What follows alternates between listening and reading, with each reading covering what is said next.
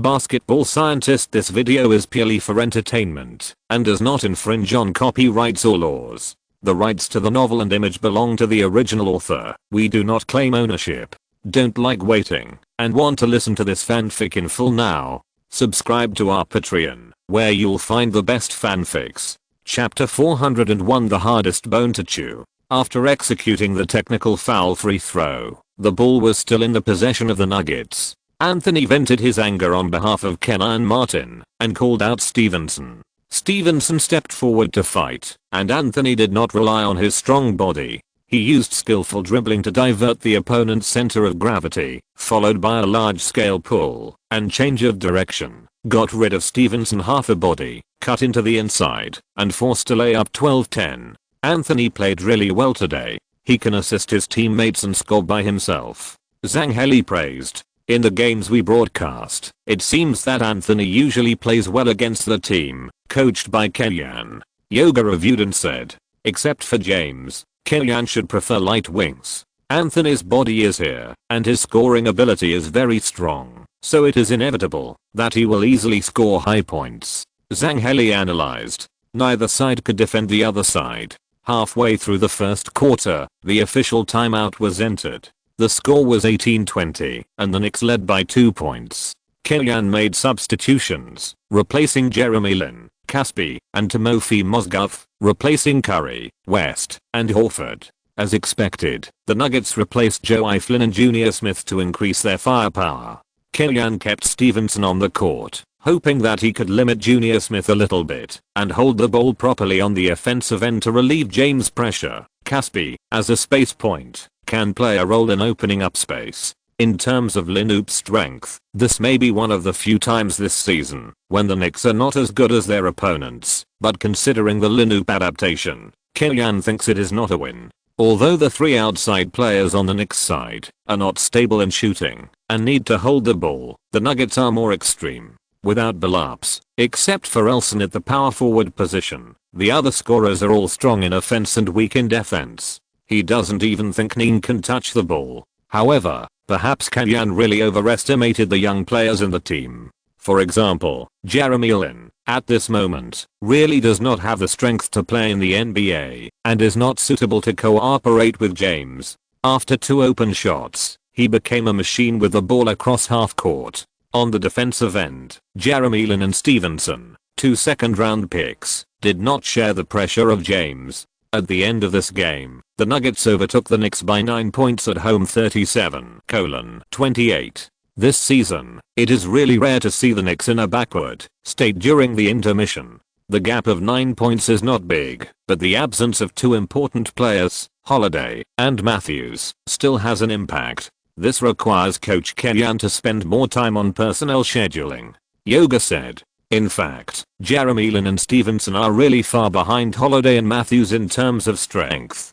Kellyan should use Kov more, especially when James really needs shooters to open up space for him. Zangheli also gave his own opinion. Sometimes, it cannot be said that Kellyan's decisions are 100% correct. Many times, he has his own points and his own persistence. Perhaps this is what makes Kellyan different from other coaches.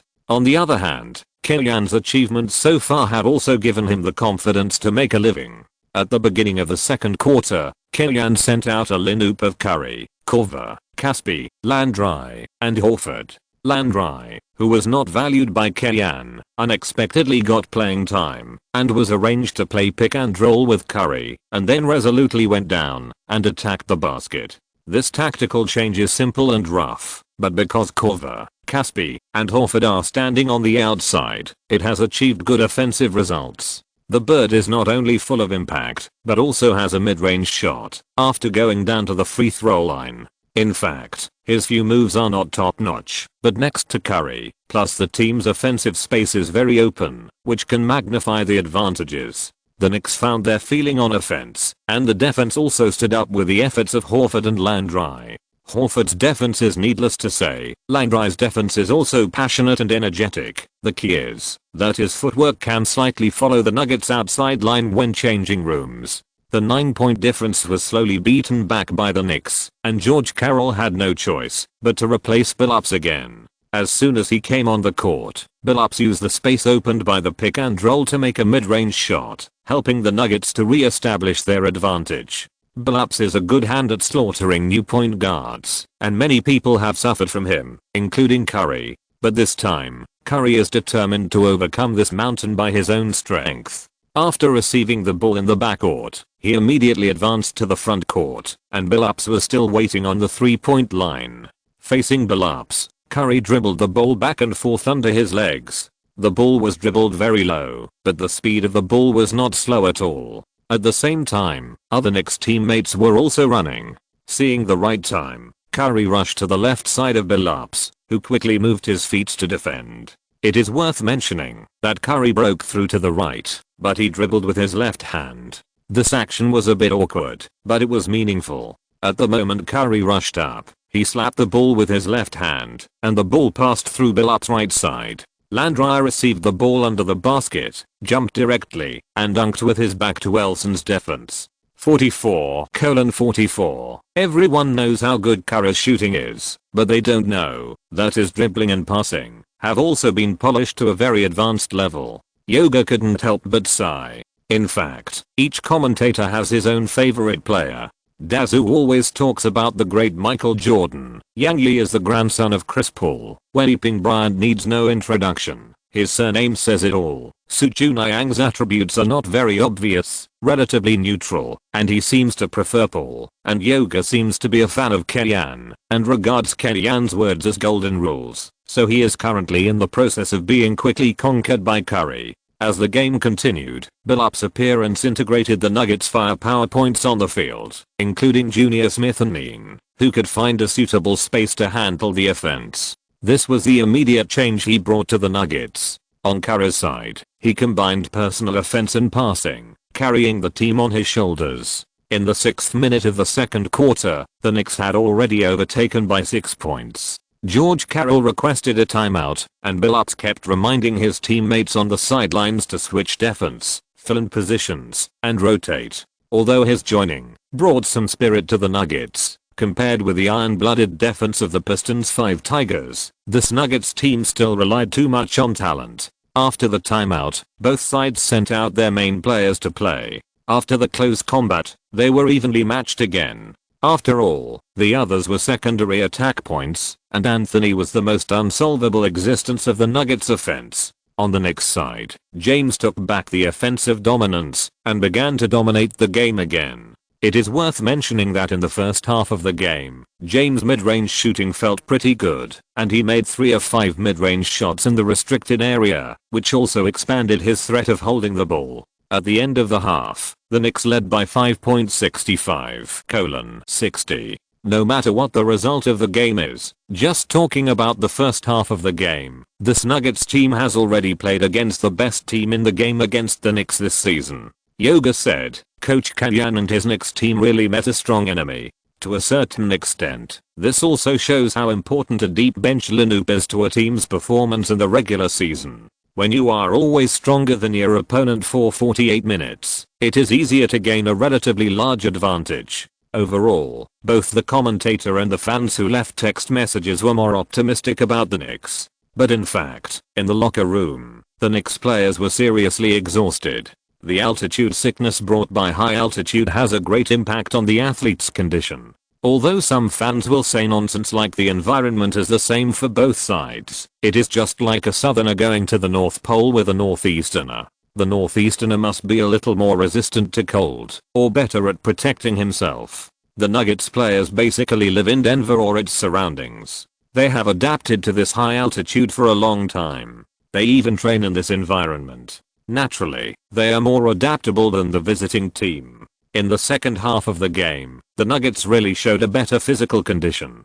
Anthony quickly led the team to close a gap. Unable to compete with the opponent in terms of physical fitness, Kellyanne competed with George Karl in the use of people. He chose to stagger the time for Curry and James to lead the team. James led the team to play consumption, defense, running, and disrupt the rhythm of the game as much as possible, while Curry traveled at off-peak times in the transition period, forcing Flynn and Anthony Carter to try to close the gap and gain an advantage. This strategy works. On the Nuggets side, Anthony and Billups were not very effective in leading the team alone. Realizing this, George Karl tried his best to let the two of them go up and down together. On the Knicks side, James and Curry obviously have the ability to activate their teammates. The difference between the two cores was reflected in the scene when Curry led the team to establish an 8-point lead in the early fourth quarter. Afterwards, both sides replaced all the main players and launched the final decisive battle. The Nuggets sent a sideline ball. Billups dribbled to the front court and passed it to Anthony, who was in the low post.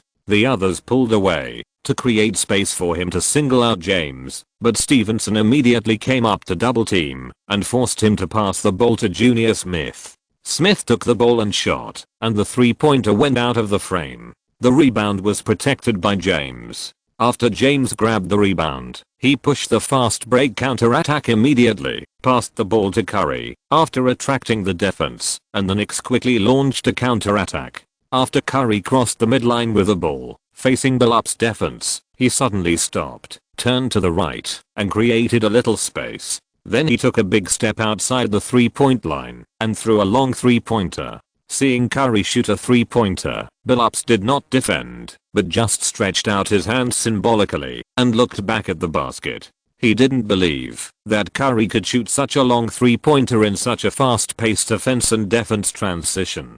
Isn't this mentally ill? But under Billups' gaze, in the eyes of the fans full of ridicule, the basketball drew a long and round trajectory, and a wave of waves appeared. Swish. 99:110. The score difference reached the highest 11 points in this game, and the Nuggets fans on the sidelines wailed, just like they lost to the Lakers in the playoffs last year. On the other hand, Kellyan breathed a sigh of relief. This three-pointer was a bit murderous. On the court, the Nuggets were attacking. Just as Billups crossed half court with the ball, Anthony reached out to get the ball. He waved his hand, signaling his teammates to move away, then changed direction in front of his body, passed the ball to his right hand, lowered his shoulders, pushed James away, and rushed into the three-point line in a very simple and unpretentious way. James wanted to follow Anthony, but Anthony was also very smart. He used his big but to block James from accelerating. When he came to the paint area, he made an emergency stop and hit the mid-range shot steadily.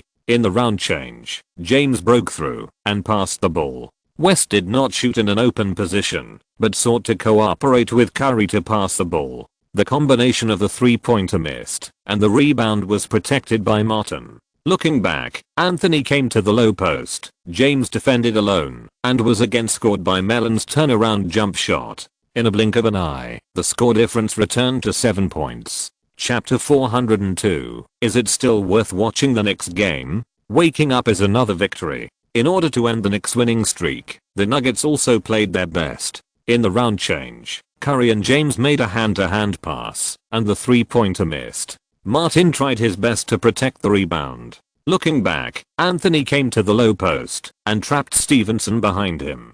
Billups hung the ball over, and James stepped forward to double team. Anthony passed the ball to Billups, who passed it back to Anthony without stopping. Anthony carried it with his back, and his shoulder swayed to the left. Stevenson's center of gravity shifted slightly. Anthony suddenly turned right and shot a backward jump shot. The junior brother was unable to react and did not interfere with Mellon's shot. Swish. 105:110. Anthony led the team to a 6:0 climax, narrowing the gap to 5 points, and the suspense of the game returned. However, before the excitement of the fans at the Pepsi Center had passed, the Knicks counter-attacked again. Horford quickly served the ball from the baseline and played a half-conversion fast break. Curry broke through with the ball and compressed the Nuggets' defense below the free throw line. Then he passed it to Stevenson, who followed up on the right. The junior brother made a three-pointer with a knife. Anthony's side grunted and attacked, scoring 3 consecutive goals, but it was not as sharp as the 2 three-pointers from the Knicks. This was a blow to the morale of the Nuggets. Looking back, Anthony still received the ball, and West double-teamed him, leaving Kellyan Martin wide open. After receiving the pass from Anthony, the Beast shot very decisively, but the mid-range shot still missed. James grabbed the rebound and pushed for a counter-attack again. Martin, who was a little exasperated, reached out and locked James' shoulder and forcibly pulled him down. When the opponent is speeding up, suddenly reaching out to forcibly destroy the balance can easily cause a strain. This action is very dangerous. After watching the replay, the referee whistled Martin for a second-degree flagrant foul and expelled him directly. This penalty made George Carroll a little dissatisfied again. The old coach forced to appeal to the referee, chattering non-stop, and applied 4 technical fouls for himself in a row, and was sent off. Curry executed the technical foul free throws, and made 4 of 4 free throws, and the score difference was pulled back to double digits. In addition, the head coach and a starting player were sent off, and the morale of the Nuggets was frustrated, and the situation was over. Considering that the Nuggets had a history of the Madison Square Garden incident, after locking the victory, Kellyan replaced the main players in advance with 2 minutes left in the game. The picture of the two core players, Curry and James, clapping and celebrating, also became the front page of the newspaper the next day. In the end, the Knicks won away and raised their winning streak to 18 games. On the internet, there has really been a discussion about whether the Knicks can break the best record of 72 wins and 10 losses in history. However, the media is more concerned about the conflict between Kellyan and James. At the press conference after the game, the reporter asked this question in front of the two people. I think the word disagreement is more appropriate than contradiction. Kellyan thought for a moment and continued, LeBron has some ideas of his own, but I don't think they are appropriate. That's the whole story. I don't think there are serious problems between us, but frankly speaking, our communication is not that polite. Kellyan bluntly reiterated his authority and did not give in at all, which made James, who was in a good mood after winning the game, fall into wild thoughts again. We will coordinate and communicate well about internal problems. When James, who has always been known for his property, did not deny that he and Kellyan had problems in front of the media, everyone guessed that the problem must be serious. Then, some old materials from the summer were dug up again, including the sign-and trade reached between the Knicks and the Cavaliers, including Kellyan's remarks at James' signing press conference, and even many of Kellyan's remarks praising Curry on various occasions. They were all taken out as evidence, and even the official was fueling the flames. Who makes the Knicks the hottest now? After the game with the Nuggets, the Knicks returned to New York to enjoy a 3-day vacation. Kellyan gave the team a day off. He also stayed at home to take care of his daughter and study the situation in the league. In the East, the Knicks, who had won 18 games in a row, ranked first without any suspense, and it was the first by a huge margin. The Bulls and Magic had the same record of 13 wins and 5 losses, ranking second and third respectively. The Nets, who had a bad start, returned to fourth in the East with the recent cheating performance of Stoudemire, followed by the Heat, 76ers, Hawks, Pacers, and Celtics. Overall, the strength gap between the Eastern Conference teams is very obvious. From Kellyan's perspective, the Knicks may be able to rank in the top 3, even if they give up one of James and Curry. If they really play the first round of the playoffs, it cannot be said that they will win without bloodshed, but they can be said to be crushing, and they can handle the opponent without calling a timeout. In comparison, the Western Conference is much more balanced. The Lakers, who won 2 consecutive championships, inevitably slacked off in the regular season. Their current record is only 13 wins and 5 losses, tied for second place in the West with the Mavericks. On the contrary, the old and strong Spurs returned to the top of the West with a record of 15 wins and 3 losses. The Thunder's performance was disappointing, and there were even rumors that the team might trade Garnett for a center. Behind them were the Nuggets, Trail Blazers, Clippers, Grizzlies, Timberwolves and Warriors. It is worth mentioning that the top 10 teams in the West all have a winning rate of more than 50%. Even though Boozer and Stoudemire were poached by the East, they still maintained their overall strength. The Kings, who Kellyan focuses on, are currently ranked third from the bottom in the West with a record of 5 wins and 13 losses, only better than the Hornets and Jazz. In the entire league, the Kings are basically one of the worst teams in the market. The unsatisfactory results of the labor management negotiations this time should further intensify the Maloof brothers' idea of selling the team, Kellyan analyzed. In fact, although the players made great concessions in this labor management negotiation, For many small market teams, the loss situation has not been completely reversed. James did not go to Lion Camel Ridge in this life, but whether it is James, Bosch, Joe Johnson, or Staudemeyer, famous stars all flowed to big cities. How to increase the confidence of small market teams, to retain their star players, and improve their overall competitiveness is also a problem that needs to be solved in the future.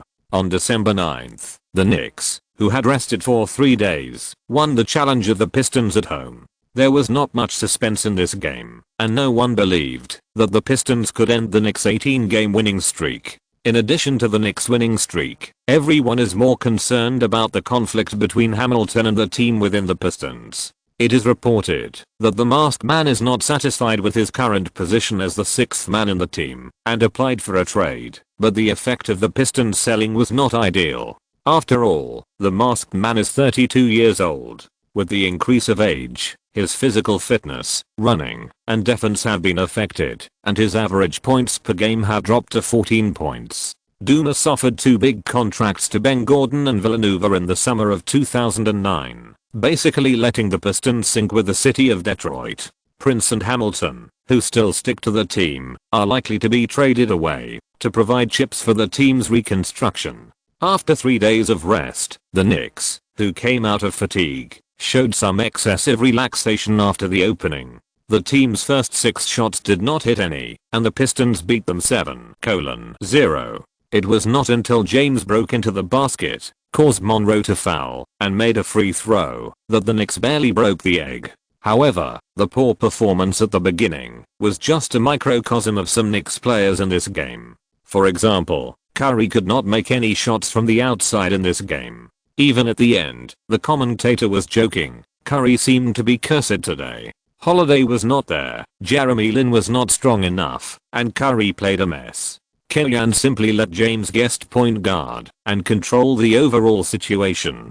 James switched to Night James mode, scoring 31 points, 8 rebounds and 7 assists, and once again pierced the Pistons' defense. With Curry shooting 0 out of 10 from the outside and scoring only 14 points, the Pistons still couldn't win the game, which shows that the strength of this Pistons team is no longer an opponent of the same dimension as the Knicks 98-89. The Knicks won at home, raising their winning streak to 19 games. On December 11th, the Knicks played at home against Kellyan's old club, the Atlanta Hawks. When the hometown team visited, Wang Liffen appeared on the sidelines to watch the game. This scene was recorded by the broadcaster and seen by Atlanta fans. It felt like a lifetime ago.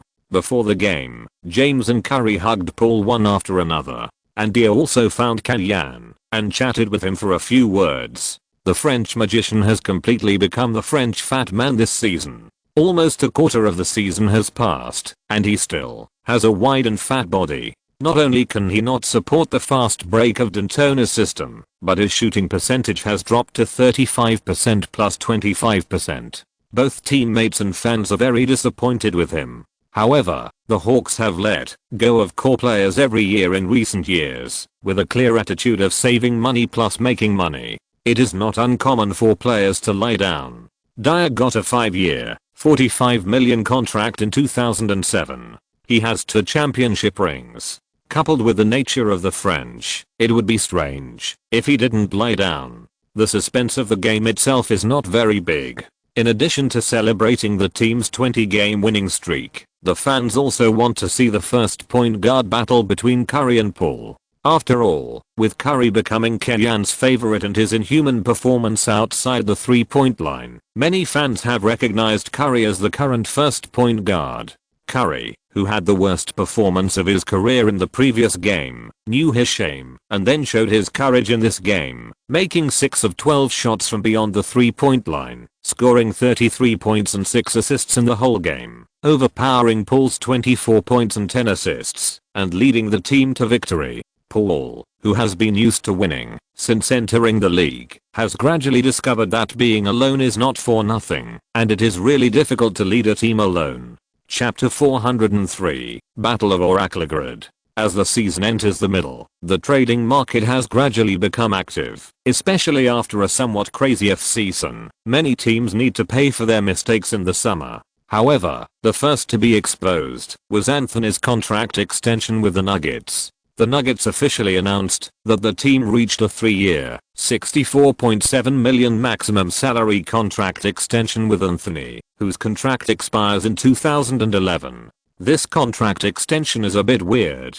After being eliminated by the Jazz in the first round of the playoffs last season, Anthony had a big conflict with the team coach George Karl. Rumors that he would opt out of the contract in 2011 were rampant, but he reached a contract extension with the team instead. Even some fans who hope that Anthony will leave the Nuggets and find a next team to compete for the championship are puzzled. But the reason is actually easy to explain. According to the league's regulations, Anthony can get the most money if he stays in the Nuggets. If he leaves the team as a free agent in 2011, he will lose his bird rights. In the league, except for James and Yao Ming, no one's off-court income is enough to support him to give up his bird rights, including Kobe. Another piece of news is that Jazz legendary coach Jerry Sloan announced that he will end his 23-year coaching career with the Jazz after the season ends. In his previous life, Sloan had a conflict with Jazz star Deron Williams and chose to resign to protect the interests of the global team. This season, the Jazz lost Boozer, but did not introduce Edge to supplement the inside line. The team's performance was bleak, and they went straight to the top pick. Sloan himself was disheartened and did not even want to force Deron to play according to his own ideas. Such an ending may be slightly better for the old coach than in his previous life. But Kellyan is more concerned about Hornacek's ideas. Hornacek has always been concerned about the position of the Jazz coach, and now B is almost 16. Although he has not yet gone to college, at this age, in principle, he can be independent. At worst, New York still has Kellyan and Wang Lefen to help take care of him, right? I will go back for an interview, but I'm not 100% sure. Hornacek said. In a sense, Hornacek feels a bit like I want to be the moon, but the moon shines on the ditch about the Jazz. Well, okay, if you decide, let me know in advance, and I'll give you a core player to build the team. Kellyan said. Wow, really? Hornacek was surprised. A core player like Curry? Looking at the entire league, the second one besides Curry. Kellyan joked. You said that, I really mean it. Hornacek said, feeling a little sad. As a B grows up, Hornacek may not have a wife and daughter to warm the bed in the future, and he will really start his own business. The days of him fighting side by side with Kellyan will eventually come to an end. In addition to Hornacek, Snyder, who has completed the second upgrade beside Kellyan, may also set up his own business in the near future. It may only be a matter of time before Kellyan reorganizes his coaching team. On December 14th, the Knicks will visit Toronto at home and challenge the rebuilding Toronto Raptors away.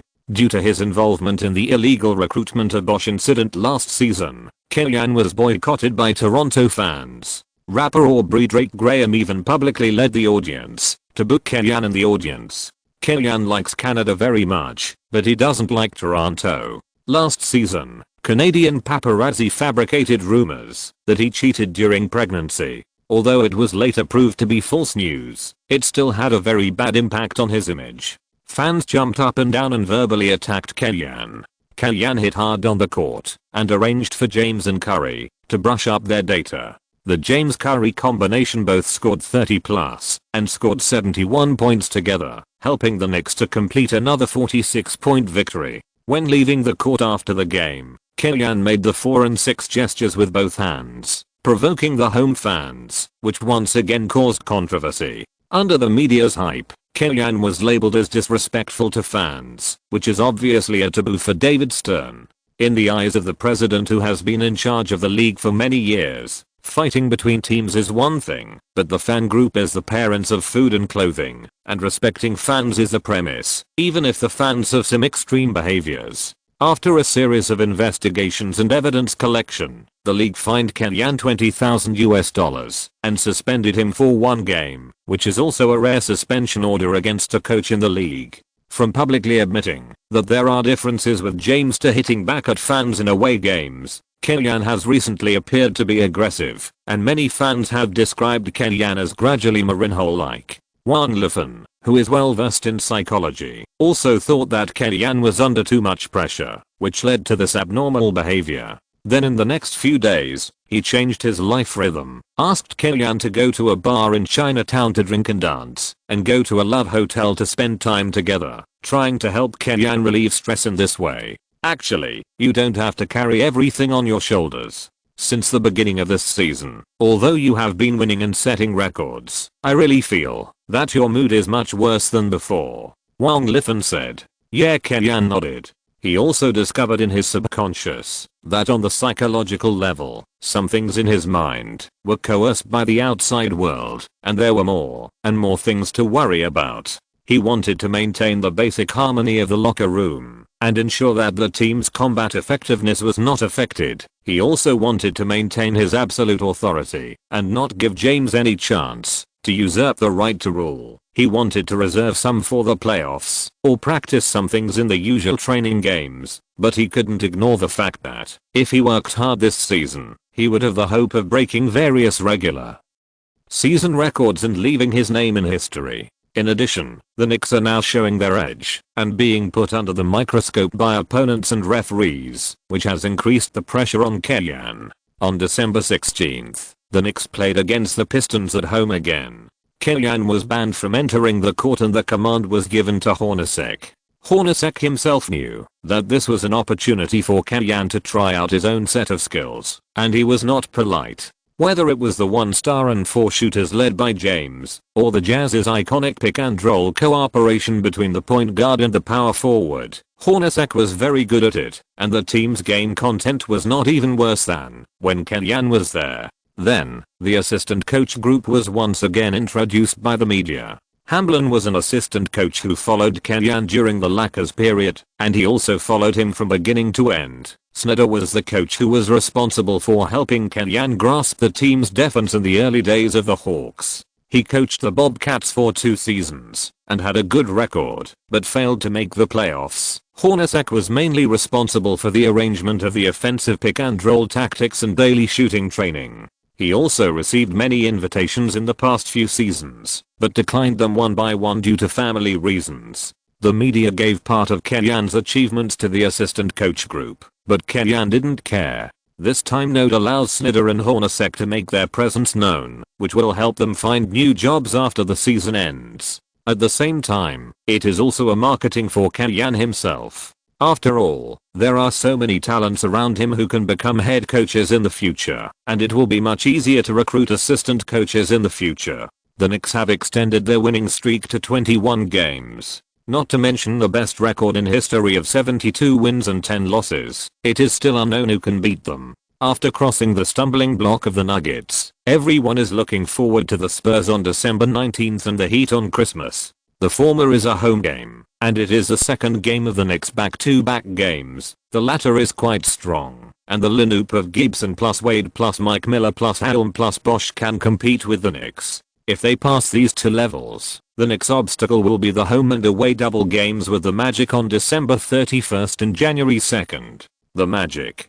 or Howard, can be regarded as a victim of Kellyanne, one of the few stars who can lead the team, to suppress the team coached by Kellyanne. The media helped to calculate the accounts clearly, and the accounts had been calculated until January 2nd. As a result, the Knicks fell into a tough battle in the away game against the Warriors on December 18th. The Knicks traded the 2nd pick and did not give the Warriors a chance to intercept Curry. Old Nelson started Plan B and replaced him with Jennings. The later Bucks Jennings plus Ellis backcourt combination of fighting poison with poison was put together in advance, and David Lee, who did not eat the ball and had a very efficient finishing ability, was brought in from the Timberwolves. The nerve knife attribute of this Warriors was very amazing. When they were crazy, they could knock down any opponent, and the Knicks were no exception. Under the attention of the public, the Warriors, led by the backcourt double guns, launched an offensive against the Knicks. Without Holiday, not only Curry had to face the impact of Jennings, but Matthews also had trouble against Monterellis.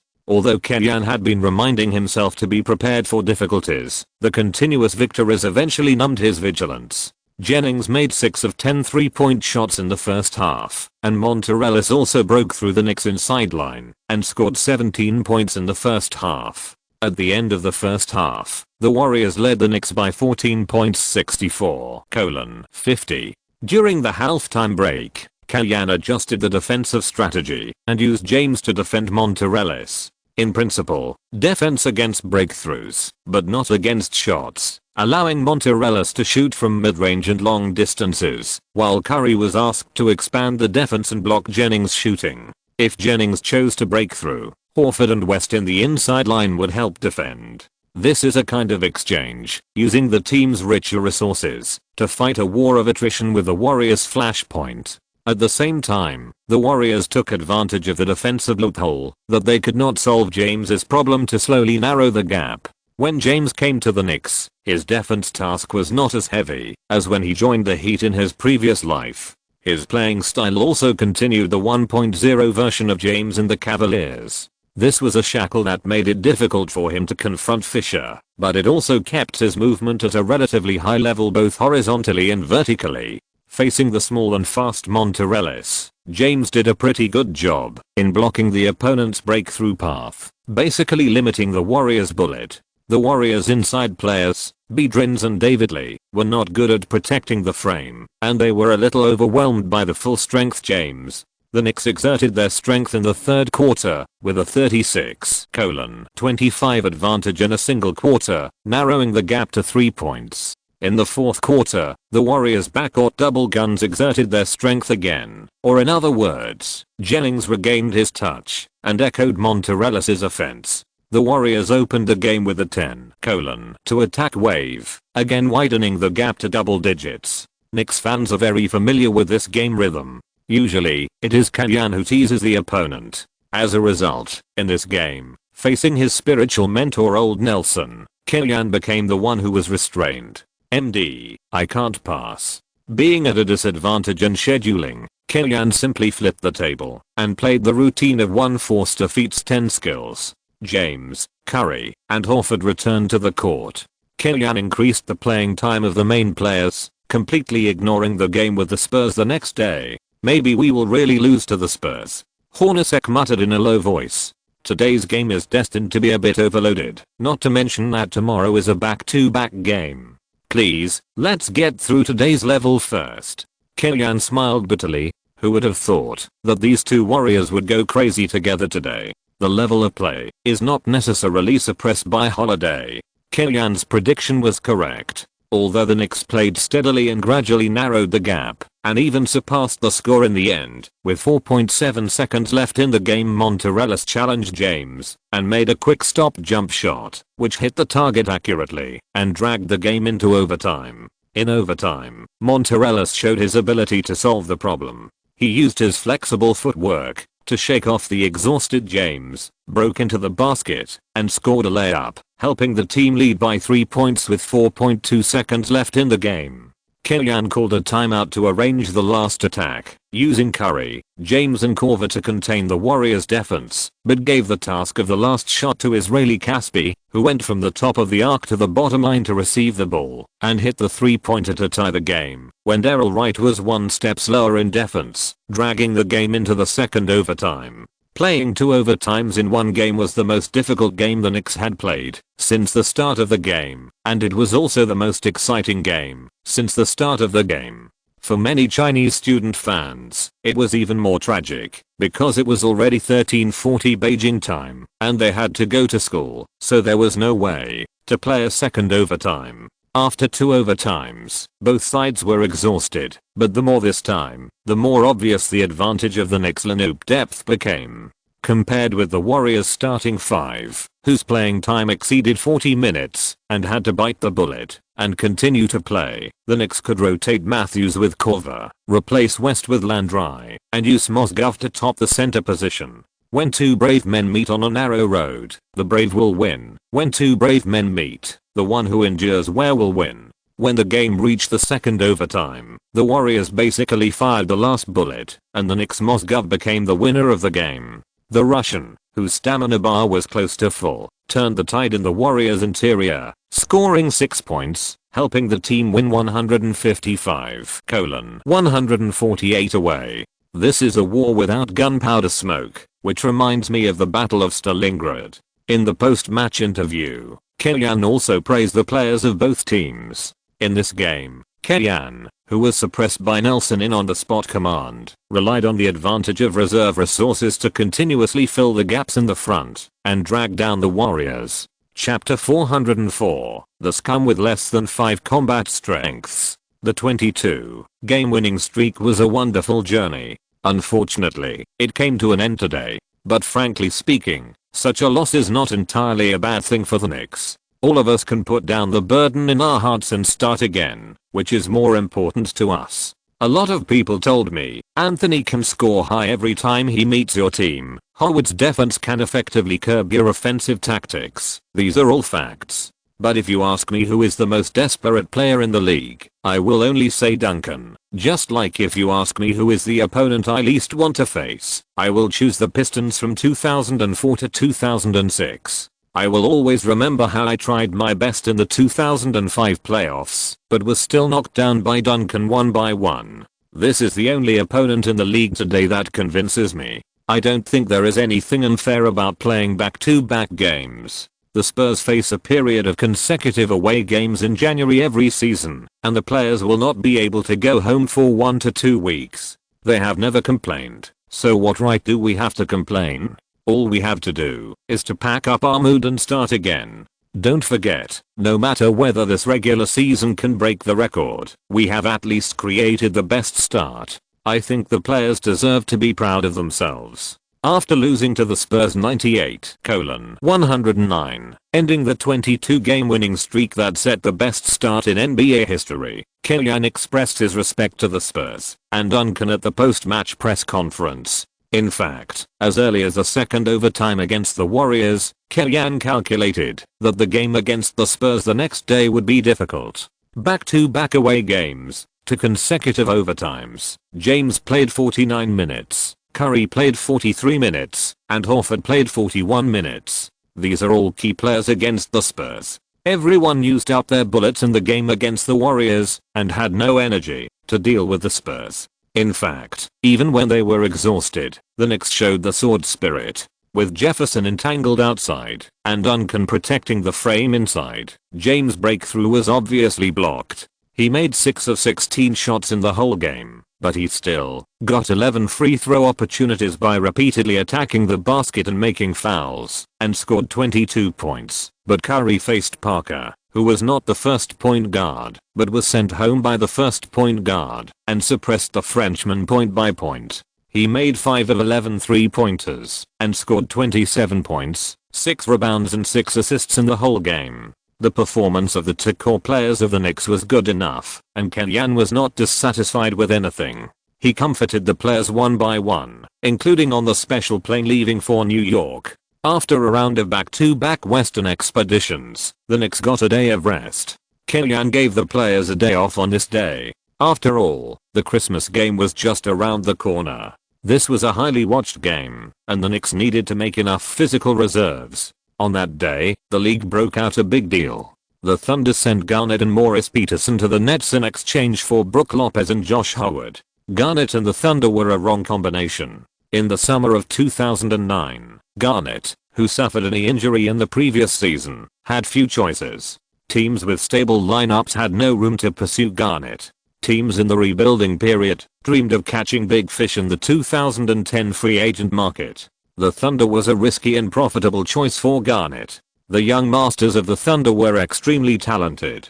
Garnett could use their growth to complete his plan, to hit the 3rd championship ring and tie Duncan. The Thunder also wanted to bet on this 2-time FMVP, hoping that Garnett would protect the young people in the Thunder and teach them how to win. In terms of ideas, the interests of both parties were the same. But when it comes to specific tactical arrangements, the question of who will play center, Garnett or Ibaka, can lead to conflicts, which shows how big the differences between the two teams are.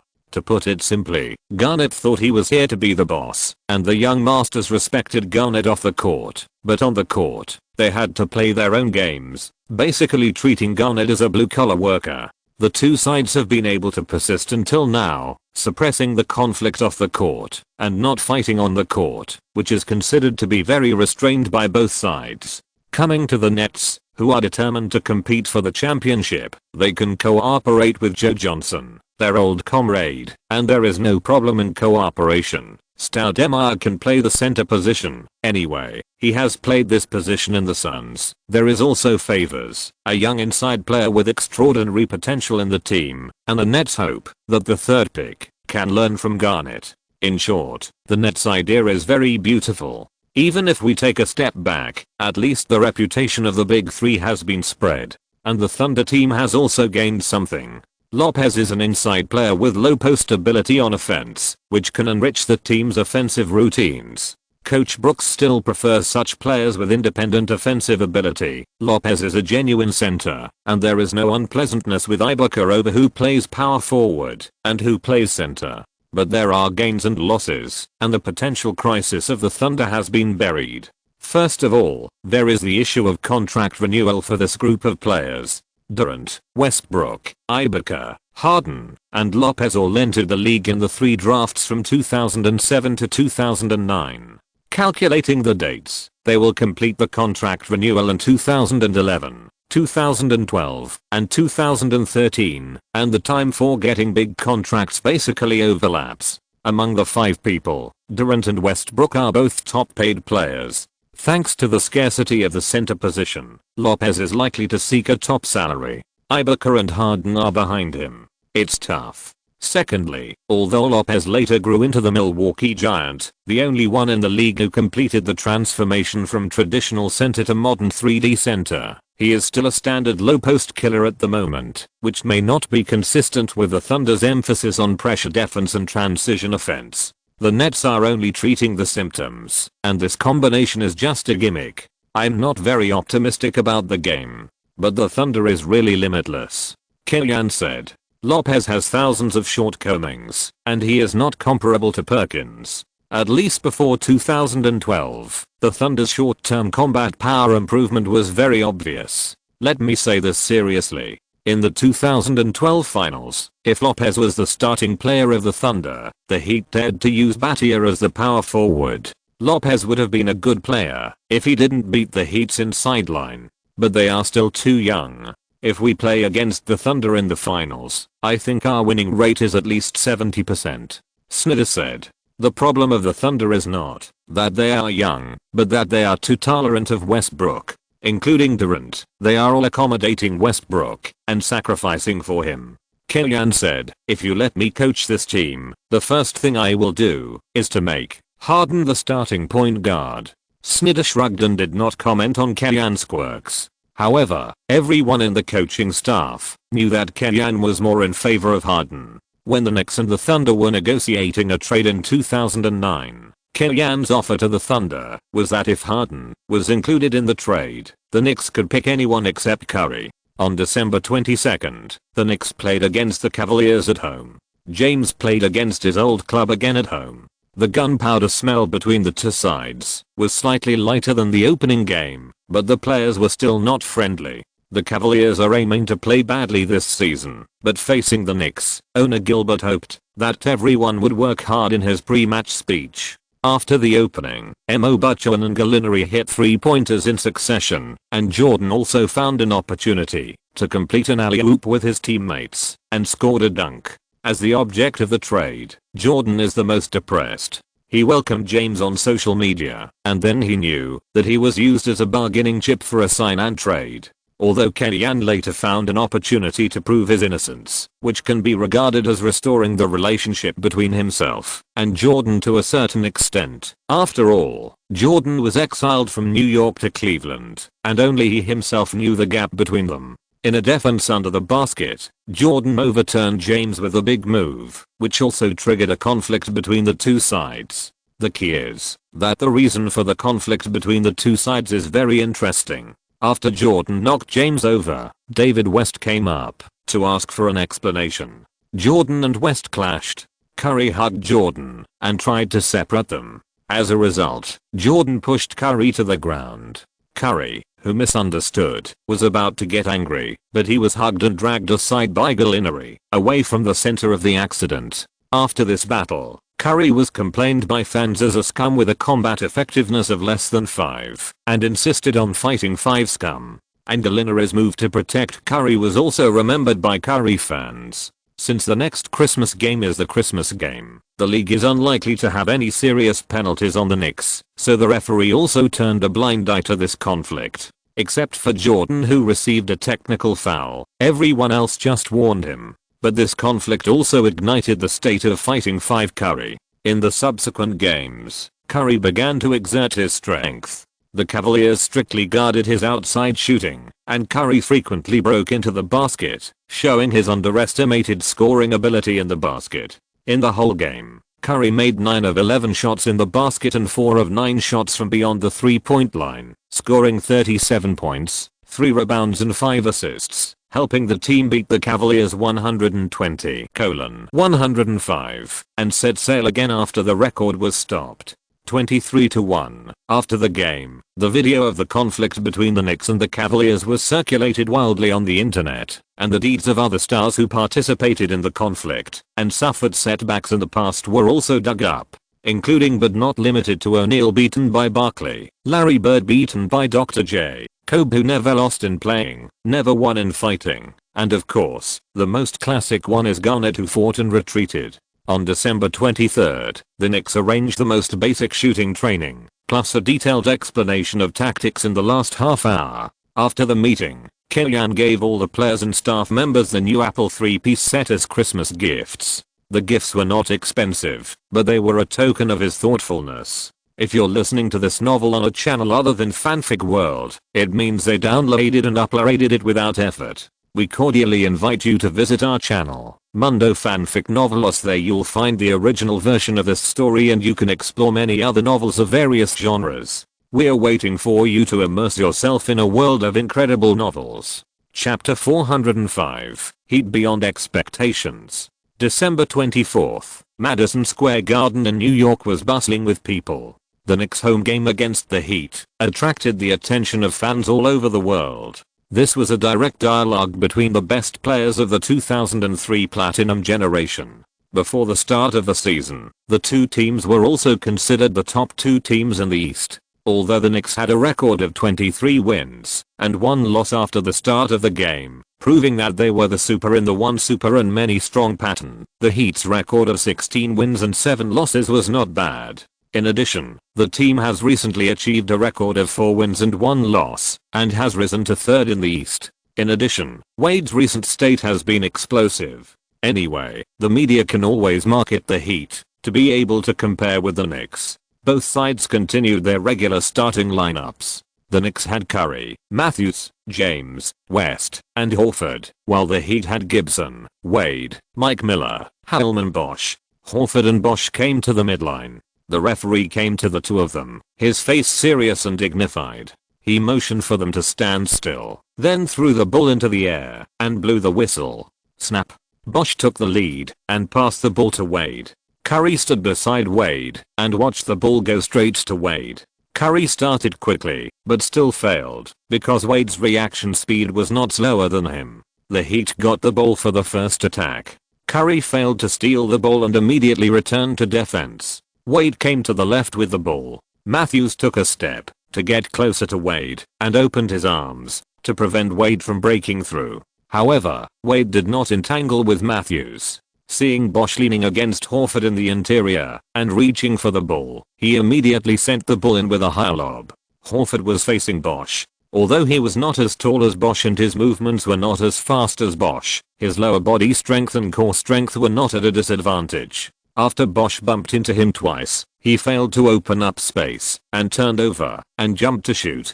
Horford jumped hard to interfere, but it didn't work. The basketball flew directly to the basket after passing his fingers. Swish. The Dragon King's jump shot was very accurate. He didn't need to sacrifice for his teammates. Bosch can still steadily deliver 22 plus 11 double-doubles this season.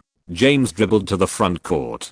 He didn't pass the ball first at the beginning of the game like in previous games and let his teammates pass the ball and warm up their hands. Instead, he waved directly to West, who immediately went up to the top of the arc to cover him. Seeing James start a pick and roll with West, Hadlum did not follow to the outside line, but stayed one step inside the free throw line, allowing James to take a long 2-point shot. But Hadlum's choice of defending against breakthroughs instead of shots does not mean that James can only choose mid-range shots. James, who got a step of space, increased his speed completely. The left side of his body collided with Hadlum, causing Hadlum to stagger. He then stepped out with his right foot and swung his left arm, successfully breaking through Hadlum's defense, breaking into the basket, and completing a dunk over Bosch's defense.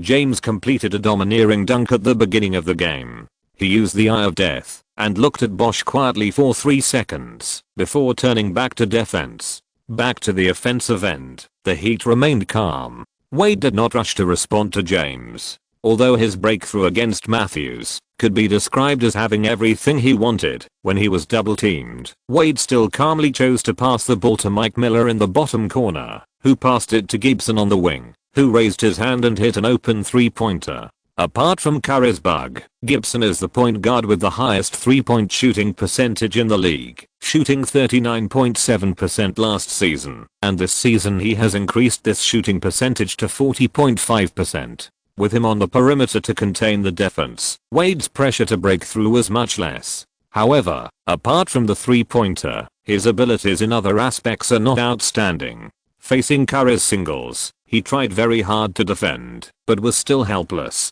Curry used continuous fake moves to shake him off, and he made a quick stop and jump shot near the free throw line. 4:5. The Heat attacked. Bosch pulled to the corner to attack, made a fake shot to shake Horford, quickly dribbled into the basket, forced a layup, and caused James, who was helping to defend, to foul. There is no need to add weight to James to play center. The teammates around him are reasonably configured, and Bosch can fully display his top face-to-face single skills. His movement speed and shooting range are at the level of a small forward, and he has a wingspan at the level of a center. It is very easy for him to score without being double-teamed. After making 2 free throws, Bosch also wanted to pose towards James and return the favor. Unexpectedly, the Knicks' offense was very sneaky. Horford was quick to attack immediately. Several players rushed to the Heat's half like a tide. Although the Heat's retreat was fast enough, it was very chaotic and the defense was completely torn apart. After James received the ball, he rushed to the basket without stopping, attracting Hadlum's interception. He didn't force it and quickly passed the ball to Curry in the left corner. Curry shot the ball as soon as he received it and turned around to celebrate without waiting for the ball to enter the net. His style was even tougher than Arenas' back then. Wade wanted to play fast, but since the Knicks had stolen the Heat, he certainly knew to prevent the opponent from following suit and retreat quickly. The Flash didn't believe in evil and played 1 against 3. Under Horford's interference, he was directly blocked by James's help defense. While Wade was lying on the ground and had no time to get up, James launched another fast break while Horford stayed in the backcourt, blocking Wade and interfering with his accelerated defense. This move was a bit cunning. The Knicks played 4-on-4 in the front court and quickly passed the ball to West, who found a good opportunity and made a steady mid-range shot. 9:7. The Heat attacked and took advantage of Bosch's point. This time, James's help defense was used by Bosch, who passed the ball to Mike Miller, who was cutting to the basket and scored an easy layup. Since the beginning of the season, the Knicks are certainly the strongest offensive team in the league, but the Heat, which has 2 stars, Wade and Bosch, is actually a team that excels in defense. However, facing the Knicks' inside and outside combined, row after row offensive routine, the Heat tried their best, but still couldn't resist. In the next defensive round, James's domineering breakthrough caused Hadlum to foul. After raising his hand, the Heat's soul crouched on the ground, breathing heavily. In this wave of extremely fast-paced transitions, he tried his best to keep up with every wave of offense and defense, which was inevitably a bit strenuous. The Knicks had been preparing for the Christmas game for a long time, and the players were obviously excited after the opening. But even so, the Heat almost exploded on the offensive end and maintained their formation on the defensive end and were not dispersed by the Knicks. Just by virtue of this team is much stronger than the opponents the Knicks have encountered before.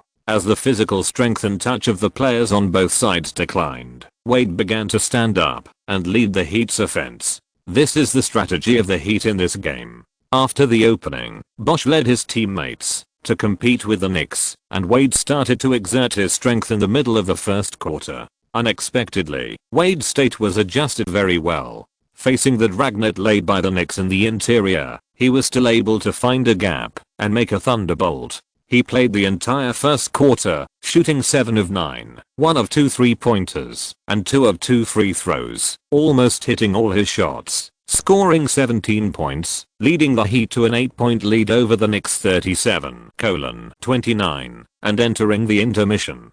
Keep this defensive posture, don't be intimidated by Wade. I allow Wade to take the victory, but I don't allow the defensive formation to be scattered, and the opponent to shoot from the outside. Kellyan emphasized during the intermission. If Kellyan was not 100% aware of the strength of the Heat before the game, then after the first quarter, Kellyan's subconscious mind had already raised the threat level of this Heat to the same level as the Lakers, or even higher.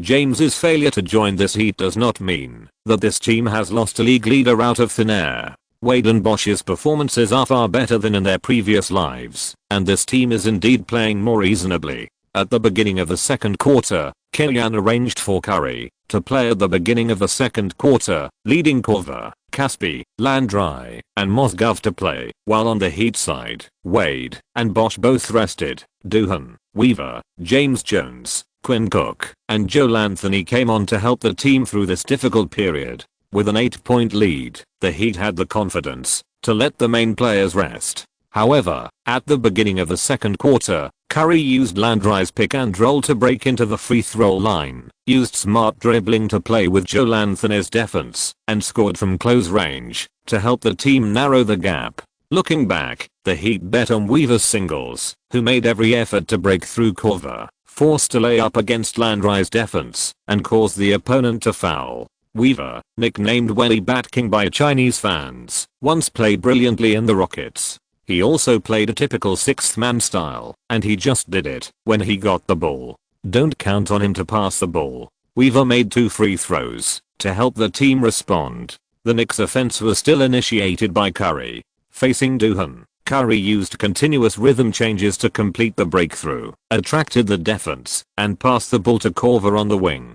Korver first sent Cook flying, then attracted James Jones to come over to defend, and passed the ball to the bottom corner.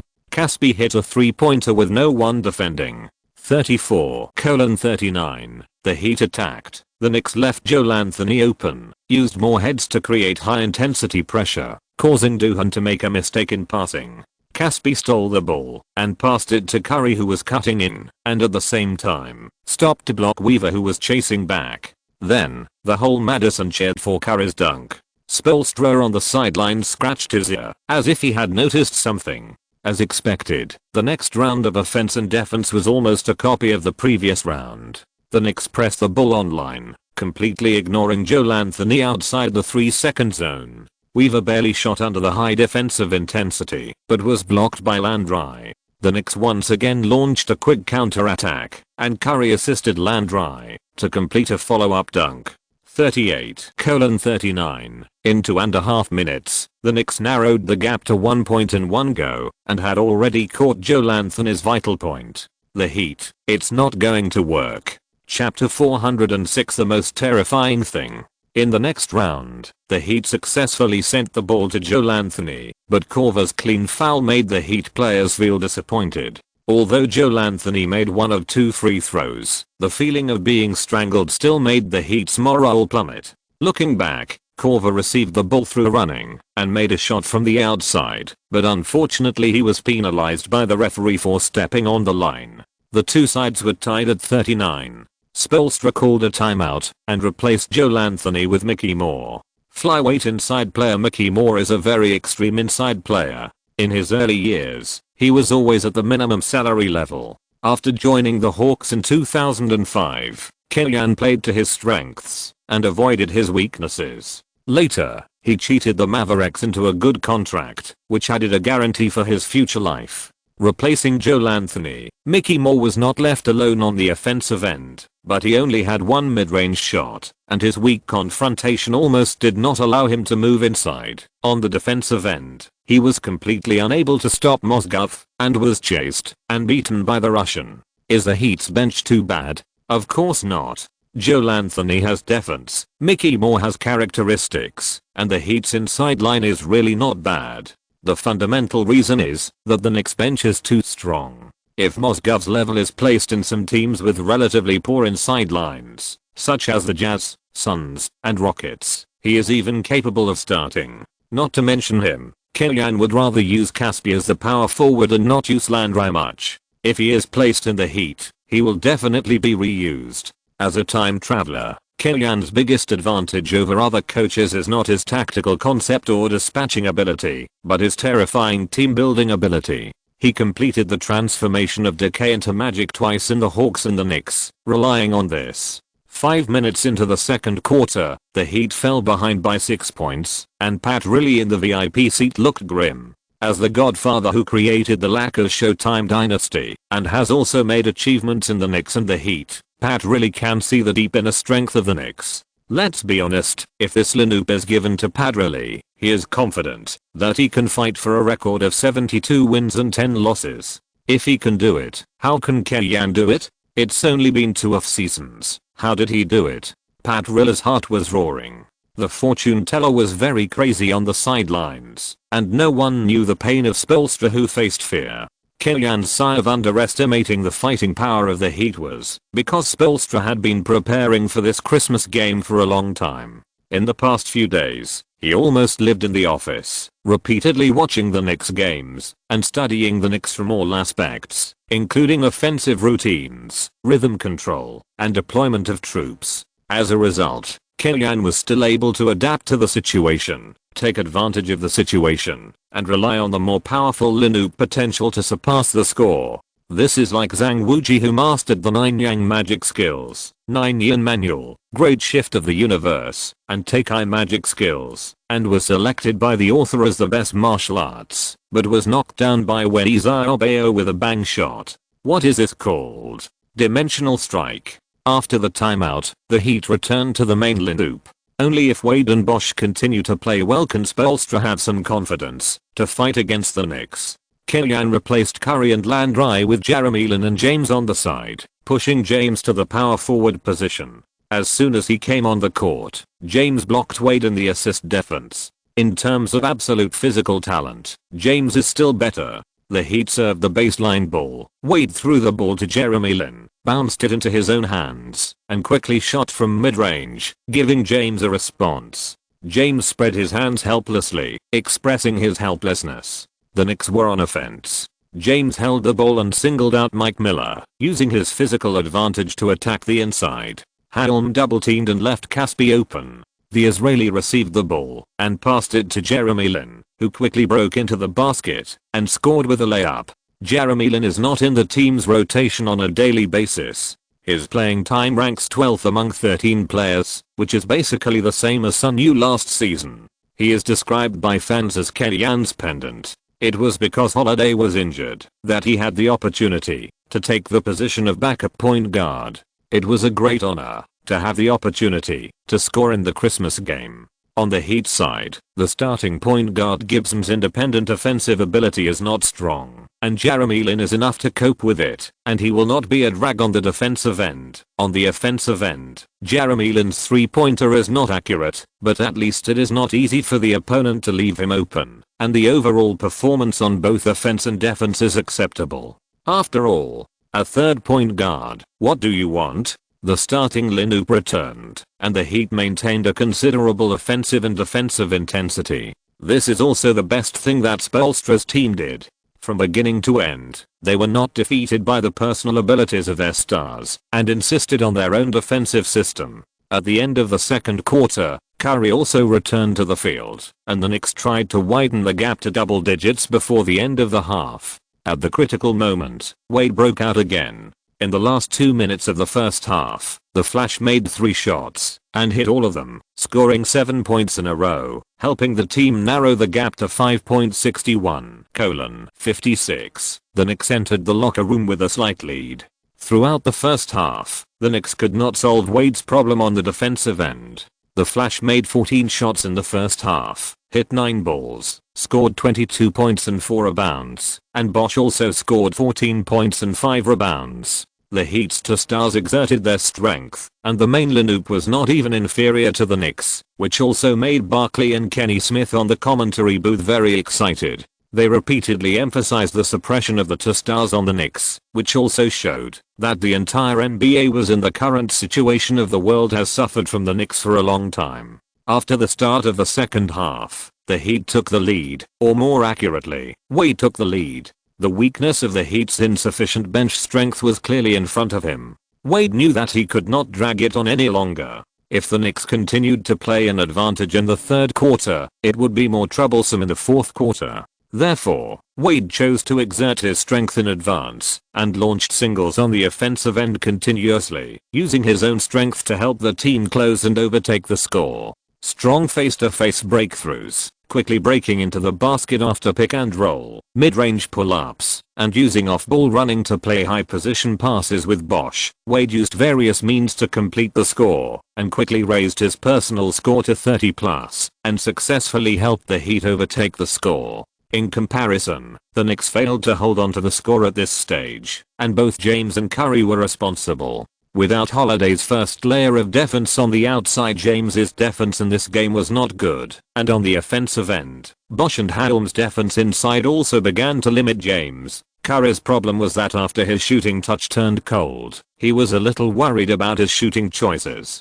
This is also a change in the mentality of young players after the team became stronger. Last season, Curry was regarded as the hope of all New York. Although the messy persona also brought him some pressure, as a first-year core of a rebuilding team, making the playoffs may be a more realistic goal for the Knicks, and the Knicks' performance throughout the season was far higher than this indicator, which made Curry's psychological pressure not so heavy. And this season, the 22-game winning streak at the start of the season brought unlimited glory, but also brought the responsibility of impacting the historical record of 72 wins and 10 losses. Young players including Curry dare not make mistakes on the court. They are afraid that their mistakes will lead to the loss of the game, thus affecting the team's record-breaking goal this season. At the same time, the Knicks' sluggishness in the third quarter may also illustrate the importance of Holiday. Not to mention that Holiday is the team's first defensive point on the perimeter, which can have a great limiting effect on Wade's backcourt. Even on the offensive end, Holiday is also an offensive starting point, which can bring an extra option to the team's offense.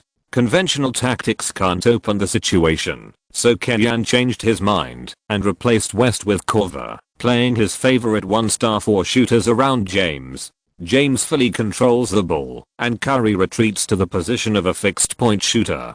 This move is intended to reduce Curry's pressure and return to James' most familiar and comfortable offensive system. On the defensive end, the team began to use Kenyon's biggest killer move, online double teaming. Matthews and James double teamed Wade on the line, forcing the Flash to pass the ball more, and when the Flash finished passing the ball to the second player, James's help defense arrived in a blink of an eye, forcing the second player to pass the ball quickly, then the third, the fourth.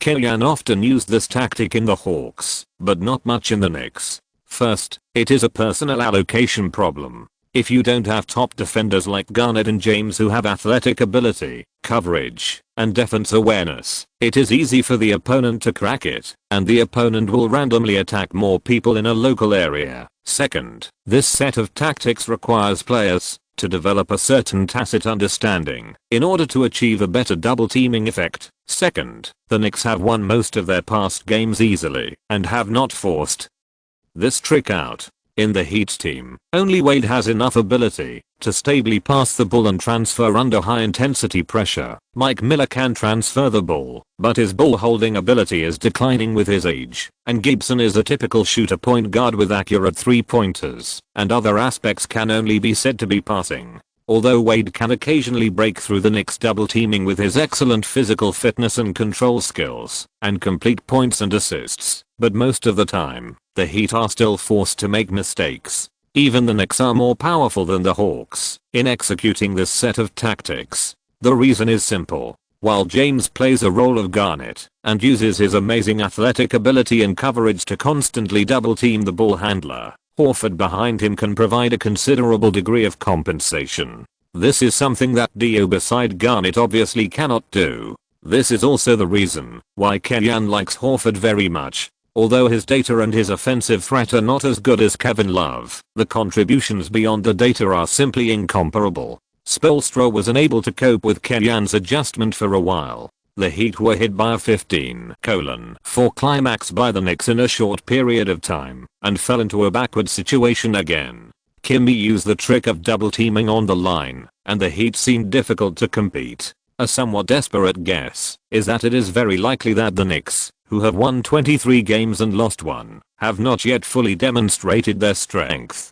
Perhaps we can only see how terrifying it will be for this Knicks team to go all out in the finals. Congratulations to LeBron, he has found the coach who suits him best, Barkley said with some helplessness outside the court.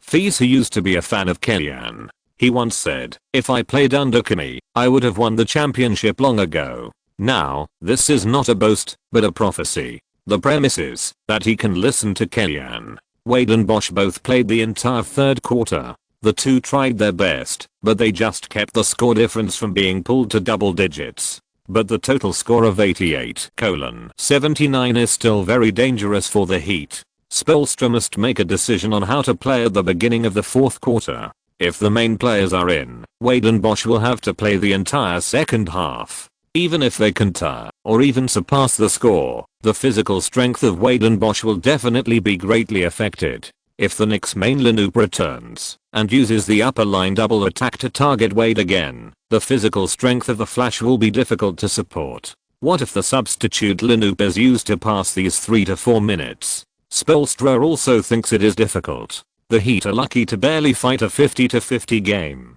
The bigger possibility is that the Knicks will completely pull away from them. We can even not rule out the possibility that the points difference will be directly widened and the main players will not be used at all. Be or not to be, it's a question.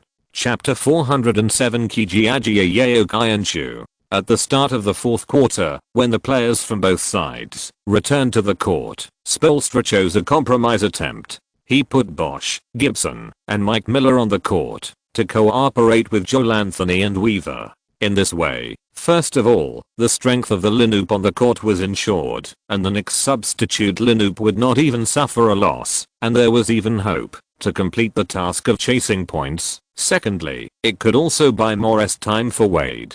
But what Spoelstra did not expect was that Kenyan also chose to split the dual cores and lead the team separately. He left James and West on the court to support Jeremy Lin, Culver, and Mozgov. The Knicks lineup on the court was even stronger. The Heat attacked first, and Bosh came out to do a pick and roll for Weaver.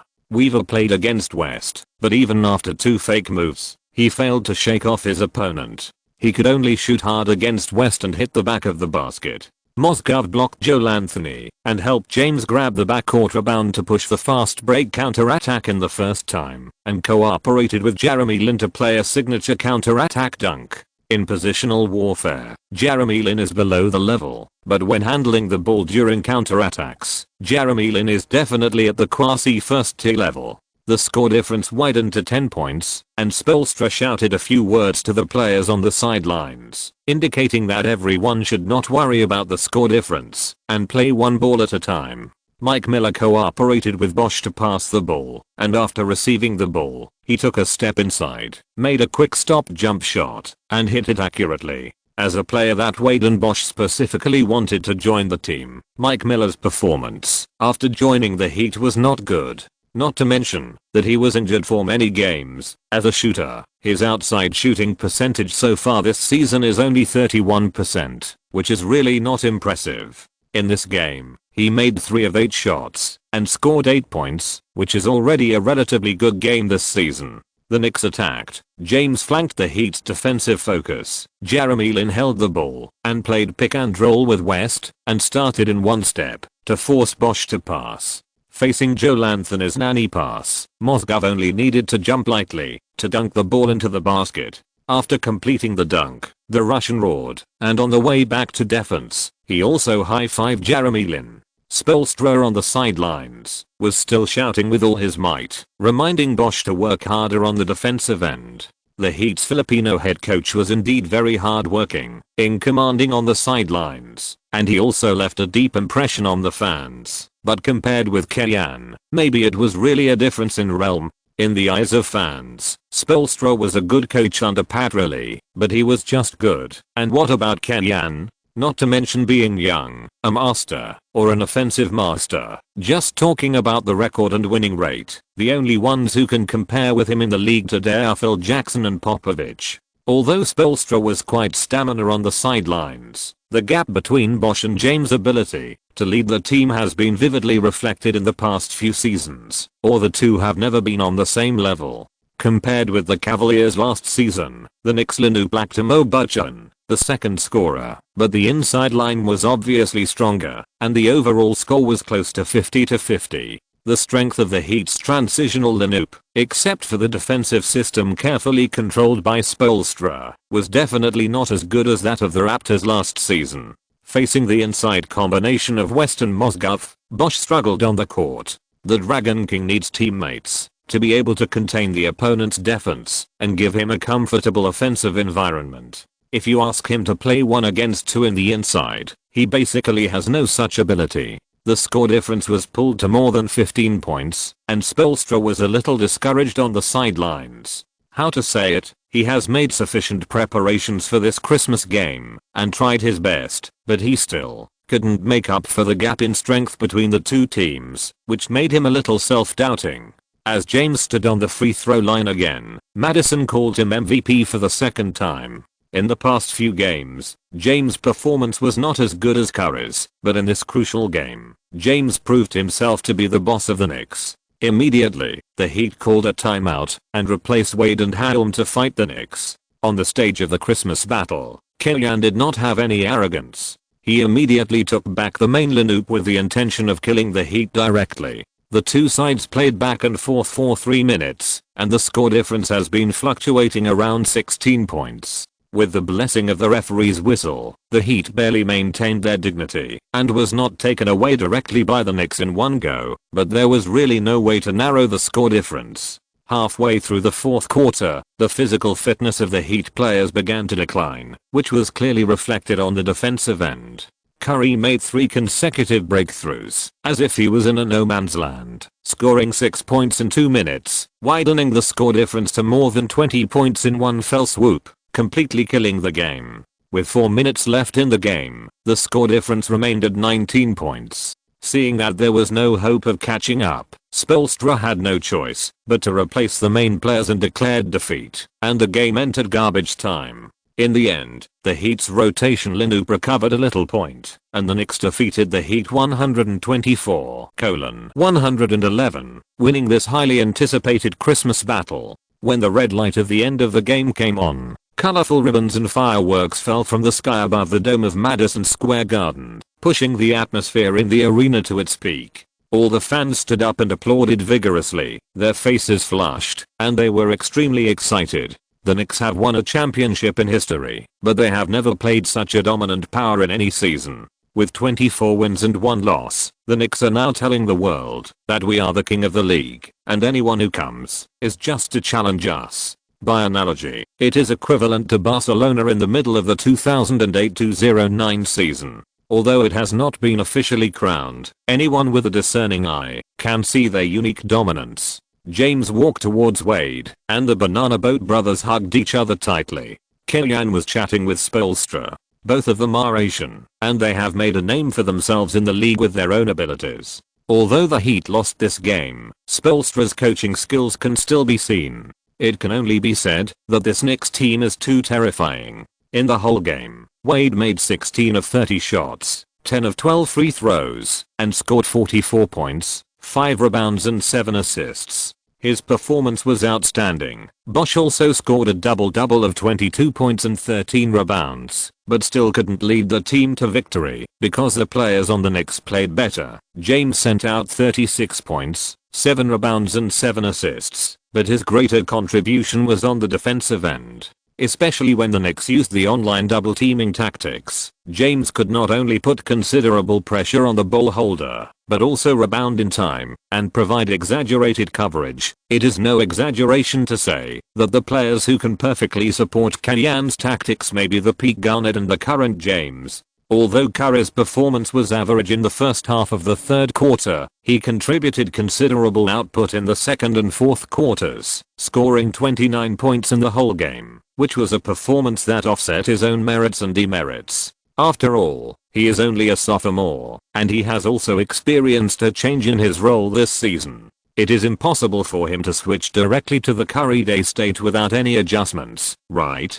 James was in a good mood after playing an outstanding performance on the stage that the whole world was paying attention to. At the press conference after the game, he generously attributed the credit to his teammates, including Curry, Horford, West, Korver and even Jeremy Lin. Only between Kenyan and James, the conflict seems to have never been resolved, and there is only the most basic work communication between the two. When Kenyan was asked questions about James, he either gave the most official answer or a weird tone with other meanings. After the Christmas game, Kenyan took Wang Lifan to a Chinese restaurant in Midtown Manhattan for dinner. Here, they met with Yao Ming and Lili. Although he has not officially announced his retirement, Yao Ming has actually finished his last NBA game and is waiting for the official announcement after the season ends. He played for the Rockets for 9 years and helped Alexander make a lot of money. He is known as the Yao Money Tree. Even if he was paid for 2 years for nothing, it would not be a big deal for Alexander. Now, Yao Ming's remaining work is to plan his future. There are usually 3 paths for Chinese athletes who can make achievements. The first is to be a politician, represented by Kei Zhenhe. The second is to be a businessman, represented by Li Ning. The third is to be a coach, which is a lot.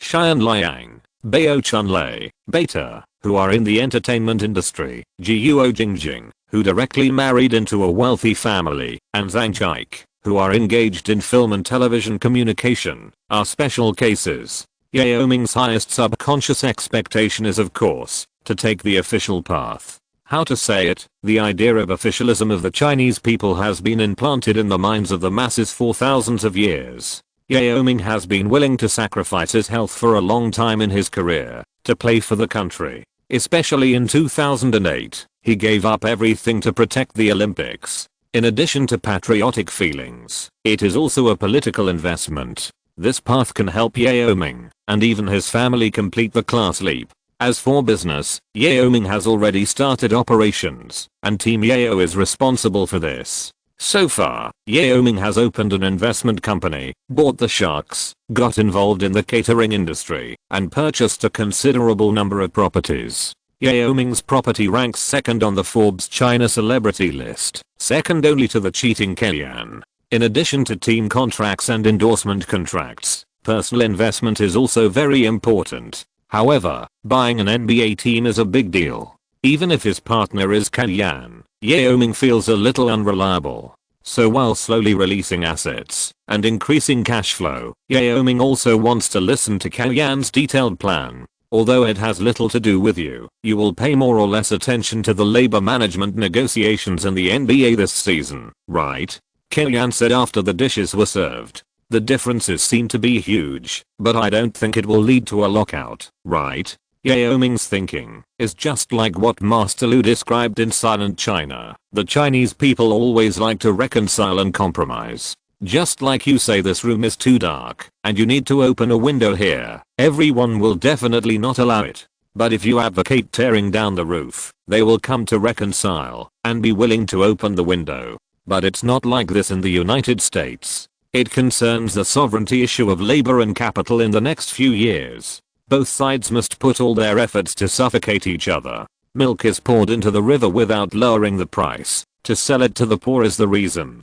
Just my current judgment, a lockout is certain. In the past few years, only about 1/3 of the league's teams can make a profit. In addition, in the summer of 2010, James, Bosch, Boozer, and Stoudemire are lined up to take root in big city teams, which will make this situation even more extreme.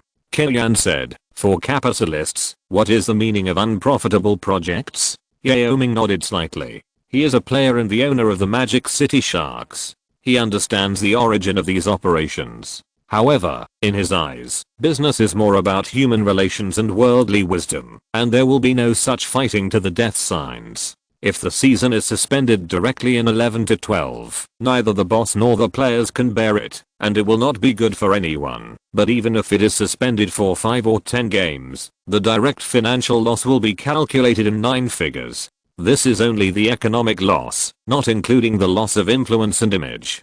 Kylian smiled. What if we make another blow and let the influence of NBA in China decline greatly? When it comes to the element that attracts Chinese fans to the NBA, Yao Ming, Kobe, and Kylian rank in the top 3, and then there will be a gap before others. Yao Ming's departure is a foregone conclusion. What if Kylian also leaves the NBA for a short time? According to statistics, the NBA's revenue in China accounts for about 12% of the total revenue. If Kylian and Yao Ming leave the NBA at the same time, this loss is tantamount to a house leaking and raining all night for the league. The double buff of lockout plus sharp drop in revenue in the Chinese market is enough to give the league a headache, and it will also make Kylian and Yao Ming more urgent to return with a new attitude and new identity. As for setting the acquisition target as the Kings, Kylian also combined many factors such as culture, market, potential and competitors. Sacramento is the city with the highest Chinese proportion in the United States. It should be easier for Kylian and Wang Lefan to get used to living there. As the capital of California, this small city has better public security than other cities. Sacramento is on the edge of the Bay Area and adjacent to San Francisco. Although there is a gap with San Francisco in terms of economy and scale, it is very easy to attract San Francisco fans to watch the game in Sacramento, as long as the results are good enough. The Kings in their peak period once ranked first in the league in attendance for 5 consecutive years, which is exactly what they did. At the same time, because of the close proximity to San Francisco, many investors are holding the idea of moving the Kings to San Francisco. Kylian, on the other hand, keeping the Kings in Sacramento is more likely to get the support of the local government and residents. This is a typical reverse operation. To show his sincerity, Kylian could even reach an agreement with the local government to jointly invest in building a new arena for the Kings, completely tying the Kings to Sacramento. The remaining question is how to reverse the current situation of the Kings, which is weak and losing money. Kylian can answer the first question, as his ability to turn decay into magic has been proven twice. Yao Ming can answer the second question, as the Yao money tree is not a false name. Chapter 408 Best Point Guard. The Knicks players have a 2-day Christmas holiday. On December 27th, the Knicks will visit Detroit and challenge the Detroit Pistons. The Pistons have been in a mess in recent years. The highly promoted Stuckey has been characterized as a mediocre talent, and Ben Gordon and Villanova signed with high salary long-term contracts are not very useful.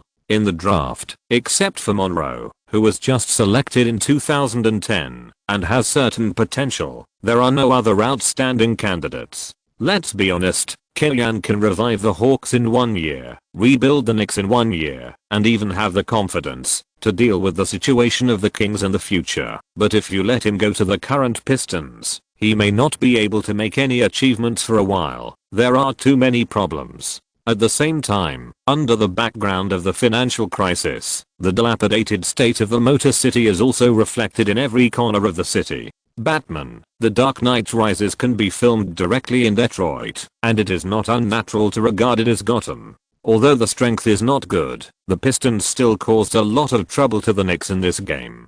Although the Motor City was desolate, the Pistons players took to the court with the idea that as a member of the Motor City, it is reasonable for me to carry a wrench with me, and almost beat the Knicks players to death. They knocked James down again and again, and used all kinds of low-level moves to defend Curry, making the Knicks players cry for their parents. Fortunately, the Knicks had accumulated enough lead in the first half. Kylian replaced all the main players halfway through the third quarter and no longer arranged for the main players to play. He let the substitute players come on the court to practice with the opponent 96:111. The Knicks won the away game, and the team's record came to 25-1. The Pistons players are a bit underappreciated to play in the NBA. They should join the crew of The Walking Dead. I can guarantee that no zombie dares to pass by the door of the Palace of Auburn Hills. After the game, Kellyanne mocked the Pistons for their dirty style of play. In response, the league not only did not punish Kellyanne, but fined the Pistons, and even the referee of this game was held accountable. A day later, the Knicks returned to their home court to face the New Orleans Hornets. If we talk about the worst team in the league, the Hornets are ranked second, and no one dares to say they are the first. In 2006, New Orleans was hit by Hurricane Katrina, and the team was forced to move to Oklahoma City to play for a season to explore the way for the Supersonics. It was because of the hot ball market in Oklahoma City that season that local businessmen in Oklahoma City realized the potential of the sports market in Oklahoma City, and the Thunder was born. In 2009, the owner of the Hornets was ill, and his own business was also unsustainable under the influence of the economic crisis, so he had to sell the Hornets. However, the tragedy is that no one in the United States is willing to take over, and in the end the league can only pay for temporary custody. In other words, the Hornets are now jointly owned by the owners of the other 29 teams in the league, and they are not loved by their parents. This is also the reason why Stern said in his previous life that Paul would not go to the Lakers for basketball reasons. Most of the 29 shareholders disagreed. For the league, the Hornets are a hot potato. It is estimated that now Kellyanne has said that he wants to buy the Hornets, and the league will not review it. They will actively help him persuade other owners to let Kellyanne enter the game and promise the number 1 pick in 2011. Whether it is the future of the team or their own destiny, they don't know where to go. It is difficult for the Hornets to have morale and play well. Facing the powerful Knicks, they have almost no fighting spirit to resist, and they surrendered easily, suffering a miserable defeat with a score of 84-112. In the last game, they were beaten by the Pistons with various big moves. In this game, Curry had a convulsion, 14 of 21 shots, 8 of 13 3-pointers, 4 of 4 free throws, and scored 40 points, 3 rebounds, and 7 assists, and blew up the runner-up Buttigieg. From December to now, the Knicks have an excellent record, and have only lost 1 game so far. It is reasonable that the Eastern Conference Player of the Month should be given to the Knicks. But whether it is Curry or James, the league judges are a little embarrassed. An amazing fact is that in December, if we only look at average points, assists, and steals, Curry is even higher than James. Of course, his rebounds, defense, and most importantly, reputation are not on the same level as James, but a second-year point guard has the confidence to compete with James in his second season.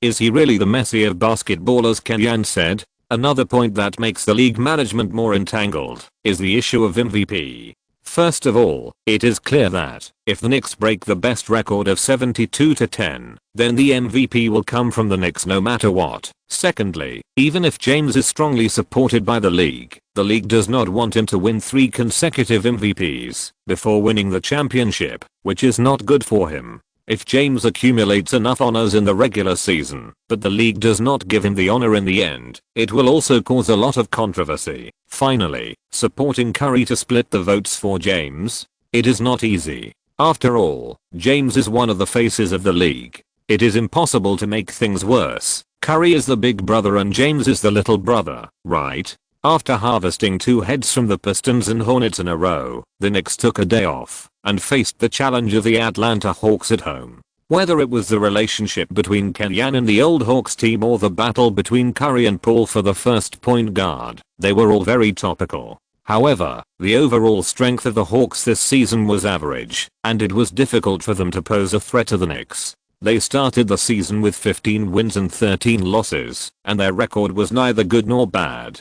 Because he snatched David West from the Hawks in the summer, Kellyanne was booed by fans at the Phillips Center. But he himself understood the frustration of the Hawks fans who watched the team fall from the top, and did not take it to heart. Before the game, he still hugged and greeted his old disciples one by one, which was quite harmonious. "Boris, you are really fat now," Kellyanne said to Dio. Since entering the league, Kellyanne has trained many newcomers. Paul and Curry are the best among them, and including Gallinari, David Lee, Josh Smith, Shannon Brown, Gibson, Stevenson, Batum, West, Horford, Matthews, Holiday. These people played under him for a long or short time, but all benefited a lot. However, according to the media, even if these people did not meet Kellyanne, they would not be able to achieve their current achievements, but they would probably be able to play well. Only Dio, if Kellyanne did not have the God's hand to put him in the inside as an organizing center, he might have returned to France now. In the summer of 2009, Garnett and Kellyanne left one after another, and Dio's performance was greatly reduced. There are personal reasons, and also reasons for the playing style. Dio's expertise is passing and assisting. Whether it is personal ball holding offense, or receiving and shooting, he mainly plays a follow fate. But in the Hawks, Paul has the ball. Batum is also comprehensive and good at connecting. Dio's ball possession has been greatly reduced, and his performance has naturally declined. In the first 6 years of his career, the Frenchman had championships and big contracts. He was content and enjoyed life, and his body shape was getting worse and worse. Such performance also displeased the team leader Paul, and the two had conflicts several times. Kellyanne found Dio, and advised him that playing is not only for himself, but also for the fans. If it were someone else, Kellyanne would never intervene, but Dio is Kellyanne's most successful work, and he himself has always said that Kami is my most respected coach, so there is more or less some emotion. Only you know how to use me. Dio secretly expressed his desire to surrender to Kellyanne. However, this is not easy to accept. Kellyanne's principle is that he still hopes that players will make the most favorable decision for themselves. Just as he asked Eddie House to join the Bucks to get a better contract, and asked Anderson to renew his contract with the Hawks to earn money for retirement, he is unwilling to delay the player's opportunity to make money. The main plot of this game is the battle between Curry and Paul for the first point guard. On the offensive end, Curry has a stronger scoring ability, and his superb shooting also brings amazing restraint to the Hawks' defense. James has a deep understanding of this. Paul's advantage lies in his extremely stable mid-range and excellent organization and distribution. Most of the time, Paul can send the ball to the right position to help his teammates score. On the defensive end, the two are of different grades. Paul, like Kobe, is recognized as offensive and defensive in their respective positions. This is also where Paul is obviously better than Wade in the competition for the best lineup. Curry's defense is quite satisfactory. Although his steals data is not bad, it is also accompanied by a considerable number of fouls. He is rarely beaten, but he rarely locks down his opponents. After all, he has Holiday to escort him for a long time. If you regard the weights of the two indicators of offense and defense as equal, then there is no doubt that Paul is half a grade to 1 grade stronger than Curry. But when it comes to quantifying value, there is a term called marginal effect. Simply put, it is much more difficult to increase 99 points to 100 points than to increase 80 points to 90 points. Curry's offensive ability, or his potential on the offensive end, can be trusted at the last moment. On the other hand, do you dare to let Paul lead the defense of the opponent's top scorer at the last moment? Not to mention the mismatch singles of James, Wade, and Kobe, even Darren, Parker, Billups, and even Baron Davis. Paul is not easy to defend. This does not mean that a point guard like Paul is definitely not as good as a point guard like Curry, but under the general environment, Curry's ceiling is higher, and it is easier to adapt to teammates. The same is true for the comparison between Nowitzki and Garnett. Nowitzki needs a teammate who has the ability to switch defense and fill in positions to hide him on the defensive end, while Garnett needs a scorer who can make up for his lack of offensive ability. The former needs Chandler, and the latter needs Ray Allen and Joe Johnson who can play key balls. Obviously, the latter is more valuable. The performance of the 2-point guards basically met the fans' expectations of them. Curry made 12 of 21 shots and 5 of 11 3-pointers, scoring 31 points efficiently and fiercely. Paul was in charge of scoring and organizing, and his 22+10 data also supported half of the Hawks. Curry and Paul were basically trading off, but the Knicks still have James. Facing the Frenchman Batum, the little emperor played at the MVP level, relying on his amazing impact to break through the opponent while suppressing the Frenchman's output on the defensive end. In the whole game, James scored a triple-double of 33 points, 10 rebounds and 11 assists, leading the Knicks to beat the Hawks 126-107 and continue their winning streak. 27-1, the two stars shined, and the Knicks also gained. In the first phase of the All-Star voting, announced by the NBA, James and Curry ranked first in the forward and guard list respectively. It is not surprising that James ranks first. If there was no one competing with Howard for the center position and the votes were almost evenly divided, resulting in Howard getting almost everyone's votes, the top vote getter would basically be between James and Kobe. And Curry was able to beat Wade, Rose and Paul, on the one hand, because he is teammates with James, and has the support of Curry fans and James fans, and on the other hand, the active hype by the New York media was also very important. Chapter 409, Peak has passed. 2010, the Knicks visited Orlando to challenge the Orlando Magic. When talking about Kenyan's coaching career, the Magic is basically unavoidable. In the summer of 2005, the Magic was the second team Kenyan interviewed, and the only coach who had the opportunity to snatch Kenyan from the Hawks. Unfortunately, the two sides had differences in coaching authority, and the Hawks were more eager to recruit talents. In the summer of 2006, the Hawks, Magic, and Timberwolves traded Garnett to the Hawks. Since then, under Kenyan's leadership, the Hawks have won 2 consecutive championships, and the Magic have grown into a powerhouse in the East after the trade, and reached the finals twice in 2009 and 2010. In the second round of the 2009 playoffs, the Magic swept the Hawks 4-0, giving Kenyan the only sweep in his career.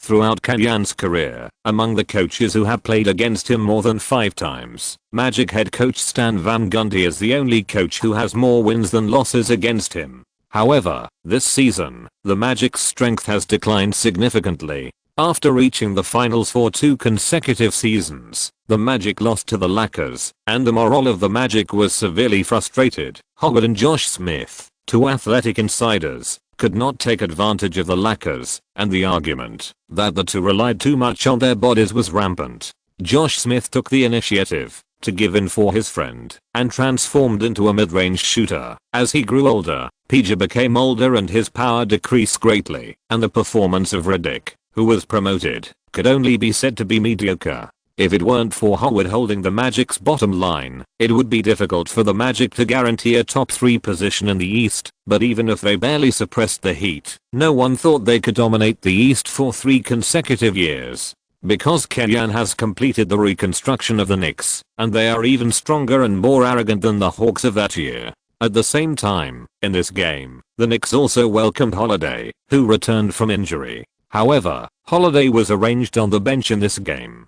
After a long absence from the game, he first felt the atmosphere of the game. The Knicks starting 5, Curry, Matthews, James, West, Horford. The Magic's starting 5, Nelson, PJ, Turkoglu, Josh Smith, Howard. Howard jumped up with all his strength and successfully passed the ball to PJ, who passed it to Turkoglu, and the game officially began. All the Magic players spread out. Turkoglu and Howard played a pick and roll outside the 3-point line in the middle, dribbled the ball to the left, and got rid of Matthews' defense. Horford knew that Turkoglu's shooting was accurate, so he followed him all the way. The Turkish agent dribbled all the way to the baseline, and after breaking the defense, he threw the ball to the inside. Josh Smith jumped up to catch the ball, and scored a layup without landing. Looking only at talents such as running, jumping, and impact, Josh Smith is one of the few in the league who can catch the tail of James, but his ball sense, basketball IQ, and coordination are far worse than James. The Knicks attacked. James asked for the ball in the left post and broke through PJ. He attracted 3 people to double team him and passed the ball to West. The latter dribbled the ball 1 step and scored a dunk before Howard turned around. The Knicks responded very strongly. In the Magic's positional battle, Nelson used Howard's pick and roll to call Horford. He dribbled the ball under his crotch and changed direction to pass his opponent to the baseline. He pulled the lever and reversed his hand, but was blocked by James, who was helping to defend. Josh Smith grabbed the front court rebound and jumped directly to the basket, causing Horford to foul. Losing the backcourt rebound is a taboo for Kenyan, but the opponent is Howard and Josh Smith. The bounce and impact of these two guys are too strong. Garnett suffered when dealing with them, not to mention that Horford and West suffered more or less because of their height. During the off-season, Josh Smith worked hard to practice mid-range shooting. Although the effective running battle is average, his free throw rate has risen to 68% this season. Facing a strong enemy, he also seized the free throw opportunity. The Knicks attacked, and James was handed over to singles. James took the ball on the left, shook his right shoulder slightly, leaned on Peja, turned quickly and rushed into the basket, and his movements were done in one go. As a result, the ball was blocked by Howard as soon as he shot it. Howard's defensive ability is abnormal. He blocked James in the Eastern Conference Finals for 2 consecutive seasons and prevented the 23 vs 24 drama from being staged in the finals. In addition to his powerful tactics to restrict Kenyan, he is also James' natural enemy. Matthews was quick-eyed and quick-handed. After grabbing the floor ball, he passed it to Curry. Curry shot quickly from the outside and missed. Nelson quickly dribbled across half court, hesitated, and did not attack himself, but gave the ball to Howard, who was asking for the ball in the low post. Howard turned his back, pushed Horford twice, forced into the penalty area, turned around and took another step forward, and forced a dunk through Horford, but failed to dunk the ball. Instead, Horford fouled. The Dominican showed a puzzled expression. His defensive action was very standard on this ball and he did not infringe on Howard. However, the Knicks' current excellent record destined the league to have high standards and strict requirements for them. Horford had no choice but to leave the court, and Mozgov came on the bench. Horford was born as a power forward. Although his playing style is more suitable for playing center, his height is at an absolute disadvantage. Mozgov has a standard center body and a center style. As a relatively traditional European inside player, his lower body strength is quite strong. He cannot limit the Magic's pick and roll, but simple top defense can still make Howard quite uncomfortable. Howard's defensive power is huge, but he failed to show his strength at the free throw line, making 1 of 2 free throws. The Knicks attacked. Curry looked for West's pick and roll, forced a breakthrough on the right, dribbled under his crotch, and took a step to the baseline, gently leaned over his right shoulder, and made a fake move to break into the basket. Josh Smith hurriedly moved his body to the left. His center of gravity shifted. Curry passed the ball from his right hand to his left hand, quickly changed direction to the middle, pushed forward, pulled the ball, and took a jump step, turned halfway and threw the ball, shaking off Josh Smith, and did not give Howard a chance to make up for the defense, and the ball went into the net 5:4. The Magic attacked. Josh Smith made a fake shot at the corner, touched West and then forced his way into the basket. West's center of gravity was raised, and there was already a defensive problem. Knowing that he could not defend, he chose to pull and foul, sending Josh Smith to the free throw line. This defensive choice was a bit bad, and Kenyan shrugged helplessly on the sidelines. Less than 3 minutes after the start, the two main inside players had accumulated 3 fouls. How can they play like this? Josh Smith had a really good touch today and continued to make 2 free throws. The Knicks played a pick and roll with James and Curry. After containing the defense, Curry hit the ground and passed it to James in the middle. James did not shoot in front of Howard and saw the opportunity to pass it to West on the side. West pretended to pass the ball to the outside and suddenly pulled up and shot a straight-arm jumper at Josh Smith. He avoided the block and the ball went in. The Knicks everyone can shoot, and most of the players have a certain one-on-one ability. This lineup is more suitable for James. Looking back, the Magic's offense failed to continue. After causing the Knicks inside players to foul for 3 consecutive rounds, the Magic continued to attack the Knicks inside soft spot, but they were disturbed by Howard's inside attack and Mozgov. James picked up the basketball, dribbled across half court quickly, and after restraining the defense, he passed the ball to Curry. Peja, who was defending, pinched Curry's three-pointer, but Curry easily passed him and scored a layup. Let's not talk about grudges, just talk about chemistry. In fact, James and Curry are really a good pair, much better than James forcibly pairing with Wade. Looking back, the Russian center continued to make contributions on the defensive end. With accurate defensive judgment, Mozgov successfully blocked Nelson and then grabbed the ball and launched a fast break. Curry and James made an alley-oop cooperation, completing another James-Curry connection. On the defensive end, the Magic has Howard as a backup, so it doesn't matter how bad the perimeter defense is. But on the offensive end, as PJ's state declines, when Nelson is not in good shape, the Magic's offense always becomes very monotonous. This is also the key to their 2 losses to the Lakers in the finals. In terms of function, Howard can be said to be a more extreme Garnett. His influence on the defensive end is even stronger than Garnett, but his output on the offensive end, especially the offensive, is still inferior to Garnett.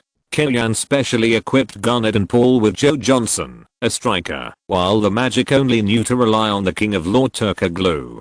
Please, are offensive and law the same thing? Otero, Fisher, Kerr, and Holly all have many buzzer beaters. You can count on them to attack. The Magic team attacked. Turkoglu and Josh Smith played pick and roll. After the defense was tied, they passed the ball to the perimeter. Josh Smith had a good chance for a long 2-point jump shot but missed. Howard fouled while grabbing the rebound and had no choice but to jump back to the backcourt. The Knicks offense was successful again with a small climax of 8:0. Van Gundy was forced to call a timeout. If they didn't adjust, the team would be passive in the first quarter. After the timeout, the Magic team changed to mixed defense, with Howard guarding the restricted area at the bottom line and 4 players rotating to interfere with shots on the perimeter. Stan Van Gundy's arrangement prevented Howard from consuming more energy on the defensive end, allowing him to focus more on the offensive end. At the same time, the task of sweeping was given to Josh Smith, and the system of assisting defense was more layered. The Magic attacked. Howard went to the right low post to ask for the ball, and with a flexible back turn, he dodged the Russians' defense, broke into the basket, and forced the attack, causing Mozgov to foul. Fouling Howard was a correct choice. The Beast made 1 of 2 free throws, which stopped the team's small scoring drought, but it could not change the Magic's weakness of being relatively poor in attack in high-end games. The Knicks attacked. West received the ball in the low post on the right side and leaned on Josh Smith to push inside. Josh Smith's lower limbs were not strong enough to carry West, and PJ came to assist. West passed the ball to Matthews, who immediately passed the ball to West. West carried Josh Smith away and turned to jump shot 8-14. After the opening, West scored 6 points in a row, either by eating cakes, or mid-range shots, or singles, becoming the most powerful output on the court. The Magic were on offense. Howard got the ball in the low post and was double-teamed by Mozgov and James. One of them was defending, and the other was stealing the ball. Howard passed the ball to Josh Smith, who was left open, and shot a mid-range shot, which missed the basket. Josh Smith's contract was twice that of David West, but his role on the court was completely inferior to that of the other. Even Mike Breen, who was commentating on the sidelines, praised the Knicks' signing of West. Almost all contracts in the Knicks are worth the money. The last time I saw such a team was the Spurs in 2007. Even though his brother was on the opposite side of Kellyan and Kellyan had a conflict with him, Jeff Van Gundy did not hesitate to admire Kellyan. As a coach, Van Gundy's label is old-fashioned, stubborn, and suppressing talent. But as a commentator, he is quite fair and objective, and recognizes all kinds of tactics. Kellyan was once an assistant coach of Van Gundy. Later, due to differences in philosophy, Kellyan left the Rockets and served as an assistant coach in the Suns and Lakers. Only then did he turn the tide in the Lakers and soar in the Hawks. If Kellyan's position in the Rockets was not an assistant coach, but a general manager, Van Gundy felt that his experience in the Rockets would not be so miserable. When the Knicks attacked, the Magic insisted on the idea of mixed defense, tacitly accepting West's suppression of Josh Smith. If you have the ability, you can rely on this to kill me. Haha. Others dare not say that Kellyan is very confident in West. In his previous life, whether West was in the Hornets or the Pacers, he was an all-star level inside player. It was because he was pitted by Kellyanne that he did not meet Paul and was given Marvin Williams to take his position, so he fell to the middle class. Give him space to let him play alone.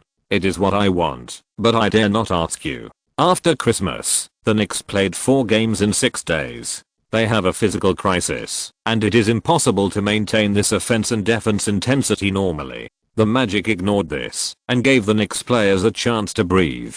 Chapter 410 Who is James of football? In the 8th minute of the first quarter, Kellyanne replaced the main players and Holiday returned to the court. As soon as he came back, he stole the ball from Redick and made a layup in a counter-attack, helping the team to widen the gap to 14 points. 17-31.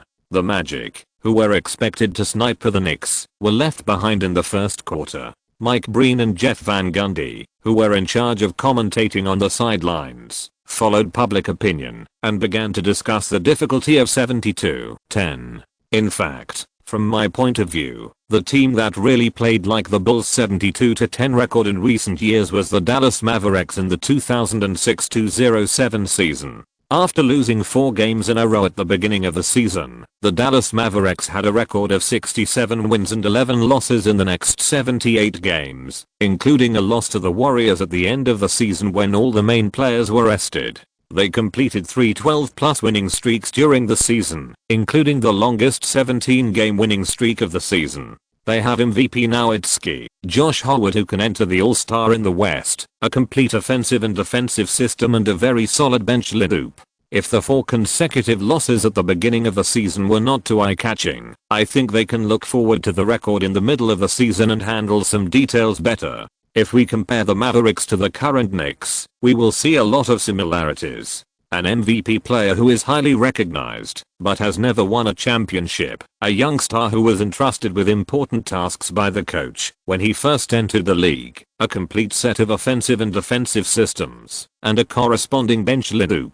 The difference is that the Knicks under Kimi have been firing on all cylinders since the beginning. They did not give the opponent any chance. They have done their best in all aspects. Even if the starting shooting guard was injured and missed a month, there are still people who can fill in.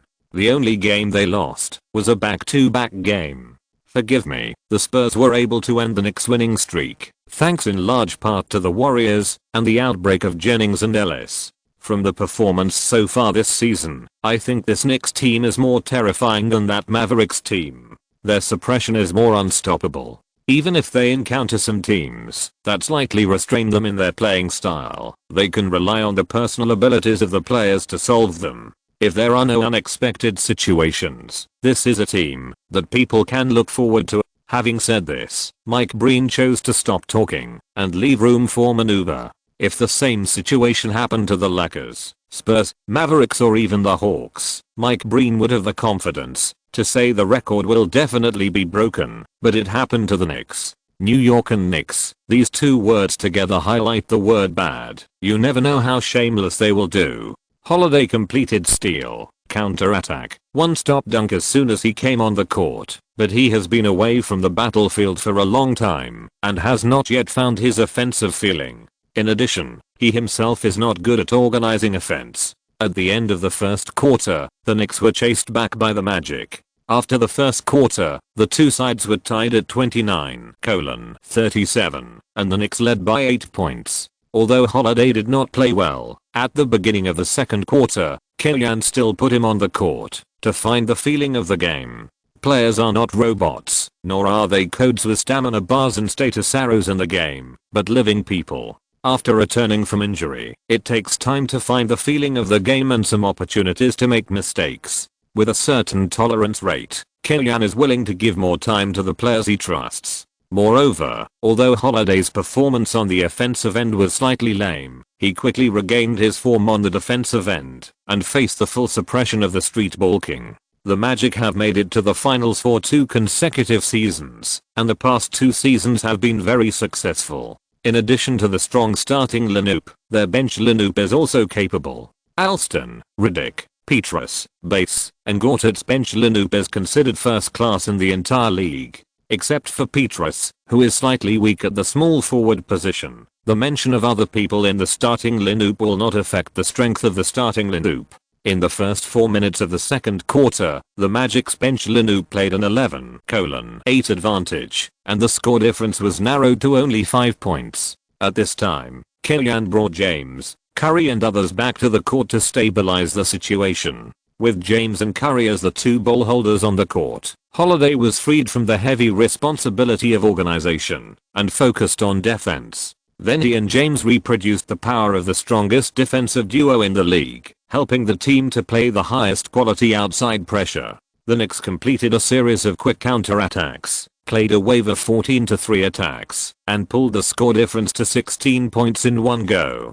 James scored 8 points in a row through fast breaks, and scored more than 20 points in the first half. On the Magic side, PJ can only play an outside shooting point, and can no longer provide other help to the team. Nelson can't move an inch under Holiday's suppression, and has lost his previous scoring ability. Howard has never been a core inside player who can kill in the interior. The Magic's offense can only rely on Turkoglu and the two inside players pick and roll offense or Howard's inside attack. The former is monotonous and has almost no changes. The latter is inefficient and can easily be interrupted by foul tactics. Seeing the gap getting bigger and bigger, Van Gundy could only call a timeout again, replaced PJ and Gortat, and tried to use a big lineup to block the restricted area and limit the Knicks' inside offense. This adjustment has a miraculous effect. After Gortat stood in the restricted area, Howard and Josh Smith were both free to sweep the outside line. The Magic's protection of the restricted area reached a terrifying state.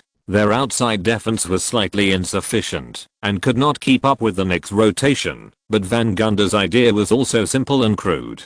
By pinching Curry, James, and Holiday can give them appropriate space to shoot from the outside under appropriate circumstances. Van Gundy bet on the touch of James and Holiday, but the two did not disappoint Van Gundy. In the second half of the second quarter, they shot 1 out of 6, which made Van Gundy win the bet, and also made Killian realize that something was wrong. Historically, the Heat team this year was counterattacked by the Mavericks through a double-team defense. At that time, the Mavericks knew that the Heat's outside shooting was unstable and targeted this point desperately. The current Knicks team, just talking about the starting lineup, also has such a weakness. The team's outside firepower is somewhat falsely prosperous. First, Curry is the #1 outside shooter in history. He can raise the Knicks' outside line from output to efficiency to a very high level. Second, Matthews, Korver, Horford, Caspi and others have also shot at a decent level, including James and Holiday. The hit rate is also around 33%, which is not outstanding, but not a drag. But if you put it on the stage of the playoffs or even the higher level of the finals, when the opponent defends one stair 4 joints and strangles Curry, can Killian count on Horford, James, and Holiday's 3-pointers? Can Caspi, Korver and other playoff soft eggs come in handy? This matchup with the Magic just exposed this crisis or weakness of the Knicks. Killian did not make substitutions, but hoped that James and Holiday could respond on the court. But the situation has developed into Holiday being a little afraid to shoot, and James, as the team leader, has begun to pass the buck again.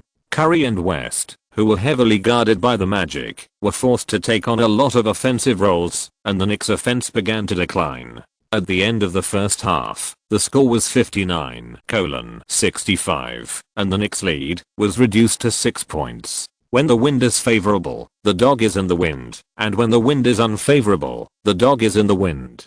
Killian cursed in his heart and put Korver in the team's starting lineup for the second half during the halftime break.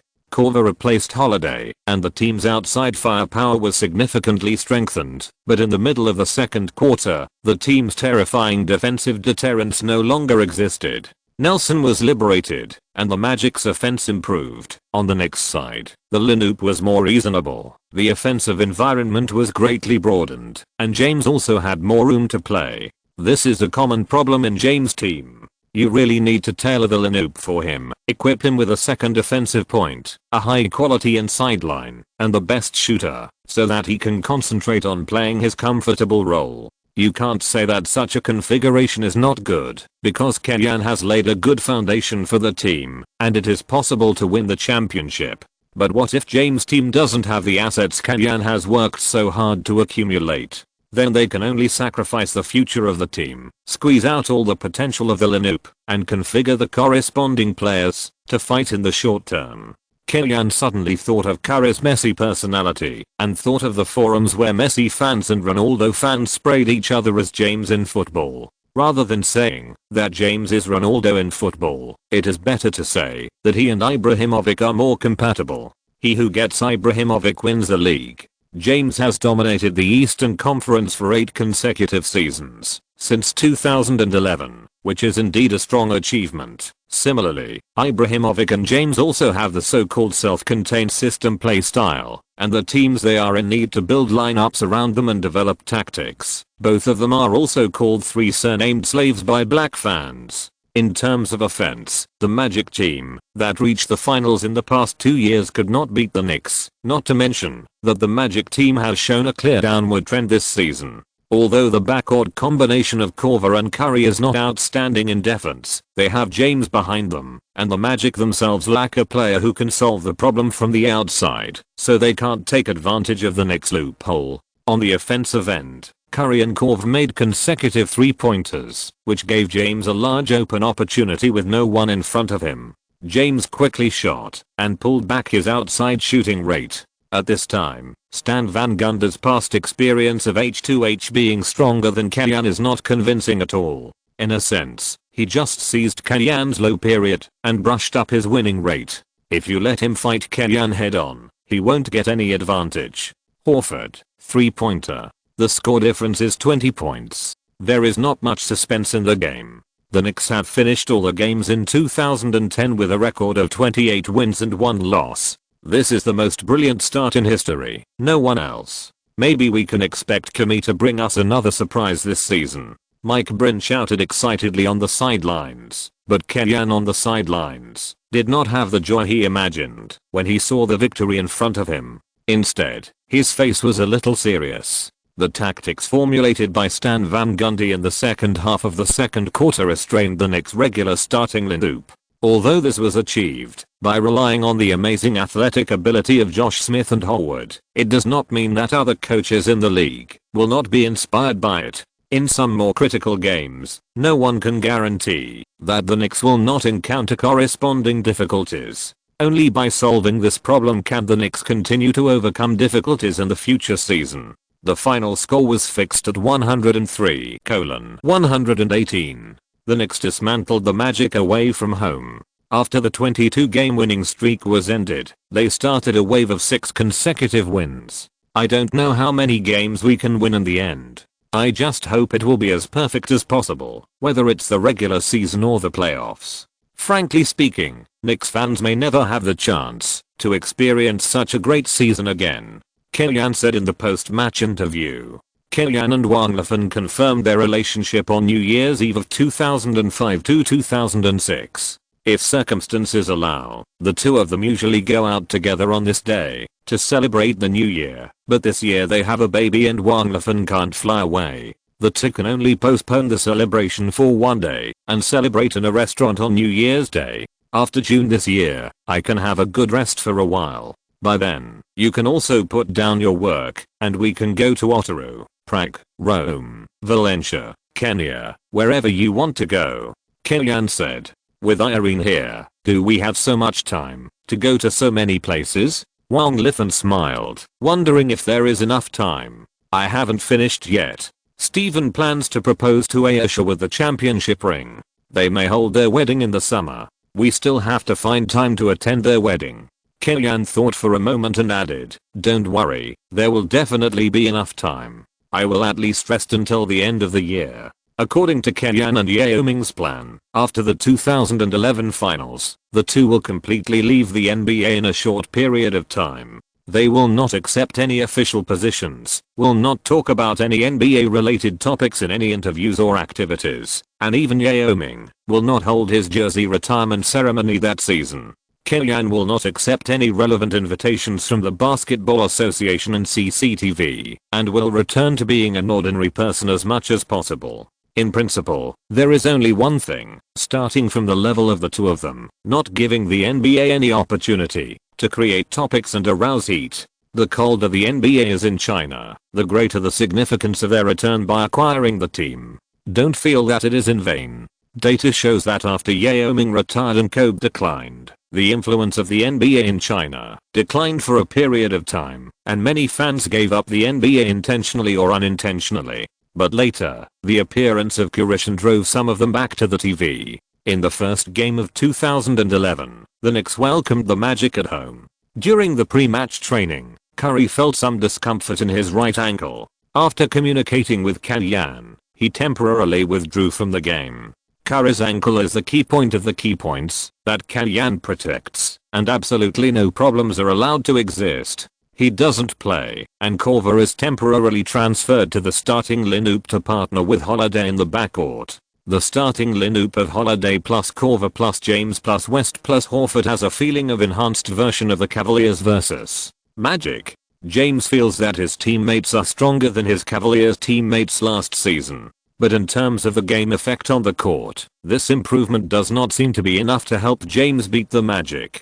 This is also normal. It is not necessarily true that the Knicks are so strong that they can still beat the third place in the Eastern Conference, even if they lose an all-star at the last minute. Without Curry's threat outside the three-point line and the lack of a second single RBI point, Howard and Josh Smith, one protecting the frame and one sweeping, are enough to limit the one-star and four-shooter system led by James. The team's offense was completely unable to open up the situation, which was also the biggest frustration of James during his time with the Cavaliers, whether facing the Hawks or the Magic. The final score was fixed at 96:112. The Knicks lost at home and suffered a black start in 2011. At the same time, this was the team's second loss this season. Curry's ankle muscles are a little sore, and the specific situation is still unknown. But this also reminds us to protect Curry in the next game, Kalyan said. In fact, before attending the press conference, Kalyan had already received Curry's report and there was nothing wrong. But Kalyan was particularly concerned about Curry's ankle, so he decided to discuss with the medical team whether to let Curry take a proper rest to allow the ankle muscles to recover as best as possible. During the 22-game winning streak, I did not let you rotate due to external pressure. But now the winning streak has ended. I have no burden, and you don't have to carry any burden. What's more, Holiday is back now, and the team has enough manpower. Kalyan persuaded Curry. After a brief communication, Kalyan arranged for Curry to rest in the next two games against the Bucks and Bulls, and then return in the game against the Mavericks. Chapter 411. I will support you with my own money, don't worry. On January 3rd, the Utah Jazz broke the big news. Jerry Sloan, the team's meritorious coach who had announced his retirement after the end of the season, announced his resignation and early retirement. This news directly detonated the NBA. Jerry Sloan, Utah Jazz. For many people, these two phrases are only linked together. It can even be said that 95% of today's fans have never seen other people standing on the Jazz coaching bench. The media and fans are all confused. You know, in this era of highly transparent information, a coach like Jerry Sloan who is deeply tied to the Jazz will definitely not hide the reason for leaving from reporters. In contrast, whether in the Lakers or the Hawks, fans knew in advance that Kalyan would leave the team after the end of the season. Sloan's status in the Jazz and his close relationship with the team management are only deeper than Kalyan's. Kalyan is of course one of the few people who know the inside story. It's nothing more than Darren is not satisfied with playing the core of Sloan's tactical system and wants to play his own offensive system and brush better data. The master and apprentice had a dispute and some radical remarks. However, compared with the specific reasons, what Kalyan should pay more attention to is Hornacek's idea. Sloan's resignation is a good opportunity for Hornacek to take over. Kalyan also called Hornacek to ask his thoughts. This happened too suddenly. It will be difficult to deal with the situation of the Jazz if I go back now. Hornacek hesitated. Since Abby is already 16 years old and Kalyan and Wanglafan help take care of her, his daughter is not the only factor Hornacek considers. As your partner, of course I hope you stay, but as a friend, I also have something to tell you. Kalyan hesitated and said, I may leave the Knicks after the season, or even leave the NBA. Hornacek was shocked to hear the news. He finally made the Knicks an invincible team, but Kellyanne said he was leaving. I haven't decided yet, but I've already told Neva, and she supports all my decisions. Kellyanne was not in a position to reveal too much to Hornacek about buying a team. I've been really exhausted in New York for the past 2 years. I have to deal with opponents, the media, management, and James. This life is much worse than in Atlanta. New York is not a place suitable for me to do scientific research. I plan to take a good rest for a while and spend time with my family. Kellyanne paused. So, if you and Quinn have the opportunity to find a new job, don't worry too much about me. Kellyanne advised. Hornacek's mind was a little confused, and it took a long time before he responded. Okay, I'll think about it. Hornacek needed Kellyanne's encouragement before he went there. Quinn Snyder took the initiative to call and ask Kellyanne's opinion whether he was suitable for the position of head coach of the Jazz. In his previous life, Quinn Snyder started his coaching career in the Jazz and achieved certain success. In this life, after Snyder experienced the failure of the Bobcats, he has withdrawn some of his edge and looks more mature. From Kellyanne's perspective, he thinks Snyder has the ability to go out and coach independently. It's okay, but are you sure you want to compete with Jeff for the same position? Kellyanne asked. Don't you think this kind of competition will make our relationship worse? Snyder asked back. The Jazz is destined to start a reconstruction. This team is still relatively patient. Compared with the team's performance, it pays more attention to community culture. I think it's suitable for you and Jeff to go. I support you both. Kellyanne said. Okay, then I will try to. With Kellyanne's support, Snyder has more confidence to fight for this position. Soon, the reason why Sloan announced his resignation was officially exposed. As Kellyanne guessed, it was indeed a conflict between him and Darren Williams. During the quarrel between the two, Darren said some unpleasant words. The Jazz's team reporter also made it clear that the management did not know about Sloan's decision to resign in advance, and they were still communicating with Sloan. The team's next game will be temporarily led by assistant coach Corbin. Out of respect for Sloan and to defend the team's long-standing values, I estimate that the Jazz will initiate a trade for Darren Williams. If you take over the Jazz position, you will face a long-term reconstruction task, Kellyanne said to Hornacek and Snyder respectively. However, the two people have experienced the reconstruction of the Hawks and Knicks with Kellyanne respectively. Although Kellyanne is the leader in terms of personnel, the two have also made great contributions to the construction of the offensive and defensive systems, which will also help them compete for the coaching positions of these rebuilding teams.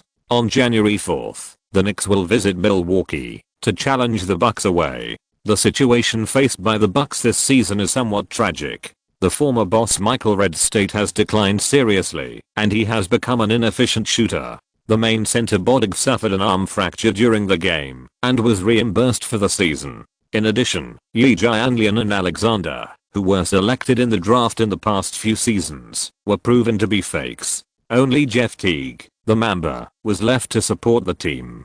Jeff Teague, who has obtained a lot of ball rights, played 18+7 this season and became another guard who proved his strength in the 2009 class, but his young shoulders obviously could not support the entire team. Even if Curry did not follow the team to Illinois, the Knicks still defeated the Bucks 117-97 under the leadership of James and avoided a losing streak. 29-2. In the whole game, James scored 33 points, 9 rebounds and 10 assists, a near triple-double performance, and continued to top the MVP list. Judging from the current situation alone, James is facing much less criticism now than in his previous life. Although he still betrayed the Cavaliers, Gilbert did not hate James so madly because he had given enough compensation to his parent team. Second, the New York media was powerful, and as long as the Knicks won, they would praise James. Third, the team had an excellent record, and even had the hope of breaking the record of the 1996 Bulls.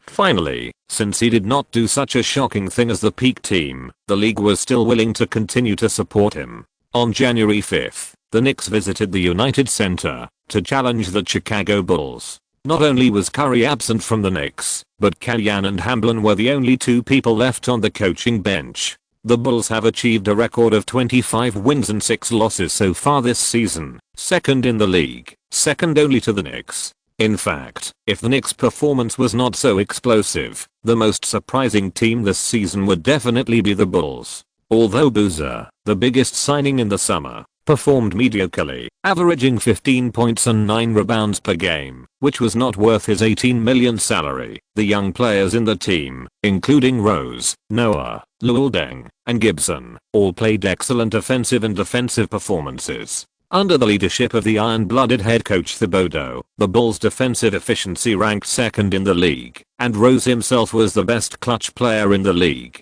Facing the rotation restrictions of Luol Deng and Ronnie Brewer, James did not perform well. He played 35 minutes in the game, 9 of 21 shots, 1 of 5 3-pointers, and 7 of 8 free throws, scoring 26 points, 6 rebounds, and 5 assists. With 50 seconds left in the game, the Knicks were 4 points behind. James created an opportunity to play against the big team through pick and roll, and challenged Noah. With his excellent explosive power, he broke through the opponent and forced his way to the basket, but was blocked by Noah from behind, and at the same time, he flipped James to the ground. The Bulls took advantage of the situation to launch a quick counter-attack. Rose took the lead and accelerated to penetrate the Knicks' unformed defense. While dunking over West, he caused the opponent to foul and scored 2+1. After the free throw, the score came to 103-96, and the Bulls secured the victory. After losing this game, the Knicks' record came to 29 wins and 3 losses. After a crazy 22-game winning streak at the beginning, the winning rate in the next 10 games fell to 70%. At the same time, the team was also plagued by injuries. Continuing in this trend, it is still difficult to break the record of 72 wins and 10 losses. The season is long and anything can happen. My top priority is still to ensure that the team enters the playoffs in a healthy state. Everything else is an additional question. Facing the reporter, Kellyan's tone softened to a certain extent, and he was also questioned by local New York reporters. In fact, Kellyan avoided talking about breaking the record in 95% of the interviews. There may be only 1 or 2 situations when the emotional preparation is in place. He showed a little ambition, but the media seized on these 1 or 2 remarks as a tool to blackmail Kellyan, putting pressure on him and forcing him to do this. When Kellyan changed his tone after the situation changed, he became the object of ridicule in the mouths of reporters. This is what the city of New York can do. Not to mention that Kellyan has plans to buy a team. Even if he is a poor ghost who relies on salary to support his family, he will resolutely leave the Knicks after the 3-year contract is fulfilled. The environment here is really not suitable for people like Kellyan. On the morning of January 6th, Kellyan returned to New York and learned the results of the interview with the head coach of the Jazz as soon as possible. Old Jazz Hornacek succeeded in the interview and became the new head coach of the Jazz. Please take care of it for me, Hornacek said. I will support you with my own money, so don't worry about it. Hornacek won the interview, and Snyder returned to New York to continue his duties as an assistant coach. Privately, Kellyan also comforted him a few words. I estimate that many teams will have changes in coaching positions this summer, and you will still have a chance then. Kellyan was not joking. Apart from other things, after Kellyan left, Snyder will be very competitive for the head coach position of the Knicks. If the Knicks want to maintain the stability of the Knicks to the greatest extent, Snyder is a very ideal candidate. After determining the head coach candidate, the Knicks immediately took action and pushed Deron Williams to the trading market. Before this season, Deron Williams was one of the top 3-point guards in the league in terms of combat effectiveness. He is strong, has solid skills, and has a historical level of front body change of direction skills and a soft mid-range feel, which makes his personal offense extremely threatening. At the same time, he has been immersed in Sloan's pick and roll system for many years, and his passing awareness and tactical literacy are also excellent. His problem is the same as Howard's. He is obviously suitable for the pick and roll tactic, and even somewhat dependent on it, but he is not satisfied with the pick and roll tactic, and thinks he can be more awesome. He also doesn't consider his own weight, and whether his knees can bear the continuous change of direction before passing. Of course, Darren's basic offensive base is still good, so although his performance has declined after leaving the Jazz, he still has a bottom line. Howard was fooled by O'Neal's words superstars should dominate opponents in the low post, and his offense has become completely malignant. What surprised Kellyan was that the Knicks actually became the ideal trading partner of the Jazz. The Jazz proposed to trade Deron Williams for Holiday plus Kings pick plus Landry/Korver. Holiday plays an important role in the Knicks, but many people think that if he leaves Curry, Holiday has higher potential to be tapped. In the Love-Horford trade, the Knicks asked for the Kings' 11th round pick, and it is currently likely to evolve into a lottery pick. With Korver or Landry to balance the deal, the Jazz can get a potential player, a ready-to-play player and a lottery pick, which is also a return. Jeff, as a friend, I really want to help you, but I really don't need Darren. I already think the ball is not flowing smoothly with James, and I'm going to have a headache with Darren. Kellyan said. Besides, Holiday really doesn't fit the position you gave him. Well, I'm just trying. I guess you won't agree. Hornacek said. I used to see you operate with ease. Now I'm doing it myself. It's really a blank. Many of the trades I make are at a loss on the surface, but in fact I'm just betting on the potential of the players. Plus I have a good eye, so it's easy to succeed. Kellyan said. Using a second-year all-star power forward like Love to trade Horford plus a first-round pick plus 2 extras, Landry and Caspi, that is, Kellyan, would not be scolded to death if he traded for other coaches. Although the trade with the Knicks failed as the top point guard and the Jazz's asking price is not high, there are still many teams in the league willing to make a move. The Warriors offered Jennings plus 2011 first round pick plus Biedrins plus Steven Jackson. The Cavaliers offered Mo Williams plus Jamison plus Gallinari plus 2011 Knicks first round pick plus 2012 Cavaliers first round pick. The Timberwolves offered Rubio signing rights plus Corey Brewer plus Michael Beasley. The Nets offered Devin Harris plus Derek Favors plus 2012, 2014 first round swaps. 2013 first round pick, the Hornets said. If you like it, you can pick the whole team. This Nets team is really fighting. If they really succeed, the lineup of Deron plus Joe Johnson plus Stoudemire plus Garnett is really good. Snyder said in private chat. This is not the later years. Superstar transactions often involve X first round and X swaps. Except for the Hawks' gamble on Garnett and giving away so many assets in one go, everyone is still relatively conservative at other times. The Celtics took 2 first round picks and 2 swaps from the Clippers, and this was based on helping the Clippers to take Brand's 4-year, $64 million contract. I'm not afraid of the Nets, but the Magic. If they have an extra Deron out of thin air, and Deron is willing to play pick and roll with Howard, that would be disgusting, Kellyan said. But overall, the league's one super and many strong pattern will not change because of Darren's transfer, unless Darren goes to the Lakers or joins the Mavericks, who have made it to the finals in history, which may affect the Knicks' hegemony this season. On January 8th, in the Knicks' home game against the Mavericks, Curry, who had rested for 5 days, welcomed his comeback amid the fans' expectations.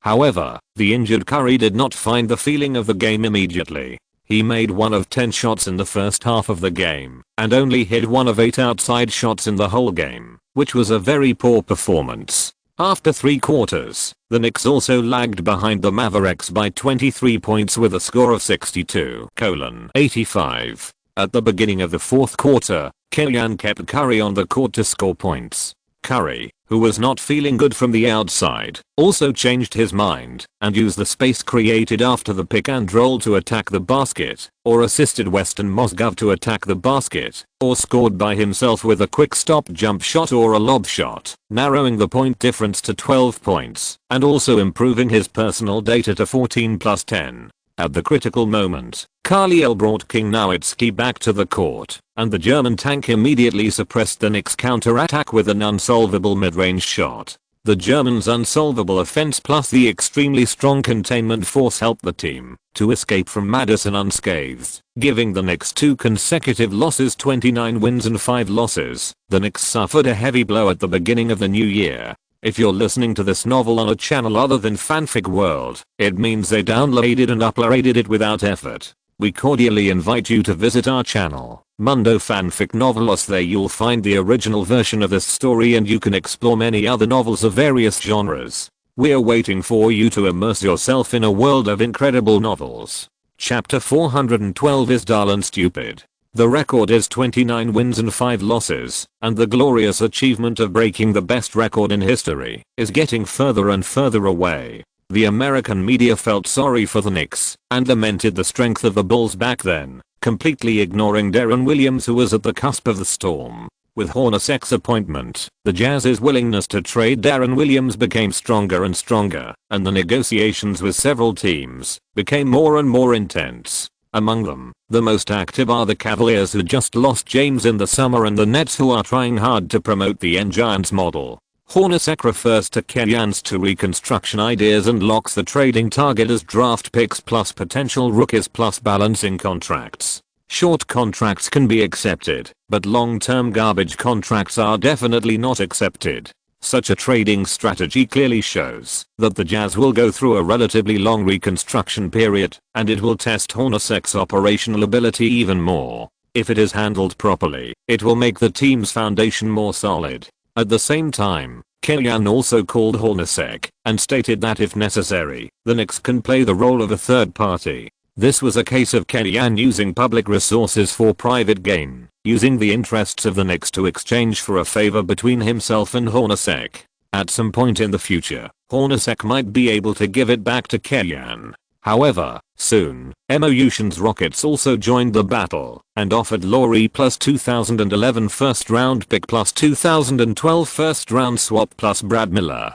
Emotion's operation has always been no ambiguity when seeing a superstar coming in, and he has to get involved in any way. And he also knows an unspoken rule in the NBA: when you have a superstar, it is much easier to recruit a second one. So after seeing Deron coming in and asking for a low price, he was also willing to bleed. The bidding for the Deron Cup is now intensifying.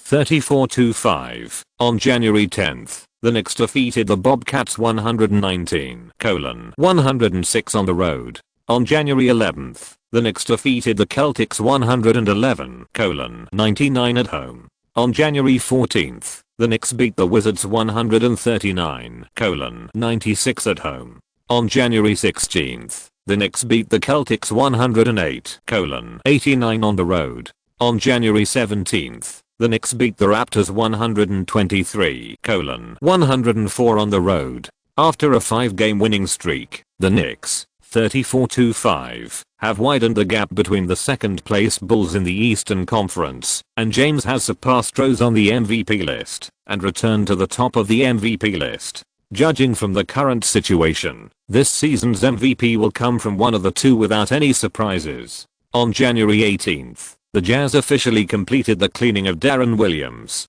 After a long negotiation, the Jazz finally exiled Deron Williams to Cleveland. The Cavaliers also paid a huge price to trade for Deron. The team sent its own first-round picks in 2011 and 2013 and the Knicks' first-round pick in 2013. At the same time, Jameson, Mo Williams and Virgil were also sent to Salt Lake City. Considering that the Cavaliers' record in the first half was only 8 wins and 31 losses, even if Deron Williams could help them win twice as many games in the second half, it would be difficult for the Cavaliers to pass the 30-win threshold. They will definitely win the lottery, and they are likely to be among the bottom 5. In addition, the Jazz are also playing badly, and the Jazz are likely to have 2 high draft picks in the 2011 draft. Although many popular rookies are planning to withdraw from the 2011 draft due to labor management negotiations, Kenyan knows that the 2011 draft is the highest quality in the next few years. If Hornacek grasps it well, it may help the Jazz complete the reconstruction at the fastest speed. After losing James for half a season, the Cavaliers quickly found a new face. Although the performance in the first half of the season is too poor, it is likely that the team will not be able to recover this season. However, if the core loop of Deron, Gallinari and Jordan is well developed, there is still hope for the future. After all, Deron is only 26 years old and is in the golden stage of his career. After the deal was reached, Mo Williams and Virgil went to Salt Lake City together. Although the subsequent development of the Jazz this season is similar to that of the Cavaliers, mainly tanking, their situations will not be much different. Jameson, on the other hand, contacted the Jazz directly through his agent, hoping to reach a buyout with the Jazz by giving up some money. Jameson hopes to go to strong teams such as the Knicks and Lakers to fight for a championship ring. Jameson, who will be 35 years old in the summer, is not within the scope of the Jazz's reconstruction. He has 1.5 years left on his contract, totaling $22.5 million, which is also a big burden for the Jazz. The Jazz are happy to save money, but have proposed a more harsh buyout amount. They hope to buy out the remaining contract of Jameson for $15 million. Losing 1/3 of the remaining contract in one go is a little hard for Jameson to accept. He and his agent have evaluated their market value. If he goes to a strong team, he can only sign a contract slightly higher than the minimum salary this season, and the new contract signed in the 2011 off-season is expected to be no more than $3 million. He is only willing to give up about $3.5 million at most, which basically means that the money from the new contract after the buyout can make up for the money he gave up. However, when Jameson and the Jazz were still arguing, the Knicks and the Lakers were exposed as Jameson's ideal next home. James also expressed his welcome to Jameson in an interview. "I just think he is the bench strength we need for the next season. It would be great if we can sign Jameson in the second half of the season." Kenyan. Jazz. League. Kenyans. Is James overstepping his authority again? The team has just come out of the cusp of the storm not long ago, and this guy is here to make trouble again. The Jazz is James really disrespecting the team? Regardless of whether Jameson reports or not, he is still a player of the Jazz in name.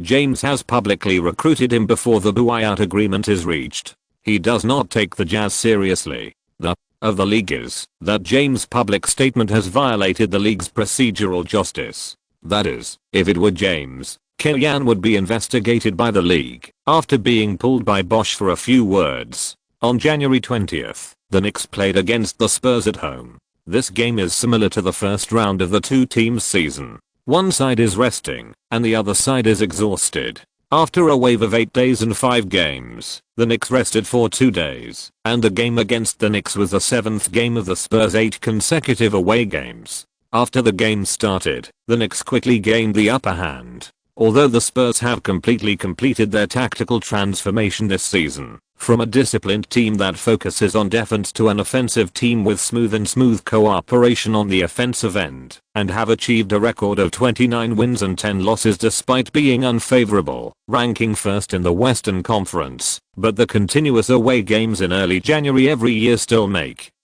Popovich very headache for the team. "I couldn't return to San Antonio for 2 whole weeks, and I kept wandering outside. The physical exhaustion was secondary, and the mental exhaustion was even more uncomfortable. If this game was not broadcast live across the United States, Popovich really wanted to arrange for Duncan to have tight hips, Ginobili to have stomach cramps, and Split to have swollen ankles. But Zujvic also knows that taking turns to rest on the stage of national live broadcast will inevitably be criticized by the league. The current Spurs are not at their peak, and the referees who can hammer Duncan with a chisel are powerless. Facing the Spurs who ended the team's 22-game winning streak, the Knicks players also came with a revenge mentality. In the case of Richard Jefferson's low open shooting rate, James showed a much better willingness to help defend in this game than usual, constantly helping to defend the inside line, helping Horford and Mozgov defend the restricted area. In the first round of the two teams,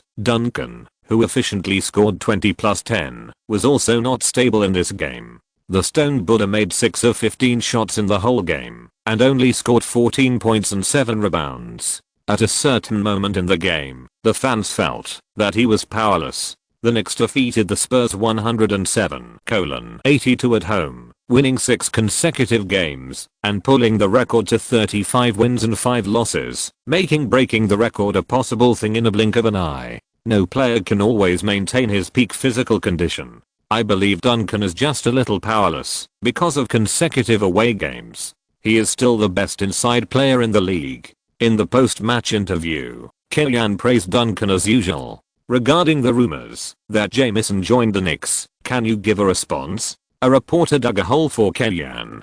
Jamison is a Jazz player. I have no right to discuss his future. But if we just talk about the Knicks' reinforcement strategy, for now, I think our bench strength is already first class in the league, and I don't think we need anyone else. Kellyanne said, the record of 35 wins and 5 losses can prove this. Do you think the Knicks will not sign Jamison? The reporter continued, but LeBron said signing Jamison is good for the Knicks. I think the Knicks are already strong enough. If they strengthen, the league can give outings in advance. Kellyanne replied, LeBron should try to trust his teammates more, instead of always thinking about players from other teams. This is not good.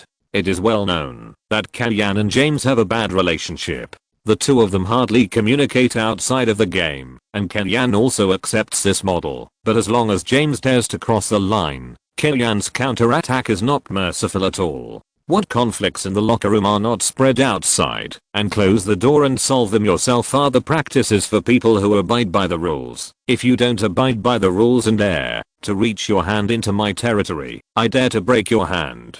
The Knicks generals and coaches are at odds, and imperial power and science are doomed to be incompatible. Kobe is a good coach, but he can't learn to get along with superstars Kobe or LBJ. There is a hidden crisis behind victory, and one characteristic shows that it is difficult for the Knicks to win the championship the day after the game. Rumors about the discord between Kellyanne and James were rampant again. It was not limited to Kellyanne's post-match speech, but also included revelations from various insiders such as the two ignored each other during training. The Knicks locker room was divided into two factions and was in a completely hostile state. James expressed regret for joining New York after the season. One of the two must leave New York, etc. But at this time, another thing happened.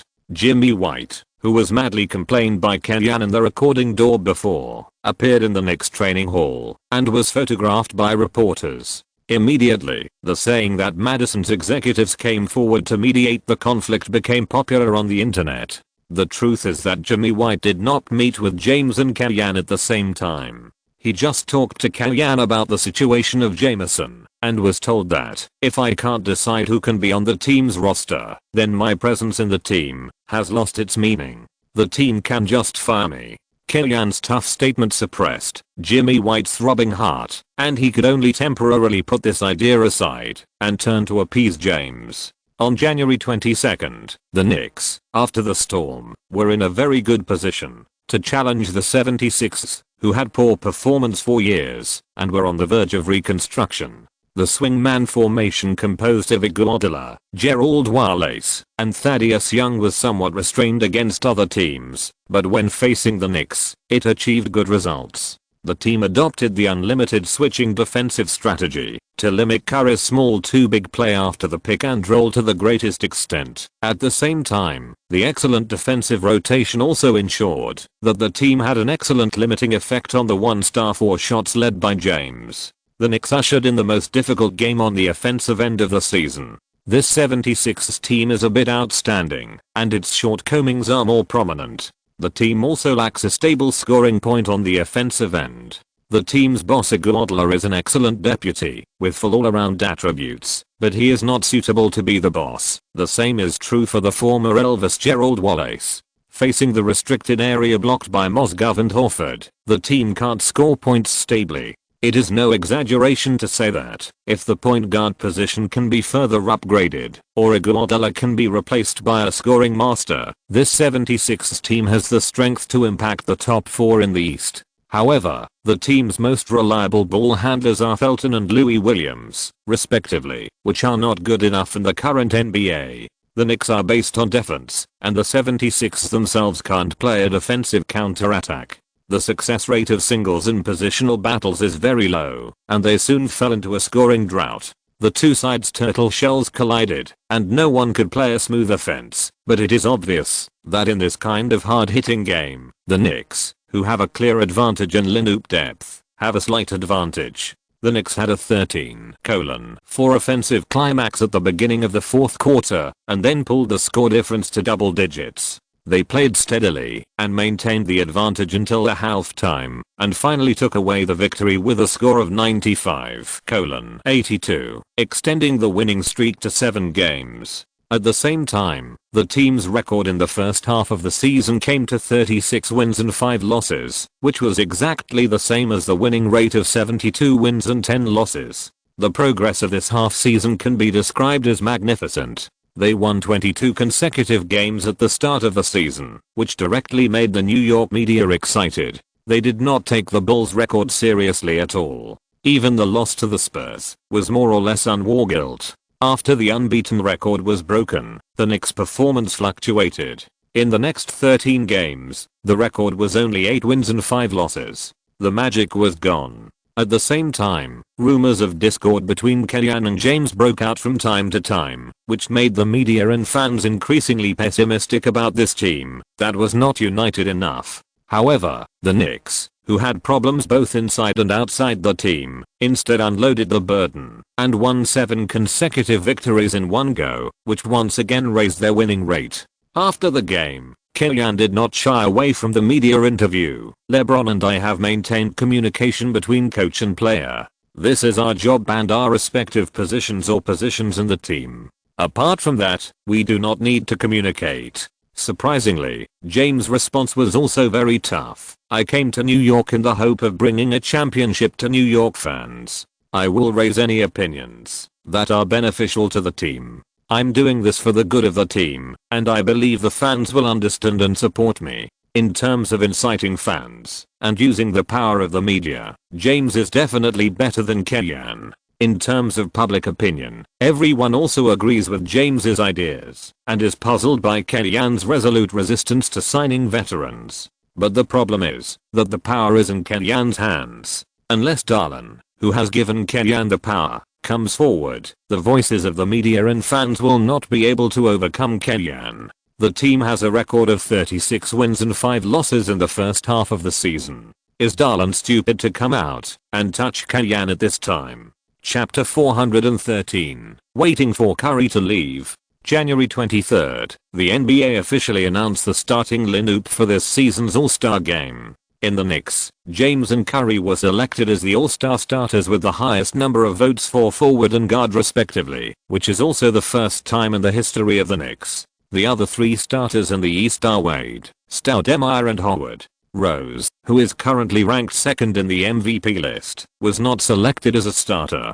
Rose's failure to be selected has caused strong dissatisfaction among Bulls fans. Whether in terms of personal performance or viewing, Rose is definitely worthy of an all-star starter position, but Wade is a veteran star with a stable vote base. Curry has the support of Chinese fans brought by Kellyanne, and some James fans love the house and the dog, and the vote power is amazing. How much bonus does Kellyanne bring to Curry? Look at Paul, who was as stable as a dead dog in the all-star starter position in previous seasons, and he is only ranked 4th this season. Of course, part of the reason is also because the Hawks' record this season is not outstanding. In short, Paul has become the face of the Hawks as he wished, but both the team's competitiveness and his own recognition in the league are lower than when Kellyanne was on the team, which may be something Paul himself did not expect. The Western All-Star lineup includes Nash, Kobe, Anthony, Duncan, and Yao Ming. Although he has not played a single game so far this season, as long as Yao Ming is still in the NBA, Chinese fans will send him to the All-Stars.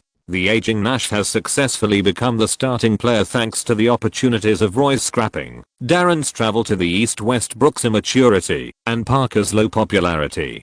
Kellyanne was in charge of the Eastern Conference last season, and he really did not want to participate. The Eastern All-Star team was led by Thibodeau, while the Western Conference was Popovich, who continued to sing a duet with Phil Jackson. Judging from the starting lineup alone, with Stoudemire, Boozer, Darren Williams and others traveling to the East, the Eastern All-Star team has a tendency to be stronger than the Western Conference, especially in the backcourt. Nash and Kobe's decline is not a little bit. That night, the Knicks visited East Rutherford to challenge the New Jersey Nets. This was the second time the two teams met this season.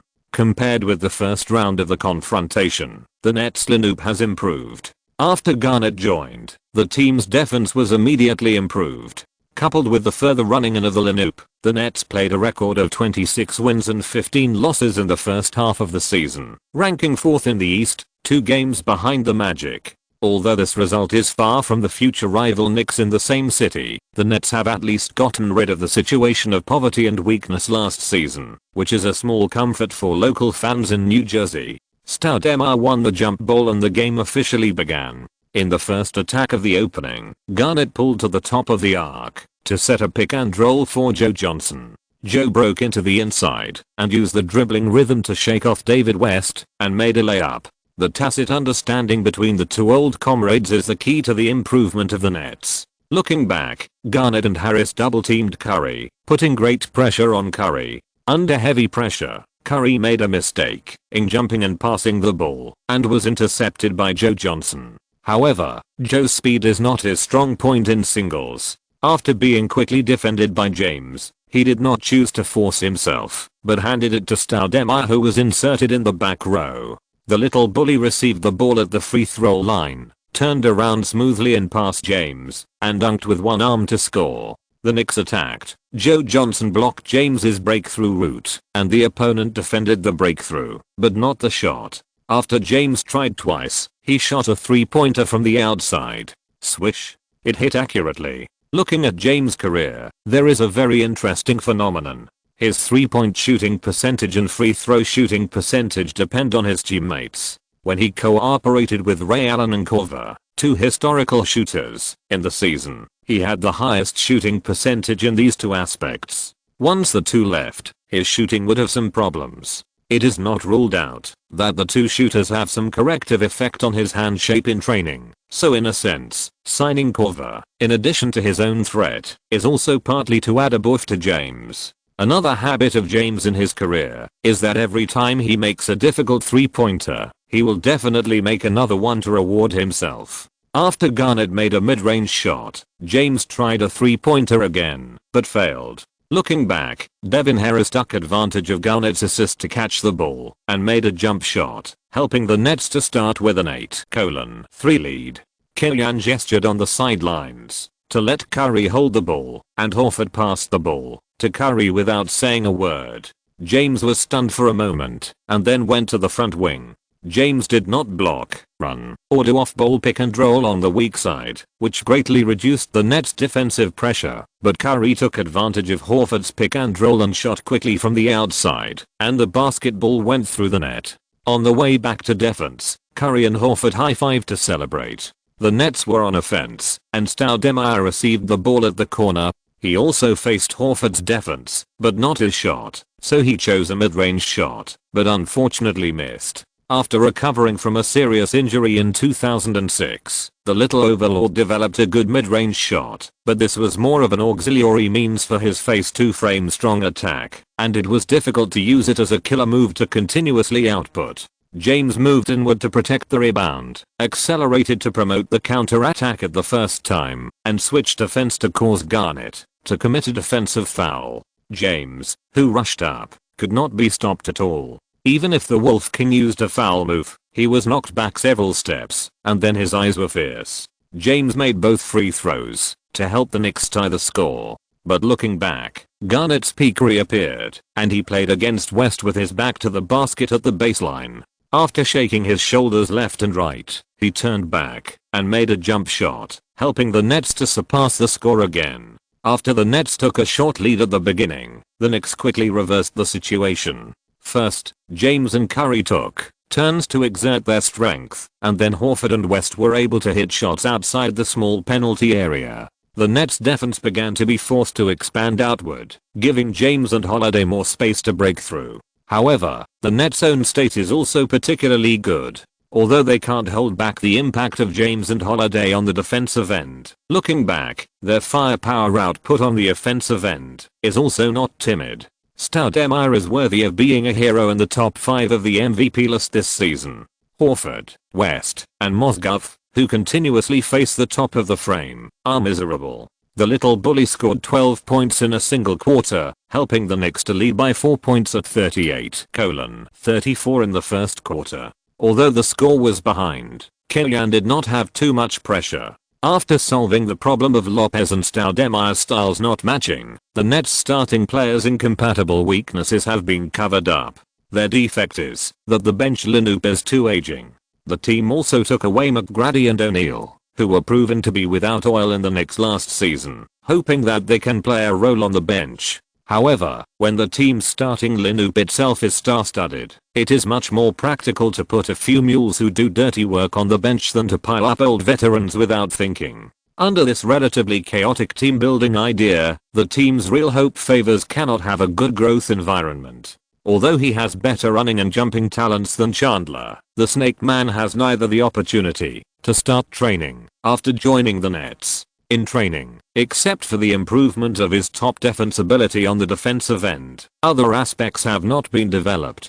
After half a season, he has a tendency to become a parallel import. At the beginning of the second quarter, Killian chose to keep Curry on the court. This was his attempt to rotate the Knicks against strong teams, appropriately stagger the playing time of Curry and James, and use Curry and Korver, the bankrupt version of the Splash Brothers, as peers to practice the passing and cutting tactics. In fact, if there is no conflict between Killian and James, the Kings' pick in the hands of the Knicks is very likely to be converted into Thompson in the 2011 draft. The starting lineup of the Knicks next season will be Curry, Klay Thompson, James, West, Horford. No joke, with some adjustments, this lineup can compete for the strongest in history.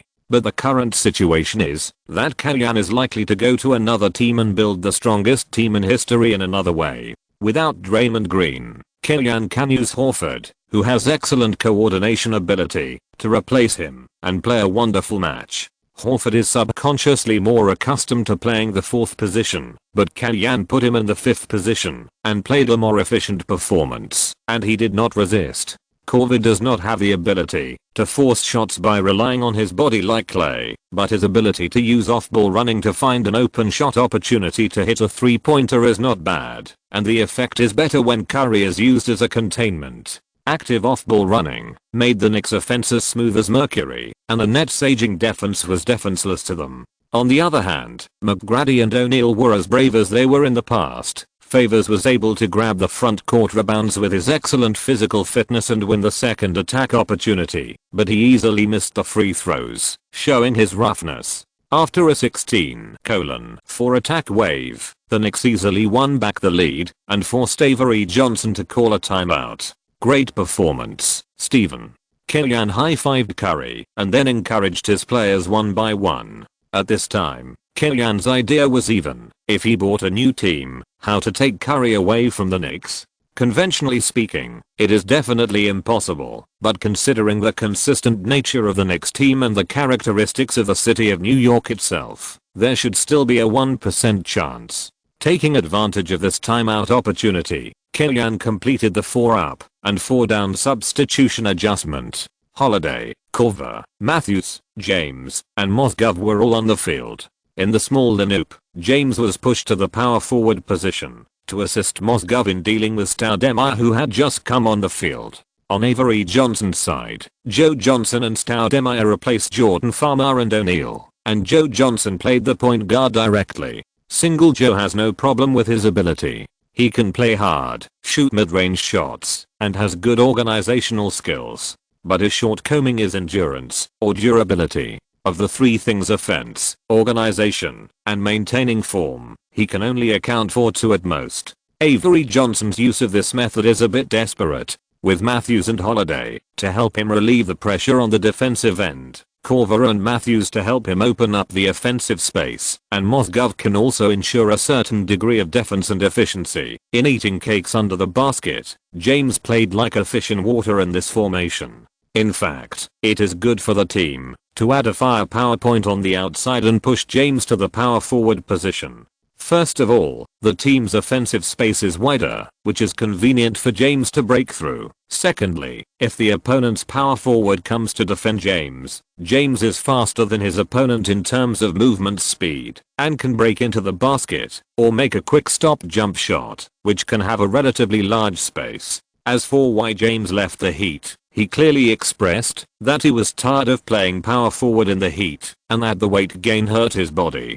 To a certain extent, it was also due to the fact that the Heat's interior defense was too poor, and James needed to defend and assist at the same time. Killian's requirements are much lower. In the regular season, he can defend if he can, and let go if he can't, without forcing. The most important thing is to ensure firepower and efficiency on the offensive end. Under this idea, James played very high and easily, and even took the initiative to increase the area of assistance on the defensive end, helping the team to further open up the score. At the end of the half, the Knicks led the Knicks by 14 points 69-55. After the start of the second half, the Nets took the lead. To be precise, it was Stoudemire who took the lead. The game situation was unfavorable to the Nets. If the Knicks continued to play in the third quarter, the game would soon lose suspense. Stoudemire carried the team on his shoulders. So, Stoudemire launched singles on the offensive end, trying to catch up with the score by himself.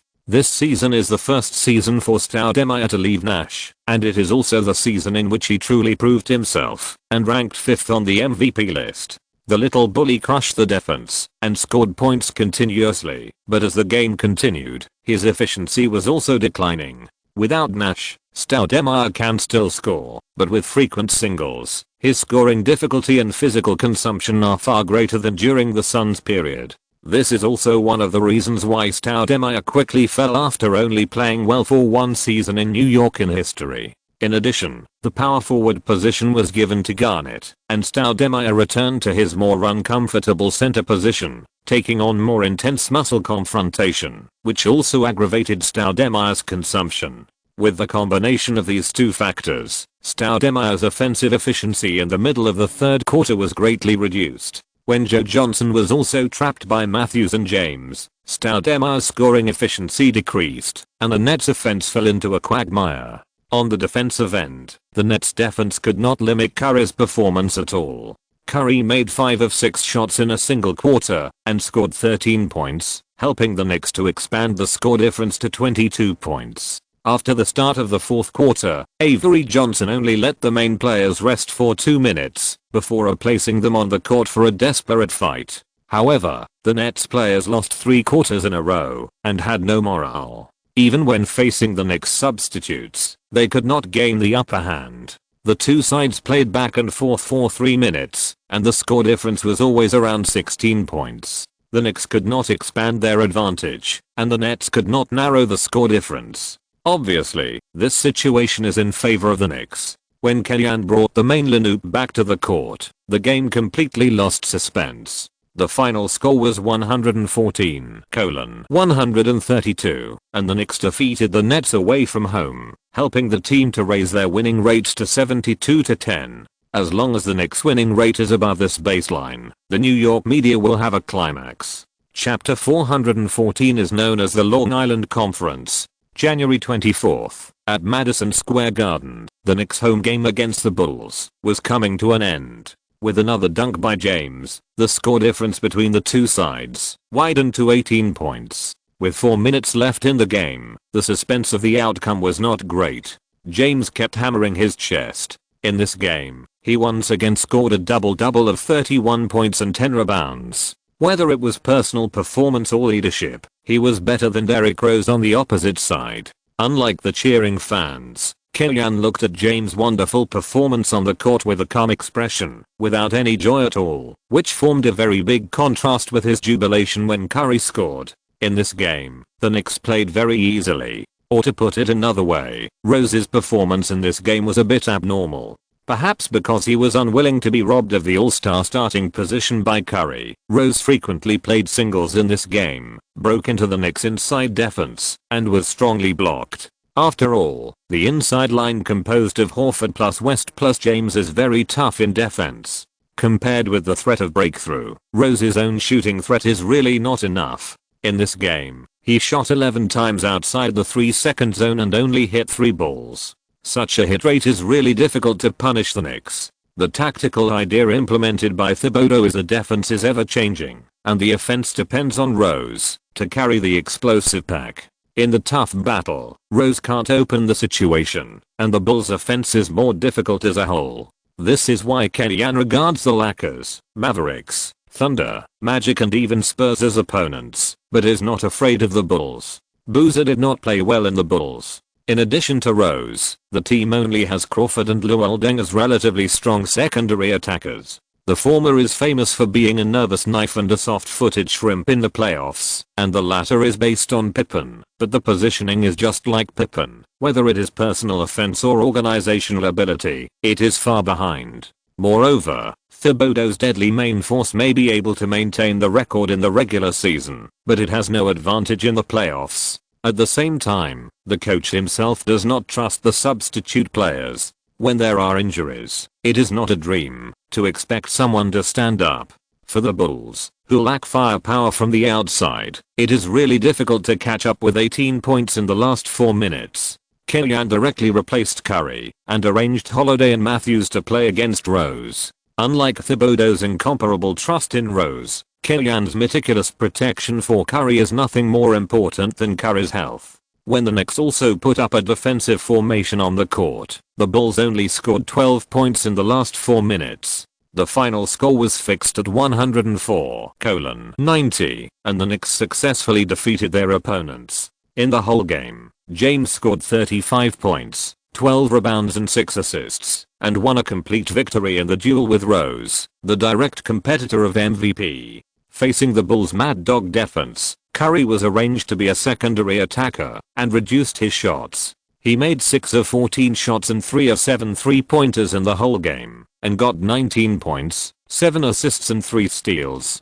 On the Bulls side, Rose scored 31 points and 7 assists, and his basic data clearly beat Curry. But if combined with the efficiency value, Rose made 9 of 27 shots and 11 of 13 free throws. This offensive efficiency is not outstanding. After the game, the fans of the two-point guards also started a war of words. Rose fans scolded Curry for only being able to shoot, having a soft style of play, a baby face, and no tough guy temperament. Curry fans scolded Rose for taking too many shots, low efficiency, ugly appearance, and poor playoff performance. In fact, whether it is Curry's various incredible top shots or Rose's blood-pumping change of direction without slowing down, they are all very entertaining styles of play, and fans of both sides do not really think that the other side plays ugly.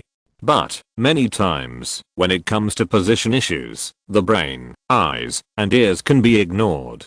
Just like at this point in time, Real Madrid fans cannot admit that Messi is better than Ronaldo. Liverpool fans cannot think that Ferguson is a great coach. After the game, Killian also shook hands with Thibodeau. In fact, in addition to Rose's strong fighting spirit against the Knicks, Thibodeau is also full of dissatisfaction with Killian. This season is Thibodeau's first time as the head coach. He led the Bulls, who were in the middle and lower reaches of the league last season, to the second place in the league. At the same time, a group of young people in the team have made great progress under his leadership. In any season, Thibodeau should be a strong contender for best coach. But who made the Knicks' performance this season go towards a record of 72-10? The media and fans all agree that, as long as the Knicks can break the record, the MVP, best coach and other honors should belong to the Knicks. Although the standards are set very high, the initiative, after all, it is in the hands of the Knicks.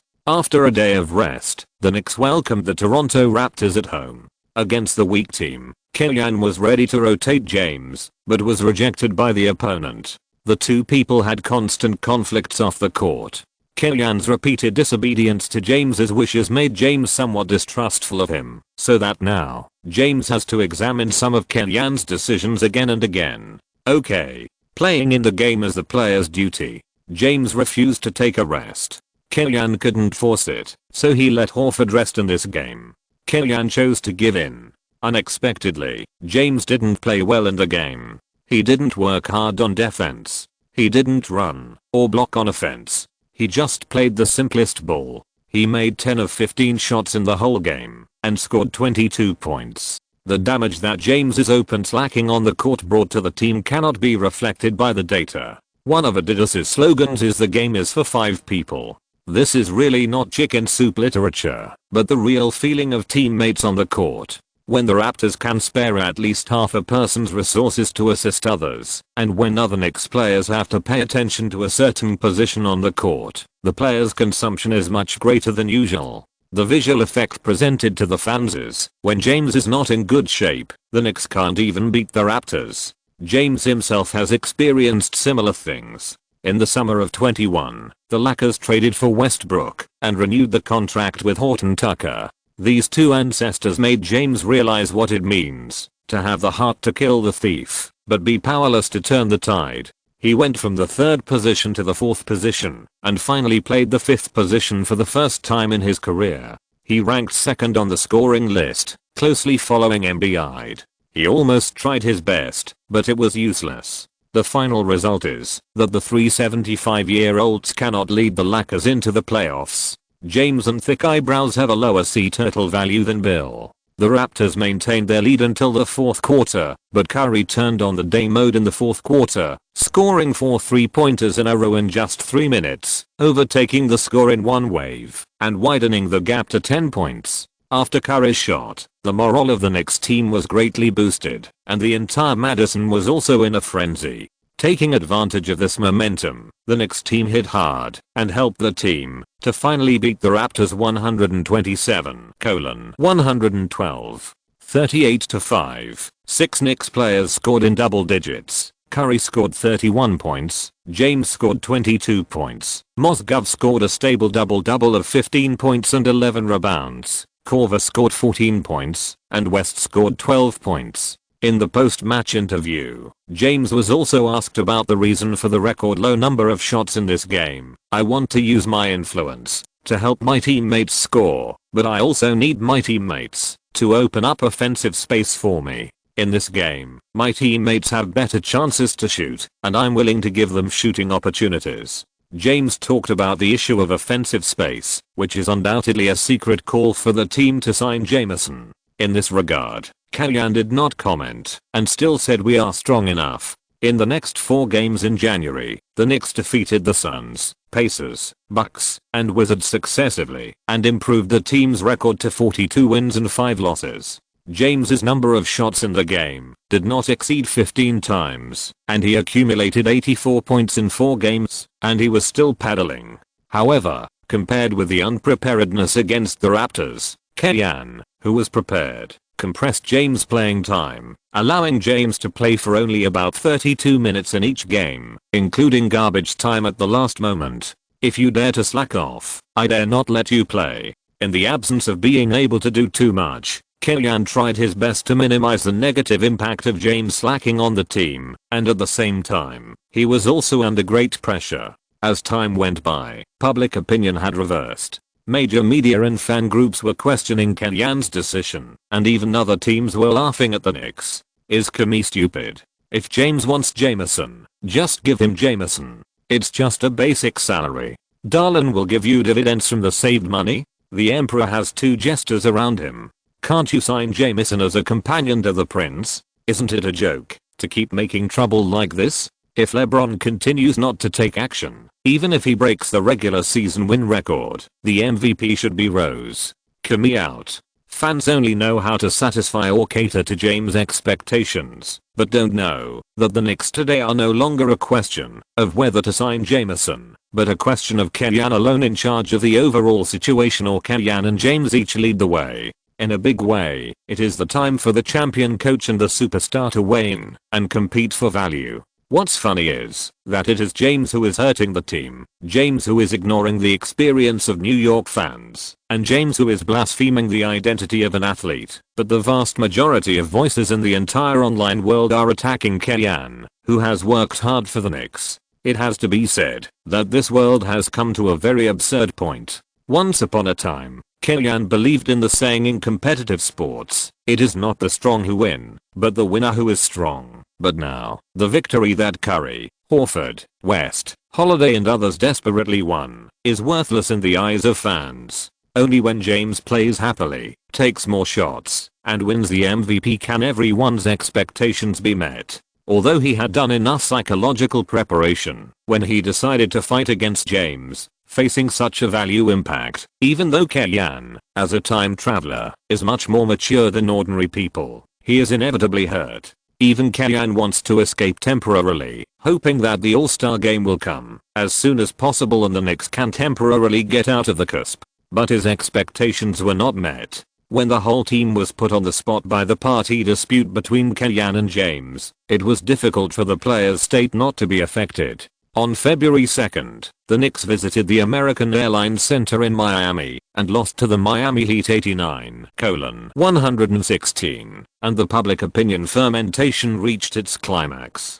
42-6. All along, Kellyanne was able to suppress James and break the hand of Jimmy White, who tried to interfere with the team's operations, relying on the team's record. But when the team couldn't win, Kellyanne's biggest confidence was gone. The defeat to the Heat was not just a defeat, but also showed that the whole team was affected by the outside world and could not devote 100% to the game. If the problem could not be properly solved, it would not only be hopeless to break the record, but it would also have a more far-reaching impact in the following season. Therefore, after returning to New York, Kellyanne went to Madison Company as soon as possible and had a 2-hour-long talk with Jimmy White. Then that afternoon, the two went to Dolan's estate on Long Island to meet Dolan. On February 3, 2011, Dolan, White, and Kellyanne held a small meeting in a manor on Long Island. The meeting confirmed James' core position in the team, affirmed the basic principle of the league's superstars being the masters, and pointed out the way forward for the Knicks to work together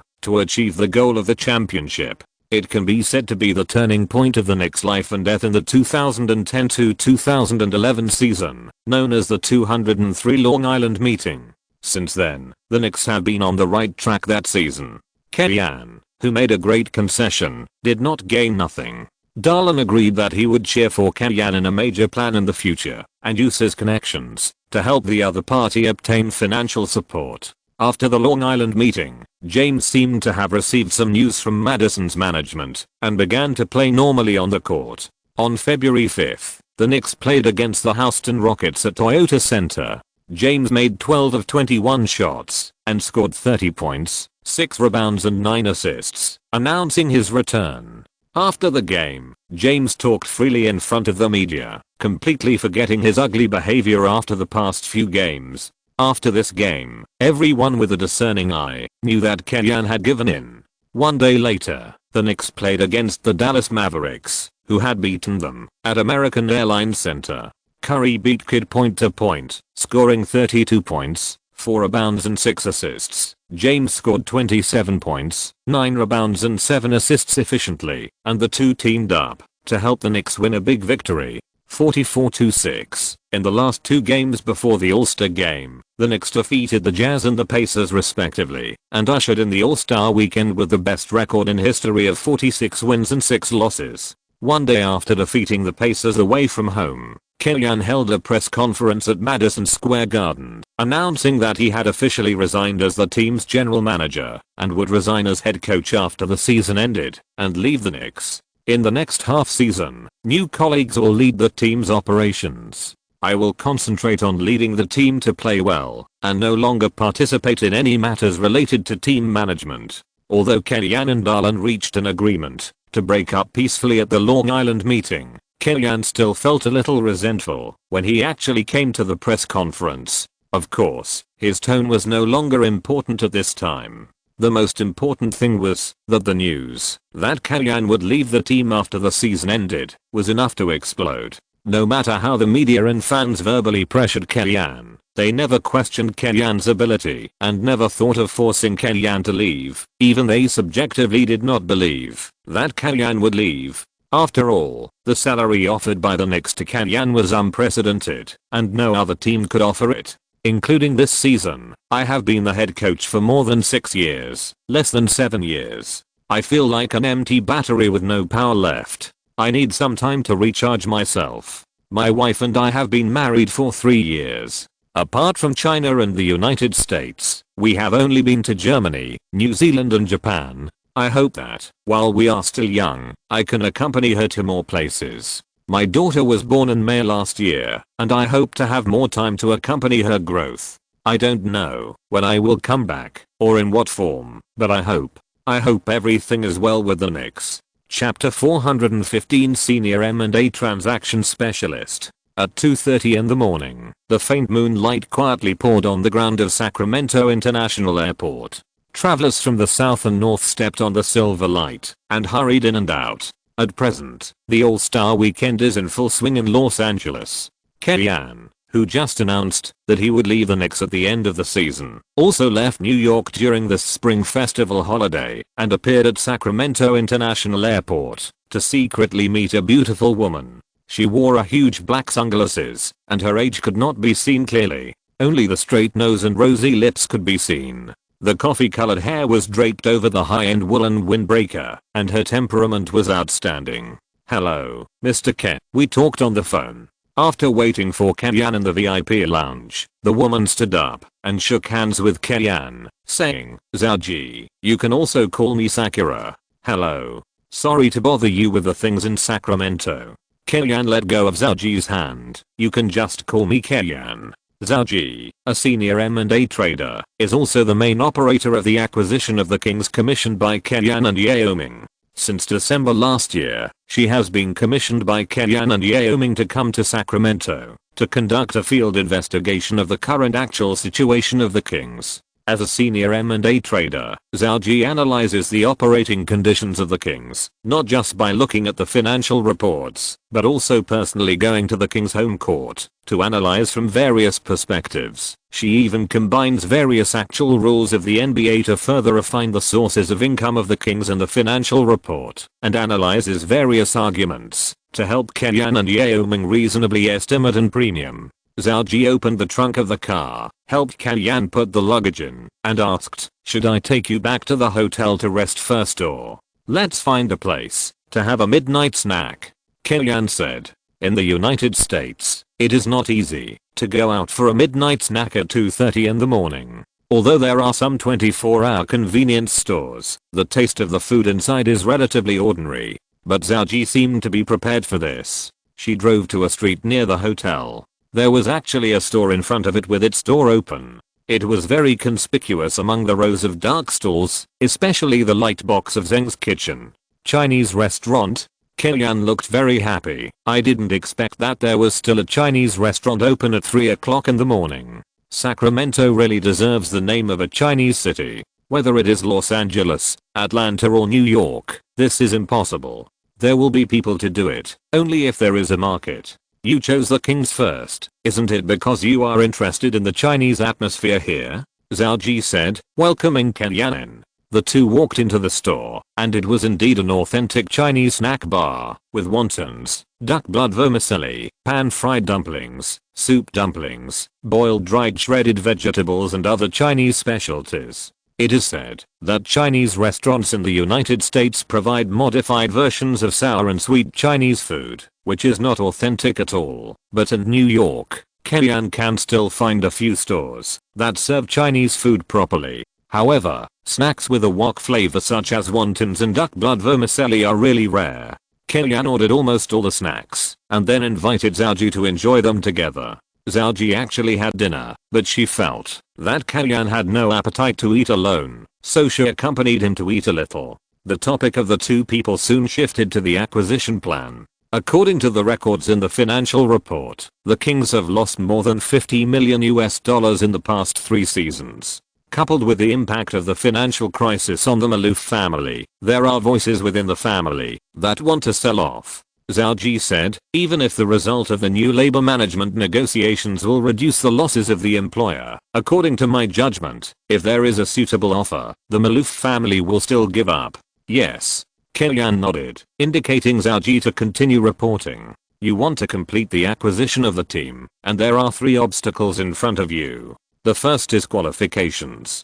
So far, the league has only the Nets in the hands of non-Commonwealth owners. Although you and Mr. Yao are celebrities in the league, you are 100% Chinese after all. Whether the league will support your acquisition is a question. In this regard, I can only say that, if the NBA is destined to have a team acquired by the Chinese, the Kings are the most suitable in terms of history, culture, and population structure."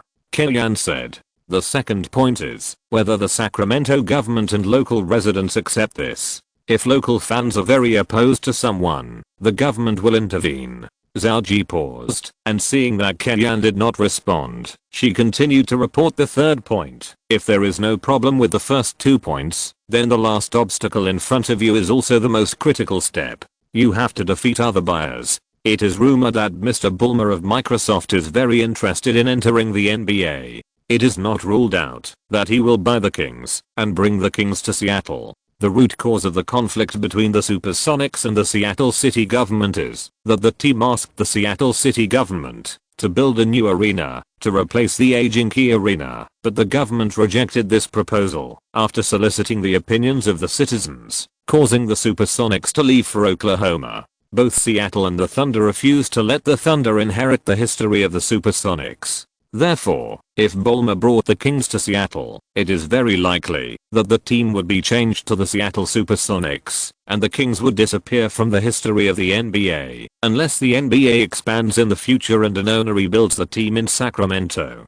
The difficulty and twists and turns involved are immeasurable. If the competitor is someone else, Yao Ming and I have some advantages in the publicity effect in the Chinese market. But if it is a financial tycoon like Ballmer, the league must hope to let him enter to further expand the influence of the NBA. At this time, we can use the Sacramento city government and the residents of this city to put pressure on the league.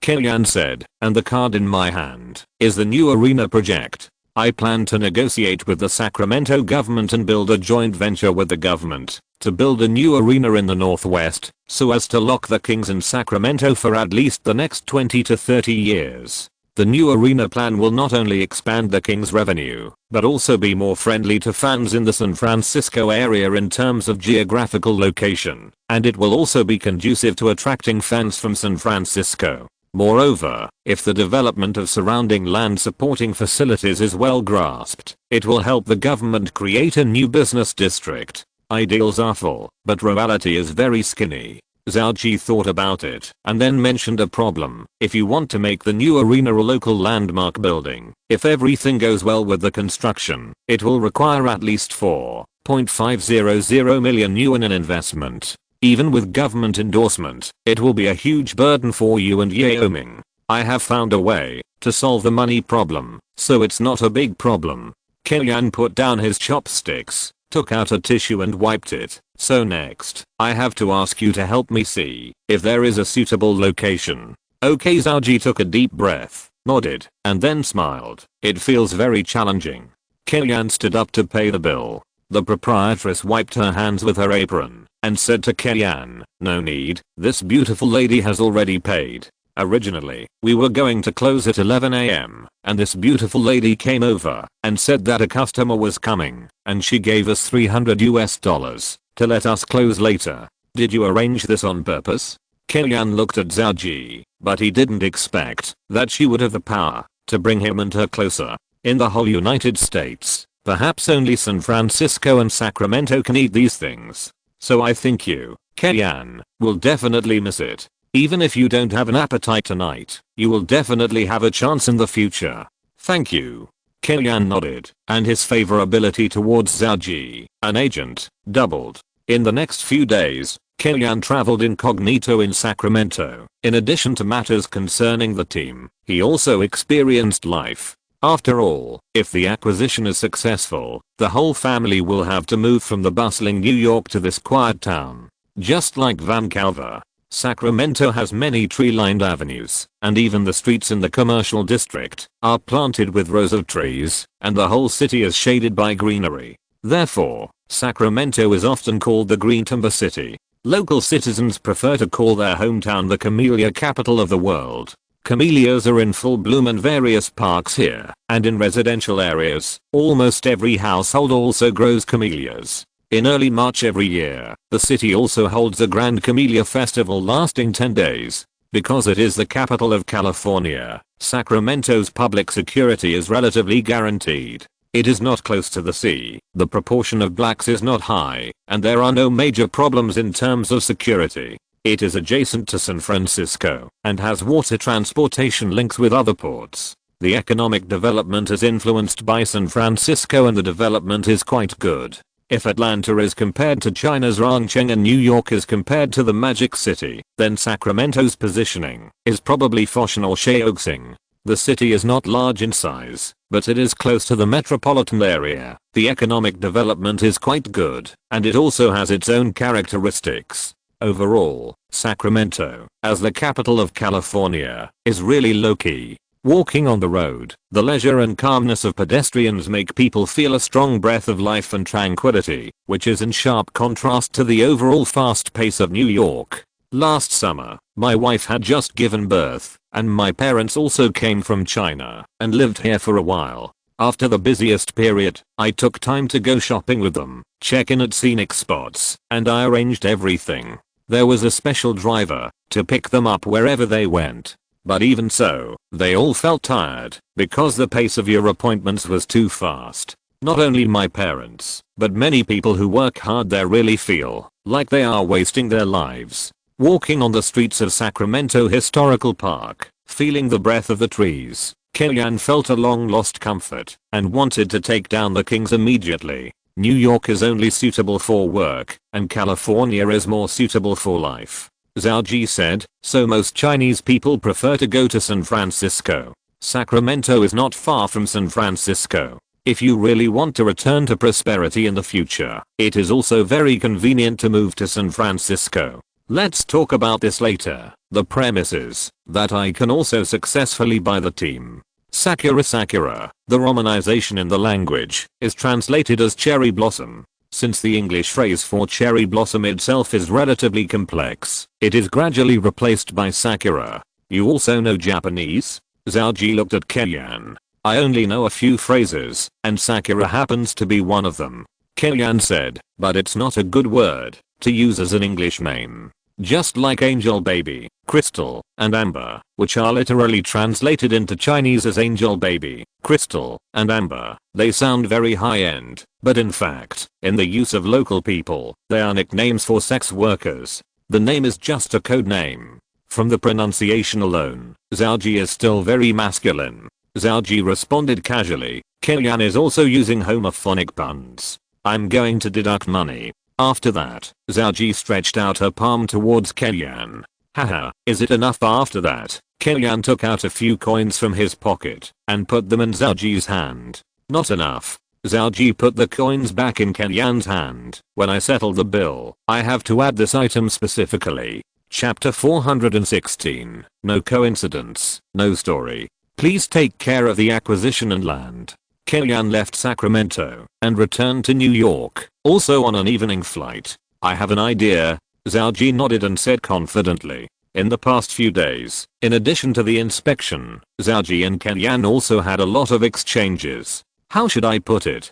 Zhao Ji had some problems with her thinking, and after Kellyanne's instructions, she felt a little enlightened. After the acquisition is completed, if you are willing, you might consider working for the Kings. Before boarding the plane, Kellyanne patted Zhao Ji on the shoulder and invited her. Maybe the Kings will also become a new platform for you. Zhao Ji was stunned for a moment, then shrugged. I'll consider it. The plane took off and entered the autopilot state, and the Wi-Fi service was also turned on. Kellyanne turned on the computer and saw the recent ups and downs in the trading/signing market. The 76 sent Gerald Wallace to the Trailblazers in exchange for Joel Brazibilla, Dan Cunningham, Sean Marks and 2 first-round draft picks. On paper, the 76ers lost a lot of money in this deal. It can only be said that the 76ers management has had enough of the situation of neither going up nor down for many years. At the same time, Iguodala and Gerald Wallace have similar playing styles and overlapping court functions, so it is good for everyone to split them up. The New Jersey Nets sent the 3rd overall pick Derek Favors to get Karen Butler and the 2013 first-round pick. There is a natural vacuum at the small forward position of the Nets. Peterson, who was traded from the Thunder, is old and average. The team boldly sought change and traded for Karen Butler to further strengthen the lineup. The Wizards achieved multiple goals at one stroke. First, they got a top potential inside seedling who can grow with wool. Second, they sent the team's meritorious Butler to a championship team, which gave them a good reputation. The Rockets sent Aaron Brooks to the Suns and got Goran Dragic and a first-round draft pick. Laurie has risen in the Rockets and performed better than Brooks. Sending Brooks in exchange for Dragic, who is willing to be a substitute, plus a first-round pick, is the maximum value, and the Suns, who are weak in offense, need Brooks' firepower. At this stage, whether it is to succeed Nash or to partner with Nash, Little Black Bean is a better candidate than Dragic. Of course, in fact, The Rockets made a lot of money from this deal. Regardless of character, emotion is definitely good at leading transactions. However, among so many transactions, none of them is as loud as Jamison joining New York. A nearly 35-year-old veteran has become a tool for power struggles within the Knicks. James and Kellyanne quarreled over whether to sign him, even to the point of life and death. In the end, Kellyanne was forced to resign and resigned as general manager plus stepped down at the end of the season. Jamison was given a historical significance for forcing a championship head coach to leave, which is enough to go down in history, although this was not what he expected. Even after the All-Star game, in the first training session after the team resumed training, Jamison showed his goodwill to Kellyanne and made it clear that he only wanted a championship ring and had no requirements for playing time and role positioning on the court.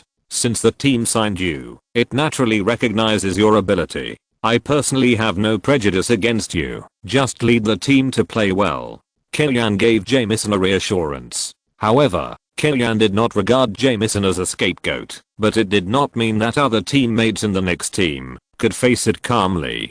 Curry, Matthews, Stevenson and others were all a little dissatisfied with James and even the team's management. They even found Kellyanne after training and asked about the specific situation. The truth is, when DeAndre Jordan and Danilo Gallinari were traded, I was so angry that I wanted to leave. But I know that those who left have left, and I can't fulfill the promise I made to them. But you are still here, and I need to work hard for those who stay. I have plenty of money and I don't care about the $23 million salary the New York Knicks give me. Over the past 6 months, the New York media and fans have put a lot of pressure on me, and I don't care about them. What really matters to me is you. I hope to win a championship with my Messi and the perfect team I have built with my own hands. This is the real reason why I stayed. So don't form cliques within the team and increase unnecessary internal friction. Let's work together to win this championship, and we can talk about the rest later. Kellyanne said, I will take a year off and come back to say hello. Maybe I will have a chance to lead you in the future. Matthews will be a restricted free agent after this season. The team currently has Holiday, Korver, and Stevenson at the number 2 position, so he may not stay with the team. Stevenson is a second-round pick who is not valued. After the contract expires, he will be an unrestricted free agent and will become a free agent in the summer of 2012. Considering the mobility of role players, Kellyanne will definitely have the opportunity to work with them again in the future. On the contrary, Curry, who Kellyanne values the most, is the most difficult to say. Normally, he will renew a 5-year maximum salary contract in 2013. Even with a player option, it will take at least 2017 to opt out of the contract. Even so, the Knicks will be able to offer him the largest contract by then. It is really hard to say whether they can work together again. Kellyanne will try his best, but if he can join the Kings in 2012, his more realistic goal is indeed someone else. In the first game after the All-Star weekend, the Knicks welcomed the Golden State Warriors at home. In the last game of the team's 22-game winning streak, it was the strong sniping of the Golden State Warriors that caused the Knicks to overconsume in the first back-to-back game, and then lost to the Spurs the next day, ending the winning streak. Kellyanne helped the players review this experience in the locker room, which also ignited the players' murderous aura. Compared with the murderous aura of the Knicks, the Warriors players obviously have not recovered from the All-Star weekend holiday. Throughout the game, the Knicks relied on strong outside firepower to suppress the Warriors in the score, and finally won 120-100. As he wished, he attracted his own followers in the team's locker room. James was in a good mood. He played for 33 minutes and scored 26 points, 8 rebounds and 7 assists, and continued to move towards the MVP. However, for James, the key to this season is still the team's record. After all, he has won 2 consecutive MVPs, but he has not won a championship. If there is no particularly hard stuff, the league will not easily let him win 3 consecutive games. This victory was not perfect.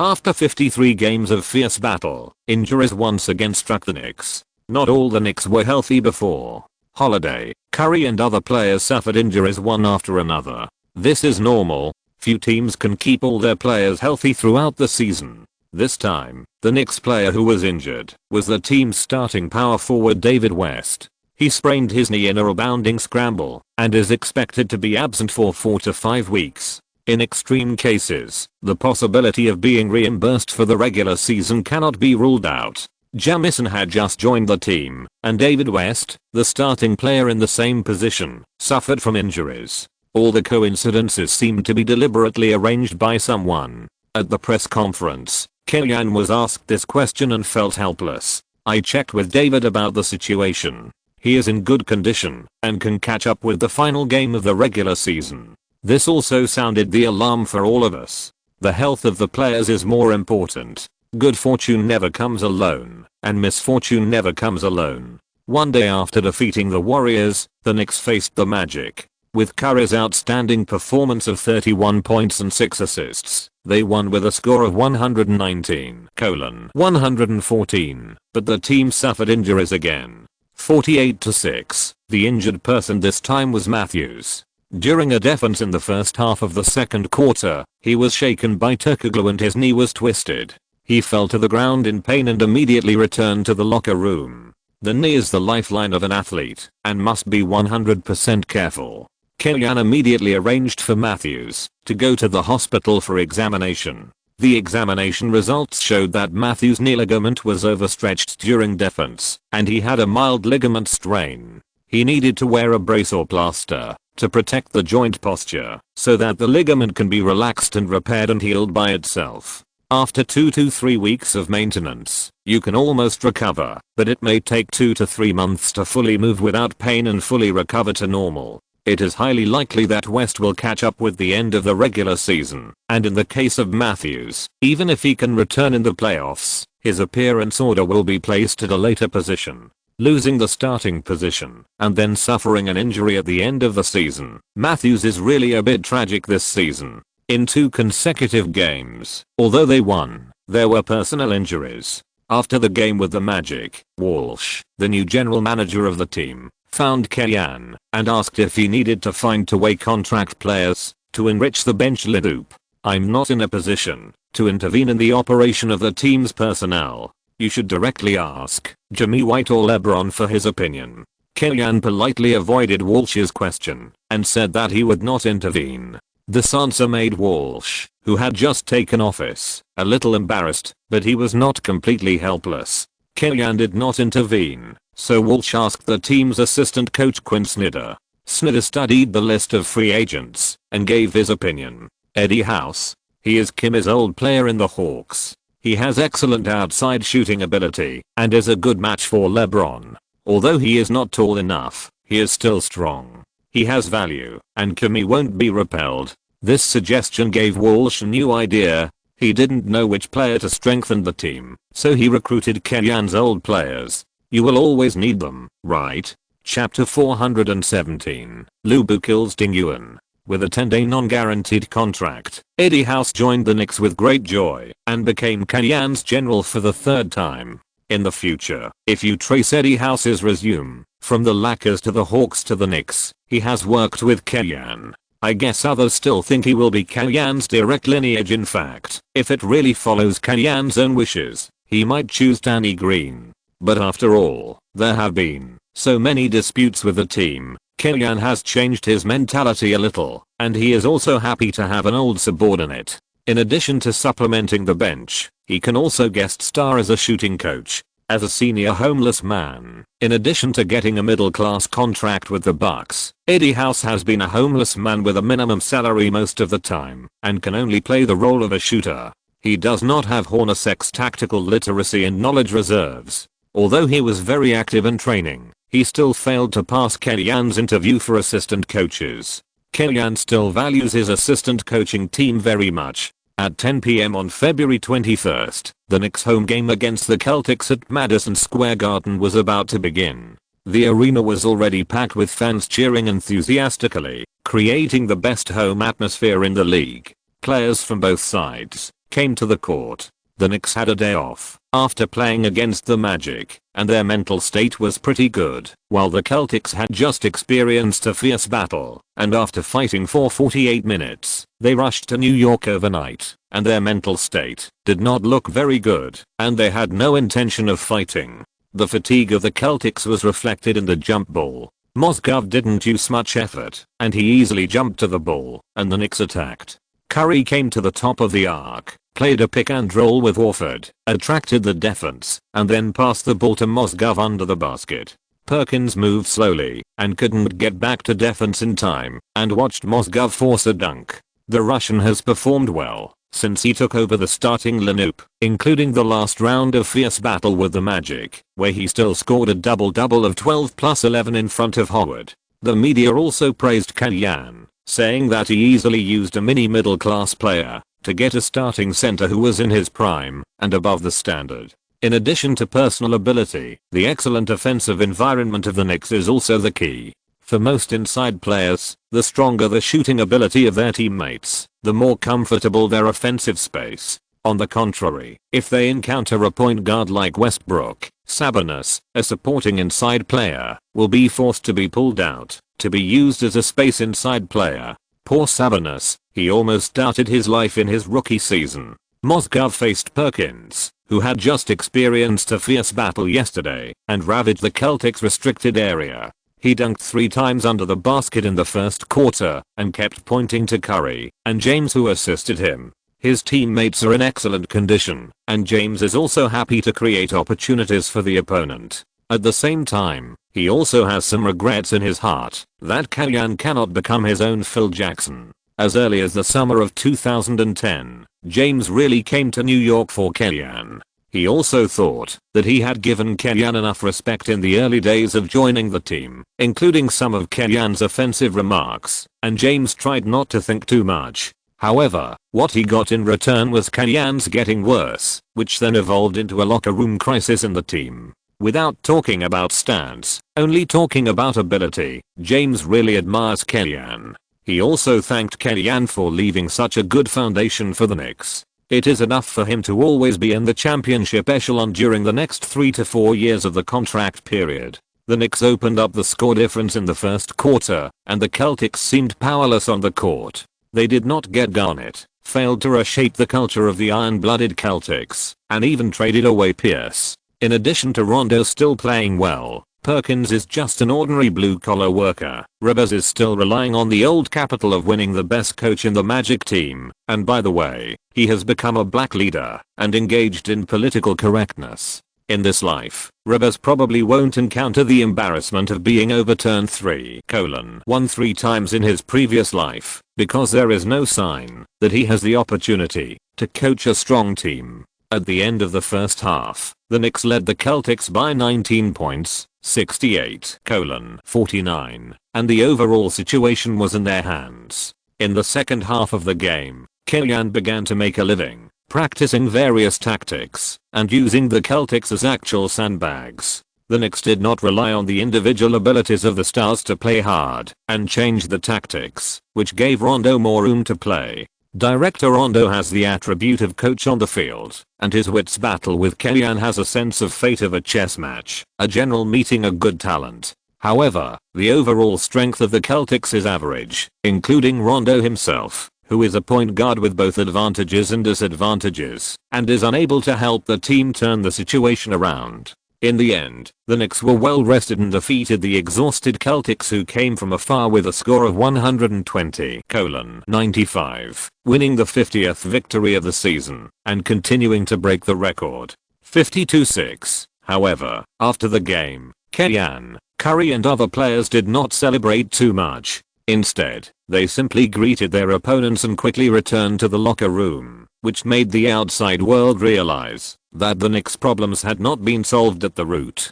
After the game, the media also broke the news that Kalyan's wife Wang Lafan resigned from the clinic where she worked, which once again confirmed Kalyan's decision to leave New York. Sometimes, fans will regret it only after they lose something.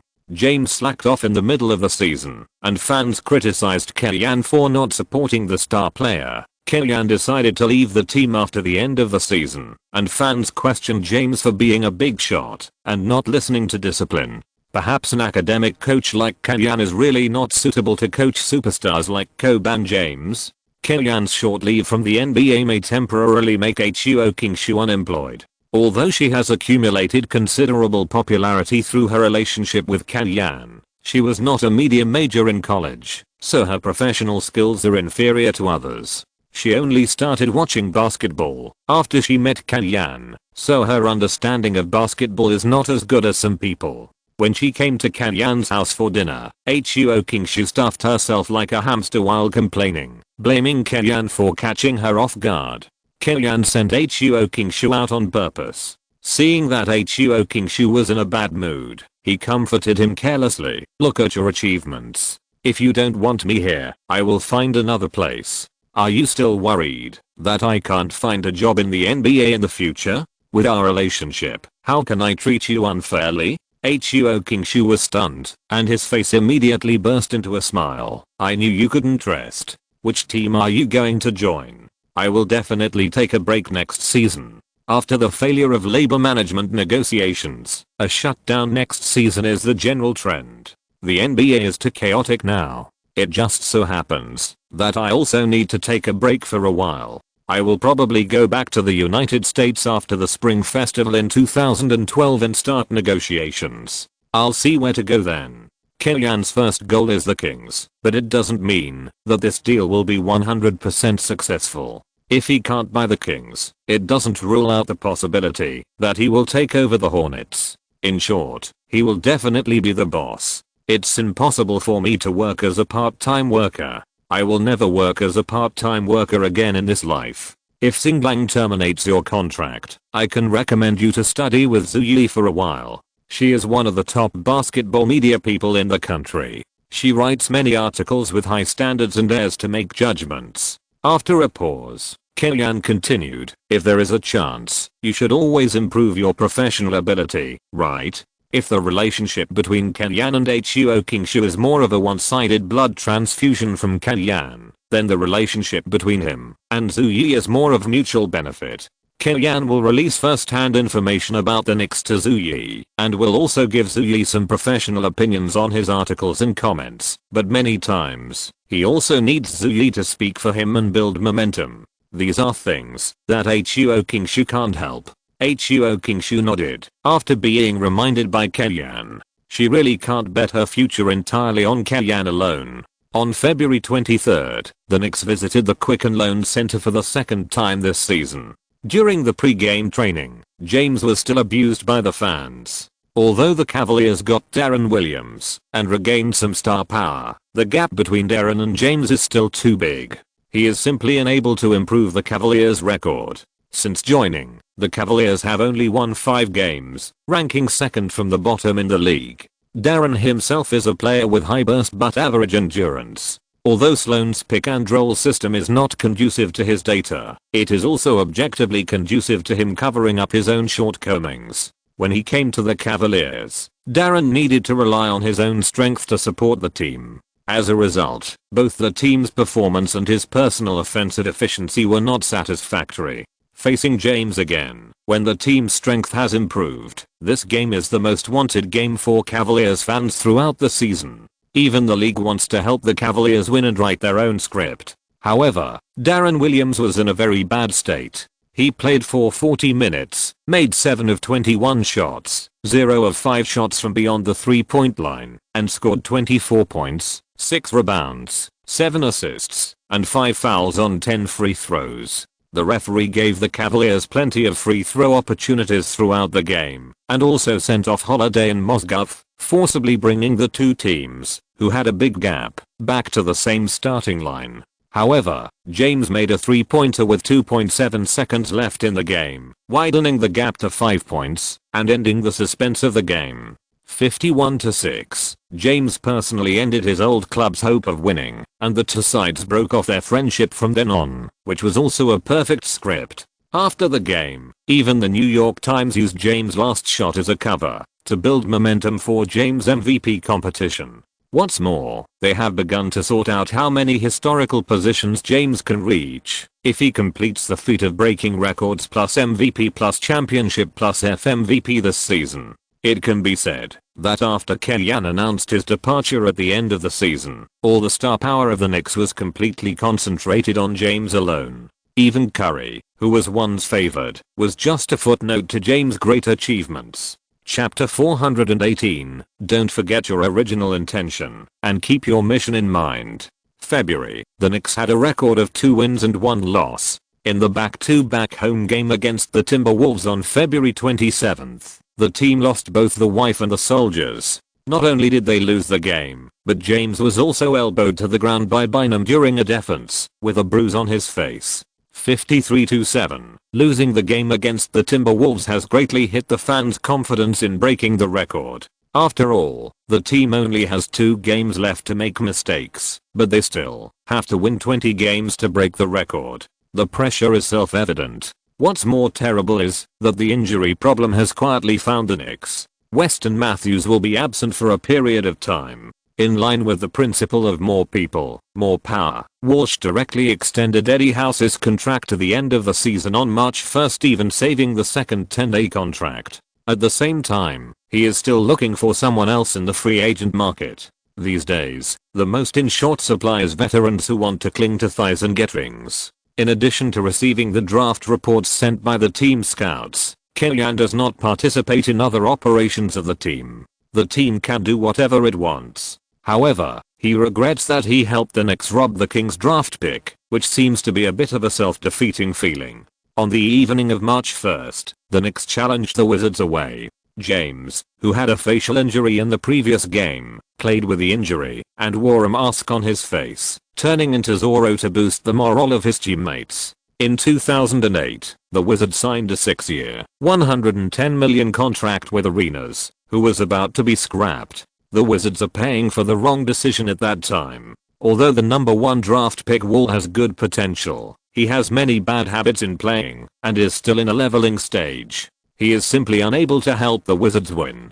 The Knicks arranged Holiday to stick to Wall, limiting the Wall's breakthrough and passing, magnifying his shooting weakness, and if Arenas had the ball, the team could double team the general without restraint and protect Curry, because Wall's running without the ball was no different from a dead man. Without the ball in his hand, he couldn't play. Compared with other coaches, Kellyanne knows the weaknesses of these stars too well, especially when they are in their infancy and their ability to break through is not enough. This advantage allows the Knicks to easily crush their opponents when facing some teams with weak tactical qualities, and will not give the opponent a chance to show momentum. 92:108. The Knicks defeated the Wizards away and won their first victory in March.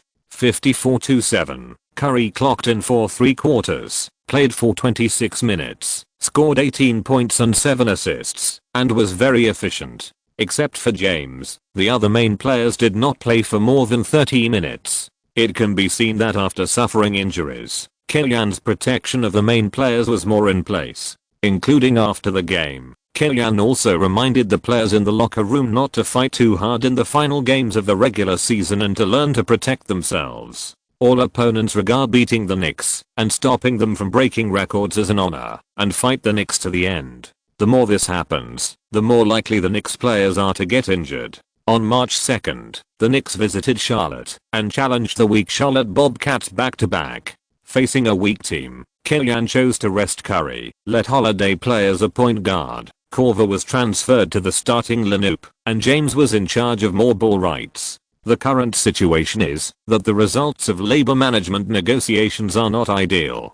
Popular rookies including Harrison Barnes and Perry Jones have announced their withdrawal from the 11th draft. Except for Kyrie Irving, there is not even a rookie rated T1, which also disappointed the Bobcats, a team that is neither up nor down. Even if they play hard, they can't beat the Jazz, Hornets, and Raptors. Even if they play well, they really have no hope of entering the playoffs. The situation is very difficult. Stop the Knicks may be the greatest significance of the team led by Joe. The Bobcats played a game with the Knicks with their full main lineup. Although they lost by double digits in the end, it was not easy for them to force James to stay on the court at the last moment with their strength. 55-7. James was a little dissatisfied with Kellyanne's resting Curry in this game. After the game, some basketball bloggers on the internet questioned Curry's only 26 minutes into back-to-back games, and accused Kellyanne of pampering Curry too much. Such remarks also received support and recognition from many fans. Such remarks will not have much impact on Kellyanne and Curry, but when Kellyanne saw that the New York fans were led to attack Curry, he was a little surprised. Unintentional planting of willows has brought about a forest of willows. The relationship between Curry and Kellyanne is beyond words, but is it so good that Curry is willing to sacrifice his future to follow him? Not really. In other words, Curry will not easily make the decision to move because of his mentor-disciple relationship with Kellyanne and the prosperous life, huge market, largest contract and fans who once supported Curry. But what if the fans hurt Curry's heart? You know, O'Neal left for the Lakers because the management was stupid and the Orlando fans voted that he was not as good as Hardaway. If Curry's efforts are not recognized by the fans, Kellyanne may be able to poach him. As for Kellyanne himself, he is about to leave the Knicks, so why does he care about what the fans think of him? From March 4th to March 9th, the Knicks won 4 games in a row in 6 days and completed a 6-game winning streak while improving their record to 59 wins and 7 losses. In terms of winning rate, it exceeds the winning rate of 72 wins and 10 losses. However, the journey of 100 miles begins with a single step. The situation facing the Knicks is that the team only has 2 games to spare. If they lose one more game, the team will miss the chance to break the record. In this case, the pressure from top to bottom can be imagined. Relatively speaking, the Knicks have the best mentality. Kellyanne is eager to seize the opportunity to create history, but he wants to win the championship more steadily. He knows clearly that the runner-up with 73 wins is the biggest loser and the biggest joke in history. On March 11th, the Knicks will visit Staples to challenge the defending champion Lakers. This season, the most amazing phenomenon in the NBA is that under the pattern of one super and many strong teams, the Knicks' star power far exceeds that of the Lakers, who have just won 2 consecutive championships. There are many underrated defending champions in NBA history. For example, after the Spurs won the championship in 2003, they were looked down upon in the following seasons because the Admiral retired and the Lakers formed the F-Fallen Loop. For another example, after the Heat won the championship in 2006, they were not considered the favorites to win the championship next season because the team's success largely relied on the idea of achieving success in one battle of these veterans, plus the referees gave many whistles. But the Lakers are different. The team's main lineup has not changed much. The starting lineup of Fisher, Kobe, Artest, Odom, and Gasol has not declined much compared to last season, and Blake and others have been added to the bench. But it is because of James joining and Nixon's amazing regular season record that the media and fans are all optimistic about the Knicks. Even the topic of 23 vs 24 was overwhelmed by the topic of the Knicks' impact on 73 wins. On the day of the game, the Staples Center was full. When the players came out, the fans gave warm applause. The Lakers have a high winning rate against most opponents in recent years, except for the Trail Blazers and Kellyanne's team, which are the teams that the Lakers find it difficult to take advantage of. Kellyanne seems to know how to take advantage of the Lakers' weaknesses. Kobe's wife Vanessa also came to watch the game and support her husband. The ups and downs of the past have passed, and the two are now a model couple. If anyone dares to mention the handsome incident on the forum again, even if the moderator does not intervene, the 6 billion Kobe fans will spray him to death. Against the Knicks, the Lakers have advantages in the inside and Kobe, especially when Matthews does not play. Kobe is against Holiday, and the height plus body shape double crush. The advantage is obvious. The key to the Knicks is Curry. Fisher's top defense against some heavy guards and even switching to defend wing players is quite effective, but against the small and fast players, he can only say wow, he is really good. Curry's speed is not the top among small guards, but his flexibility attribute is full. After the game started, the Knicks' performance was eye-catching. Curry and Holiday's performance on the outside was explosive. They used their speed to break through the Lakers' defense on the outside and completed the attack.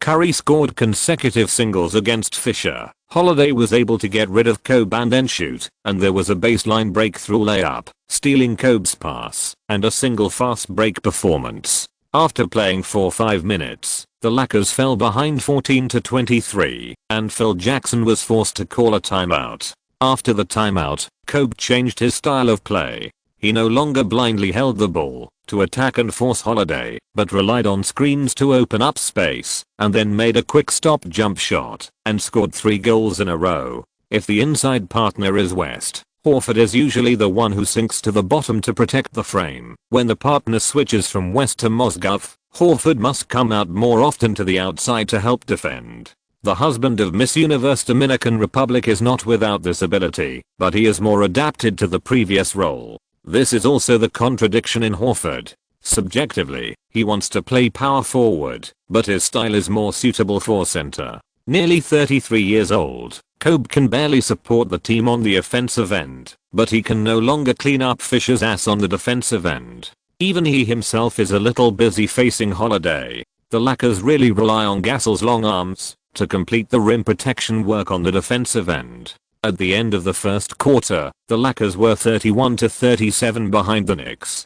Curry made 8 of 11 shots in a single quarter and scored 19 points and 2 assists. With the score behind, Phil Jackson arranged Kobe to continue playing. Kobe chased Korver and Stevenson and played without mercy. The Knicks lineup is already good enough, but it is still at a disadvantage when facing wingers with comprehensive offensive skills. James is more of an excellent help defense ability, not so good one-on-one. Matthews' athletic ability is a bit poor, and Holiday, he is good at defending all types of guards, and he can't defend against those who are bigger than him. This is determined by physiology. 2 minutes into the second quarter, the score difference was wiped out by the Lakers. Kellyan replaced James to control the situation, and the effect was immediate. James chased Walton and output, and Kobe still couldn't defend.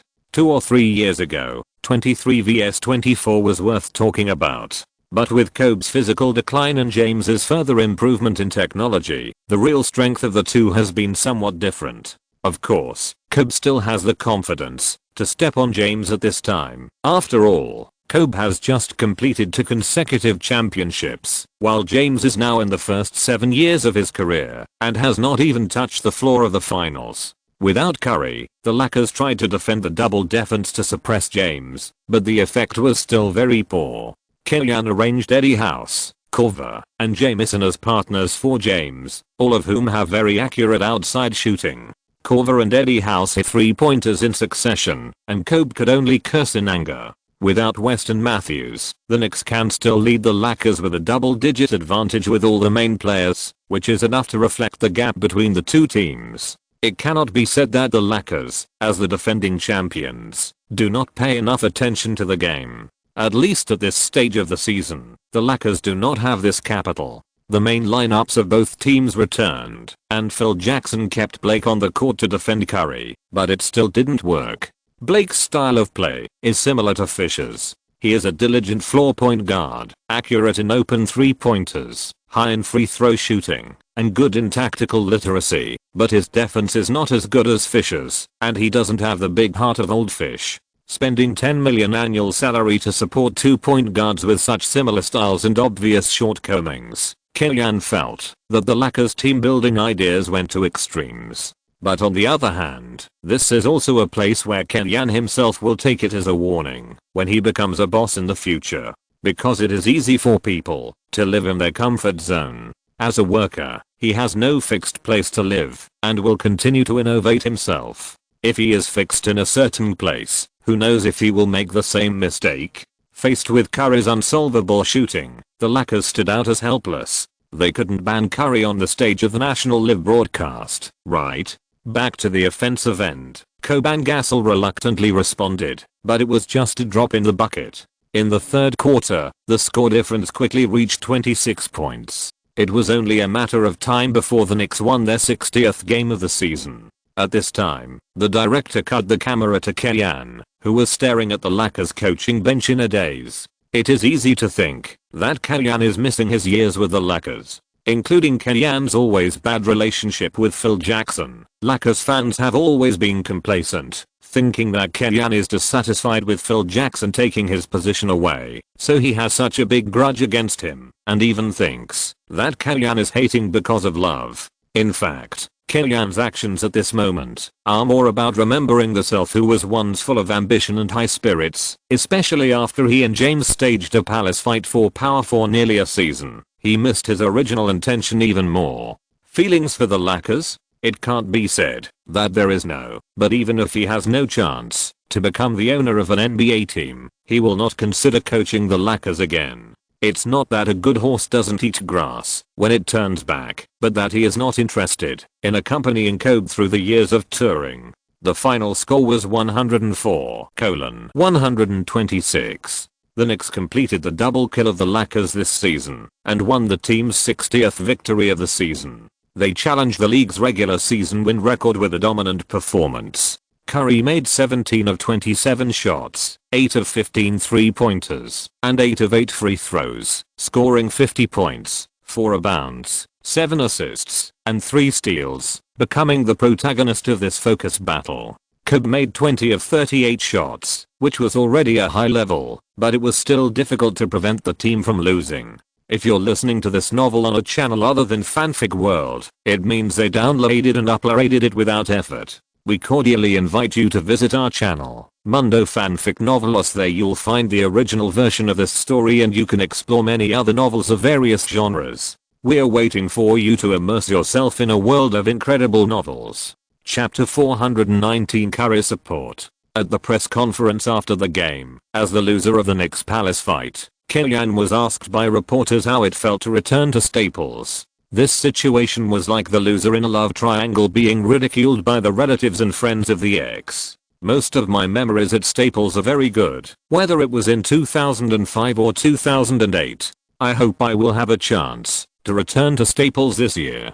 Killian rarely loses when it comes to talking nonsense. He casually mentioned the past of the 2008 finals and also reminded the local reporters in Los Angeles that he was not a loser and he won the championship in 2008 by stepping on the Lakers. This sentence also directly blocked the media reporters from hyping the news that he wanted to return to the Lakers. However, after the game, the picture of Killian gazing affectionately at the Lakers coaching bench was still spread by the media and netizens. Netizens all over the world are keen on this. After going through thousands of cells, he is still a young man when he returns. Little do they know that this is just Killian's remembrance of his youth. People's faces are gone, but peach blossoms still smile in the spring breeze. Curry, who scored 50 points, became the focus of everyone's attention after this 23 vs 24 game. Curry attributed everything to Killian. For me, Kobe is the best coach. I'm very sorry that he chose to leave. I know that if it were not for force majeure, he would not leave New York, but this is a business league. I hope to work hard with my teammates to win a championship for Kimmy. This is what I can do for him. Once upon a time, Killian told the players, after Gallinari and Jordan were traded, he also wanted to leave. He stayed for the talents who stayed in the team. This sentence touched Curry greatly. At this moment, his speech already meant to fire at James and the management who stood on James' side. Obviously, everyone worked together to reverse the fate of the Knicks, but turned around and was picked by others, and then one by one was liquidated and forced to leave. First Gallinari, Jordan, then Killian. Who will be the next one? The reporter asked Curry if he was confident of winning the championship this season, and he also gave a positive answer. It will take a lot of effort, but I believe we can do it under Kimmy's leadership. Curry's crazy support surprised Killian himself. How should I put it? Originally, according to his plan, if he acquired the Kings, it would be difficult to complete the deal to get Curry from the Knicks in the first place with the Kings Foundation, and Curry might not be willing to give up everything to follow him. So Killian planned to trade another new star who was easy to get to be the core of the team, and then make plans. But, looking at Curry's statement at this moment, you can imagine it. After the game with the Lakers, the Knicks returned to the East and ushered in a sweet schedule. On March 13th, the Knicks slaughtered the Grizzlies 120-91 at home. After completing 2 win-win transactions with the Knicks in 2009, the Grizzlies also completed the reconstruction with the accumulated resources. The team formed a starting lineup of Conley plus Tony Allen plus Wilson Chandler plus Randolph plus Mark Gasol, and the lineup was more stable than in the previous life. Randolph met his destined good friend Gasol, and the two of them had an amazing chemical reaction. Randolph was the main attacker, relying on accurate mid-range shots and a strong attack under the basket to fill the overall weakness of the Grizzlies' poor offense. Gasol was the main defender. In addition to the poor statistics, Gasol not only completed everything he could on the defensive end, but also used his shooting range to relieve Randolph's offensive pressure. Such a Grizzlies put in the playoffs, anyone who met them would have to lose a layer of skin if they wanted to beat them, except for Curry, who was cheating. In this game, Curry continued the beat he feel of 2 days ago, 12 shots from beyond the 3-point line, and hit 7 balls. Curry's exaggerated shooting ability made Tony Allen, who was named the league's first perimeter defender by Kobe, complain bitterly. If he gives Curry a little space, he can accurately hit a 3-pointer, and once he puts all his pressure on him, Curry can also use his skillful dribbling skills to get past his defense and score. He only scored 37 points, not because the Grizzlies defended better than the Lakers, but simply because Kenyon protected Curry and only let him play for 31 minutes.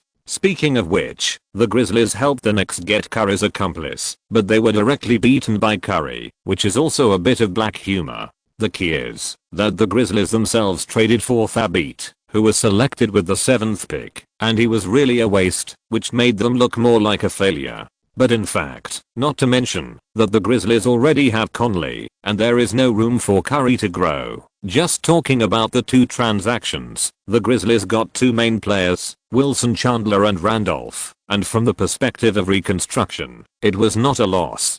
On the 15th, the Knicks narrowly defeated the Nuggets 113-109. 62-7. In this game, Curry's touch was not as abnormal as in the previous two games. He made 8 of 19 shots, 3 of 8 3-pointers, and 6 of 6 free throws, scoring 25 points, 5 rebounds, 7 assists, and 3 steals. His performance was not as efficient as Billup's 24 points and 10 assists. James also did not take advantage against Anthony. Melo has a very high winning rate against James in his career. In terms of offense, Anthony can blow up some opponents on the offensive end. In defense, facing strong enemies, Anthony's defensive attitude will be better. In this game, the Knicks should use the substitute lineup.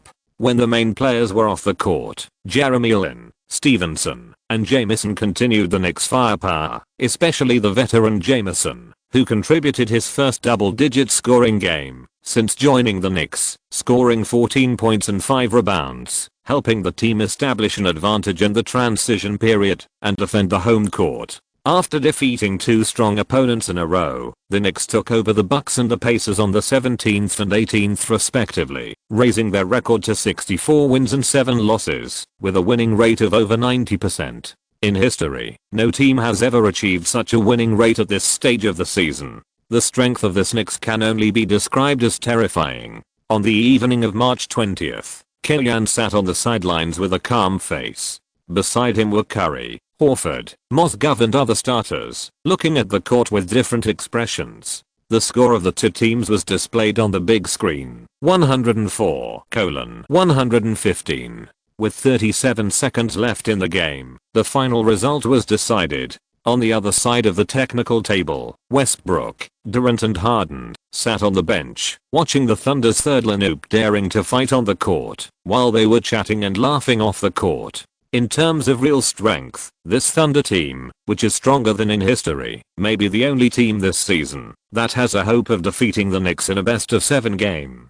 They not only retain the eldest brother Durant, whose arms are longer than his knees, the second brother Westbrook, who is loyal and brave, the third brother Harden, who is full of beards, and the fourth brother Ibaka, who is a long spear, but also Brook Lopez, who joined the team through a trade. Bigelow has both strong back-to-the-basket singles and certain mid-range shooting skills, which is an excellent supplement for the Thunder team that relies too much on the three brothers taking turns to swing outside. In this game, the three brothers took turns to play, serving as each other's strong backing, and continuously continued the Thunder's offense. Relying on their talents, they defeated the Knicks. In the whole game, Durant made 12 of 18 shots, 7 of 8 free throws, and scored 33 points and 8 rebounds. completely replacing his son James, while Westbrook frequently attacked the restricted area, constantly went to the free throw line, and scored 24 points, 7 rebounds and 3 assists. Beep. Soon, the game was over, and Kellyanne came to the technical desk to shake hands with Brooks. "Sorry, I've caused you some trouble in breaking the record." Brooks smiled and said, "I don't care about the record." Kellyanne's words were a double entendre, implying that someone else was thinking about breaking the record, and also hinting that he only wanted the championship. After the 8th loss of the season, the Knicks' record came to 64 wins and 8 losses, and the winning rate was still higher than 72 wins and 10 losses, but the team's tolerance rate was only 1 game. The situation suddenly became critical again. However, in the second back-to-back game with the Bulls, the Knicks won first and then lost, losing the 9th game of the season. 65-9. If the Knicks want to break the record, they must win the next 8 games. Stephen Smith, American Yang Yi, said a piece of nonsense that even elementary school students know on the show. But James regretted at this time, regretting his decision to turn against Kellyanne in advance. When Kellyanne gave up his 100% leadership of the team and announced his resignation at the end of the season, the Knicks had been demoralized. There are many things that affect the players' morale, including the team's training plan, their position in the team, their salary, their relationship with their teammates, their future development, and the team's manager. When Kellyanne regarded Knicks head coach as a position and a job, rather than a career, when Kellyanne, as the team's head coach and direct manager, emphasized the significance of the championship, many players had already made choices subconsciously. Although they also want to go down in history, and although they are eager to become the record itself, no one can name all the players of the 72-win Bulls. Young fans know the iron triangle of Jordan, Pippen, and Rodman, and old fans are lucky to know Longley, Harper, Hucock, and Kerr. What really made this group of players successful is not the record, but Kellyanne. Not to mention, how many of these players were trained by Kellyanne. The funny thing is that it was Jamison who triggered the conflict between him and Kellyanne. Just because he wanted to have one more person on his side in the locker room, he alienated the most important person from him. Fortunately, the championship was their common goal. At least in this matter, they were on the same front. Chapter 420, Historical Records. Deep in James' heart, there are regrets, doubts, confusions and trade-offs, but the only thing missing is the determination that a great athlete should have. So what if Kellyanne didn't give his all? Isn't it also the responsibility of the team leader to boost the morale of the team? Is it difficult to win 8 games in a row? The Knicks have achieved a winning streak of more than 8+ games 4 times this season. Why don't they have the confidence to do it again? After working hard to create such a situation, they are just a stone's throw away from breaking the record, but they don't have the determination and confidence to break through. What kind of chosen son is this? Jordan, who James has always been benchmarking, how would he choose in this situation? When the media's tone became, even if the record is not broken, this Knicks is still worthy of respect, it has already shown that this Knicks has given up in the Guangdong vs.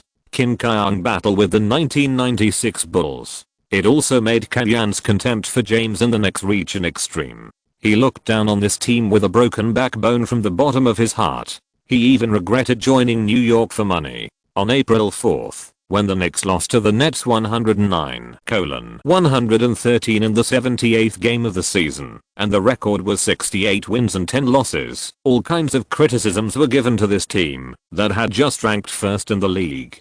Kellyanne, who had been in conflict and disagreement with James throughout the season, and resigned early in the middle and late stages of the season, was the first to bear the brunt. His crime was that he brought his personal emotions into work and failed to protect the locker room. James, who destroyed the team's atmosphere, was also criticized. He was unprofessional in the middle of the season and ran out of tricks at the end of the season and failed to support the team. Curry was unstable. Holiday was a nervous knife on the offensive end. Horford was not productive enough, and West was absent at the end of the season. Even the cleaning lady was blamed. This is a team that is about to go to the playoffs. These media really have a way to criticize. Amid the outside world's attacks, Killian convened a team meeting and put forward his own suggestions. The championship can wash away some humiliation. LeBron, why don't you take a rest and go all out to the playoffs? Even if the Knicks achieved a record of 72 wins and 10 losses, they would only be the second team in history to achieve this record, and they would definitely not be as popular as the 1996 Bulls. James himself felt that this was not as meaningful as winning the championship steadily. Moreover, from his perspective, his and Killian's common goal was the championship. Before winning the championship, there was no need to create complications because of some hours, so he nodded and agreed to this proposal. James's resignation meant that the Knicks no longer had to fight for discipline in every game. Killian used these 4 games to let West find some game feel, and at the same time, practiced various tactics around Curry, and by the way, won the last 4 games of the season 72 wins and 10 losses. The Knicks became the second team in history to achieve a record of 72 wins and 10 losses. Although it is a little regrettable that the record was not broken, it is still a great achievement to tie this record that many people consider unattainable. After the last game against the Pistons, the fans of the Palace of Auburn Hills stood up and applauded the Knicks players, which is a rare warm scene in the NBA. The Knicks have not played 100% of their strength in the regular season. I believe we will be even stronger in the playoffs. At the press conference after the game, Killian looked forward to the playoffs and made a tough statement. The second team in the East is the Chicago Bulls with 63 wins and 19 losses. If there is a team that has risen unexpectedly this season, it must be the Bulls. Rose played an MVP level performance. Not only is his personal data gorgeous, but his style of play is also very explosive, attracting countless fans, and including Noah, Luol Deng, Gibson and others have also made great progress under Thibodeau's training. In the case that the Knicks did not break the record, Killian and James have a high probability of losing to Thibodeau and Rose in the competition for the best coach and MVP. The New Jersey Nets, who made efforts in the middle and late stages of the season, ranked 3rd. Garnett's joining improved the team's defense and changed the team's temperament. Stoudemire played at the top 5 MVP level, helping the team get back on track in the second half of the season. The Magic and the Heat, 2 teams that have a certain impact on the Knicks, will fight each other in the first round, and the winner will have the opportunity to compete with the Knicks for a ticket to the Eastern Conference Finals. However, fans are not optimistic that they will challenge the Knicks, who are waiting for the opportunity. Paul led the Hawks to keep the 6th place. After leading the team alone for a season, Paul felt helpless and expressed his hope that the team would bring him strong reinforcement in the middle of the season. However, the Hawks' salary situation is not sufficient, and they have to give Batum a big contract, so it is difficult to introduce strong reinforcement. The Celtics and the Pacers ranked 7th and 8th respectively. The Knicks will face the Pacers in the first round, and the advantage is quite obvious. In the West, the Spurs, who transformed from a strong defensive team to an offensive team, took the top spot in the Western Conference, which was a bit surprising. Many Spurs fans used to say Duncan is not old. The Spurs are not defeated. Judging from the situation this season, even if Duncan is old, the Spurs are still a strong team. The Lakers and Thunder ranked 2nd and 3rd with 57 wins and 25 losses respectively. The Lakers led the record and won the home advantage in the second round. This result is also good for the Knicks. Killian still hopes that the Thunder will be suppressed in the West. The Dallas Mavericks ranked 4th with 56 wins and 26 losses. The Mavericks situation is similar to the history, but the lineup is also a little different from the history. Killian dare not make random guesses in some situations. The Nuggets ranked 5th with 48 wins and 34 losses. With the aging of Billups and the conflict between Anthony and the team, the combat effectiveness of the Nuggets has declined significantly. The opposite of the Nuggets is the thriving Grizzlies, who returned to the playoffs after 5 years. The Grizzlies in front of them are also the ally of the Knicks. As for the Warriors and the Trail Blazers, they are ranked 7th and 8th. The Clippers ranked 9th. After trading for Pierce, they gave the Celtics lottery picks for 2 consecutive seasons, which was a loss to the grandmother's house. The king of various data in the regular season was selected. Durant won the scoring title with 27.9 points. Anthony ranked second with 26.9 points, and James ranked third with 26.7 points. Curry ranked 7th with an average of 25.1 points per game. In addition to Durant, Howard and Nash, who were the rebounding king and assist king, also won the title. The former averaged 14.2 rebounds per game and laughed at the heroes. The latter averaged 11.2 assists per game, which was unmatched. However, for the two, the decline of their teams had a greater impact than the awards. The Magic lost their position as the leader of the Eastern Conference and fell to 4th place. The Suns were even worse, falling directly to 10th place in the Western Conference, missing the playoffs and not having a good draw. Bodig won the blocking, and Paul won the steal king. Curry made the most 3-pointers in the league's history with the 3rd highest outside shooting percentage in the league, 44.2%, and was certified by the media as a person who would break all the records of Ray Allen and Reggie Miller outside the 3-point line in the future. At the same time, thanks to his terrifying outside shooting percentage, Curry's true shooting percentage, 61.7%, ranked 6th in the league, making him the only point guard among the top 20 players. The Knicks' opponent in the first round was the Pacers, and almost all experts believed that the Knicks would sweep their opponents. Al Jefferson and Roy Hibbert were too slow to move, and they simply couldn't keep up with the Knicks' offensive rhythm. The game would be difficult for the Pacers, but Kellyanne clearly knew the limiting effect of Hibbert on James, so in the few days of training before the start of the preseason, he practiced offense more with Curry as the tactical core. An inside player like Hibbert sticking in the restricted area will greatly limit your attack on the basket. We need to use the small and big players in the backcourt to dispatch them, Kellyanne explained to James. In addition to giving the main attack task to Curry, Korver also replaced Holiday as a starter, also to maximize the offensive space. This is also an attempt by Kellyanne. After all, Korver has the attribute of soft-footed crab in the playoffs. If Matthews is not injured, this starting position will be given to Matthews. In the 2010 draft, the Pacers won the jackpot with the 10th pick and successfully selected Paul George, the most promising player in this draft. The team built a talented and very complementary starting lineup.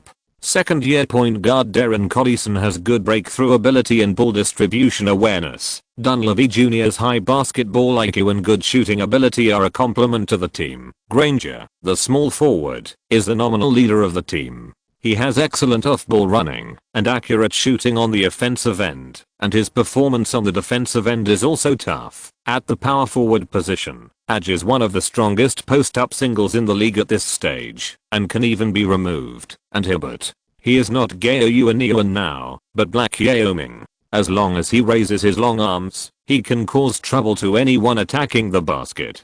This is his huge physiological advantage. On the bench, the Pacers also have TJ Ford, Paul George, Hansbrough and others. Overall, they highlight a balance. If it weren't for the slightly inferior quality of the team's leader, this team could easily get a high ranking. On April 24th, at 8 o'clock in the evening, there was still half an hour before the game started, but Madison Square Garden was already full. The tickets for the first 2 games of the series were sold out 2 days ago. New York fans are always passionate about the Yankees and the Knicks. This short period of time before the game is always extraordinarily long for the fans, but extraordinarily short for the players. The Knicks players quickly finished warming up and took their final rest in the locker room. Kellyanne stood in front of everyone, looked around, and smiled. It would be a great shame for a team with 72 wins to miss the championship. So I won't reduce the pressure on you. I want you to understand that we are now standing in the position of the champion and facing the challenges of all opponents. You must defeat one enemy after another, and then you can hold the championship trophy. The Pacers are a good whetstone. They can help us adapt to the strong teams in the playoffs, but they will not pose a big threat. But I don't want you to relax your vigilance because of this. This is an opponent worthy of respect. I hope everyone will perform well. Chapter 421 I win the game. You train the soldiers. Players from both teams were already on the court. Amid the roar of New York fans, Hibbert used his height advantage to grab the first ball, and the Pacers launched the first wave of offense. Darren Collison crossed the half court with the ball, but did not pass it to Jefferson in the interior. Instead, He controlled the ball for a while and waited for Granger to come out around the screen to receive the ball. Just when Collison was about to pass the ball, James used his body to entangle Granger, not giving him the opportunity to easily receive the ball and shoot. This defensive intensity made Granger very uncomfortable. Collison hesitated and stopped the ball at the top of the arc. Fortunately, Dunleavy, who had a very high basketball IQ, ran back to the baseline, continuously received the ball with Hibbert's off-ball screen, and then directly passed it to Hibbert, who came down after the pick and roll. The Black Wyoming pushed Horford, stabilized his body in the first time, hit the rebound at close range, and easily scored 2 points 0-2. Hibbert received the ball at this position, and his height advantage was too obvious. With the advantage of the inside line, Collison and Dunleavy can stably deliver shells to the inside line, which is why the Pacers' performance is guaranteed. When the Knicks attacked, Horford set a screen for James one step inside the 3-point line. The latter dribbled to the left and found that the Pacers' formation was shrinking to the restricted area. He passed the ball to Horford in the middle. The latter took a step inside the 3-point line and shot a jump shot. No one interfered and the ball missed the basket. Hibbert easily got the backcourt rebound and passed it to Dunleavy for organization. Granger received the ball in the front court and played a screen with Hibbert again. This time, Mozgov switched defense a little slowly and Granger changed direction to avoid the angle and shot directly from mid-range 0-4. When the Knicks attacked, it was still a high screen between James and Horford. James took the ball to the right, and Horford did not cut open and pulled outside the 3-point line. James attracted Al Jefferson and Granger to double team and passed the ball to the middle. Horford received the ball and shot on tiptoe and hit a 3-pointer 3:4. The pick and roll effect of the number 3 and number 4 players is not good. After all, the main purpose of the pick and roll is to form a mismatch of big against small or small against big. There is not much difference in size between the number 3 and number 4. However, Al Jefferson, who is at the number 4 position of the Pacers, has the mobility of the number 5 position. He will die if he encounters a pick and roll. Yoga said, in the regular season, Horford took a total of 81 3-pointers from the outside, made 27 of them, and the hit rate was 34%. For an inside player, this is a very good data.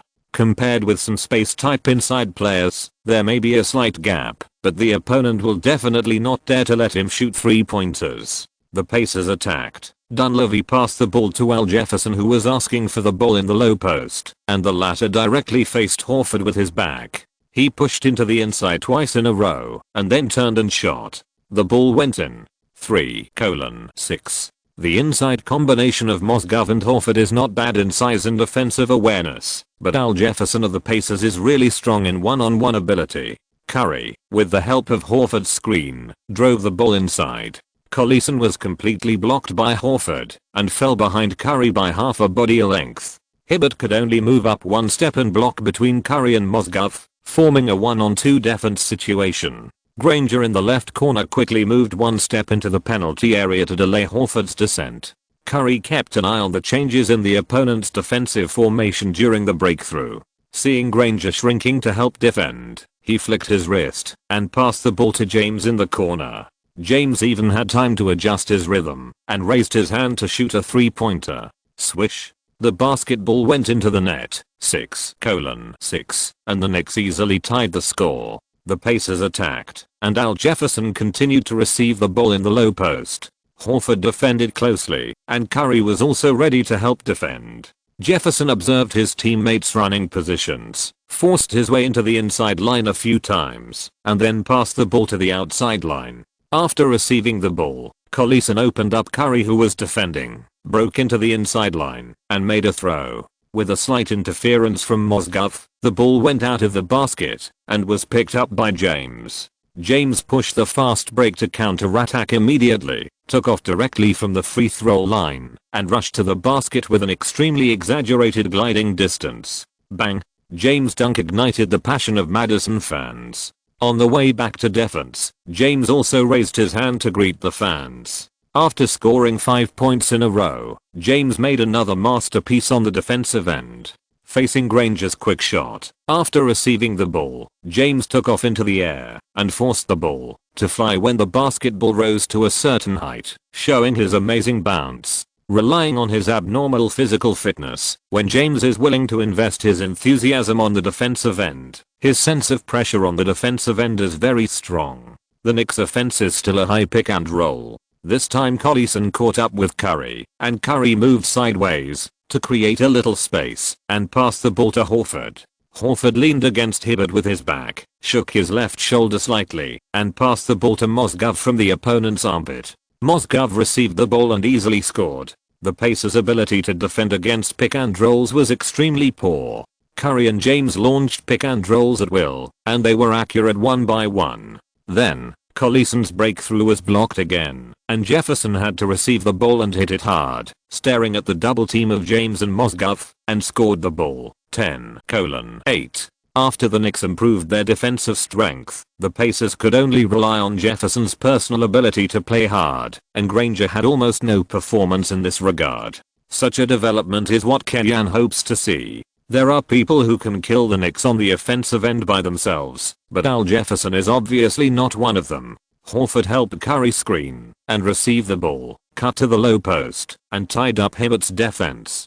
Curry leaned against Collison and stepped back to shoot 12:8. The Pacers attacked. Dunleavy and Granger cooperated. The latter ran into a small space by adjusting his pace and missed the three-pointer. The Knicks played a pick and roll between Curry and James got a chance to challenge the opponent. He leaned against Collison and forced his way into the inside. His movements were not beautiful or technical, but his huge physical advantage allowed him to steadily crush into the inside, and he hit the rebound under Hibbert's defense. 14:8. After missing the mid-range and long-range shots continuously, Granger changed his style of play, called Hibbert's pick and roll, broke through on the right with the ball, passed Horford by half a body, and was about to break into the basket, but was stolen from behind by James. Hibbert had no shooting range, and Granger's own ball-holding offensive ability was also average, so this kind of pick and roll offense was really not threatening. After stealing the ball, the Knicks directly launched a fast break.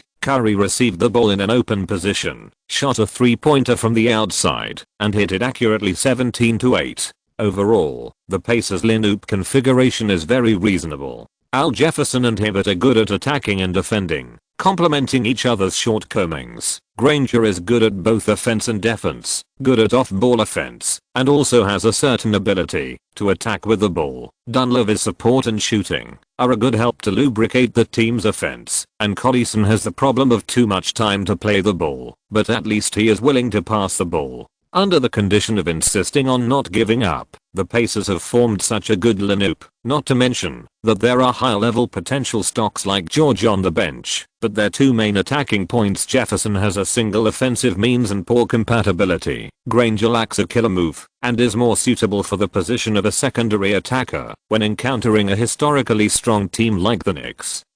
It is really not enough to withstand it. In the middle and late stages of the first quarter, Vogel replaced George to play the second position, and the team's perimeter defense was significantly improved. But on the offensive end, George and Granger's sweet spot positions overlapped, giving way to the big brother. It was difficult for him to play comfortably, and he could only use the opportunity of counterattack to complete the slam dunk. At the end of the first quarter, the Knicks led by 17 points, 39-22. In the second quarter, both sides competed with substitutes. George showed his talent. He was not only able to defend and assist on the defensive end, but also able to complete some simple mismatch singles on the offensive end. Although his ball handling ability is really poor, this body shape is really easy to remind people of McGrady.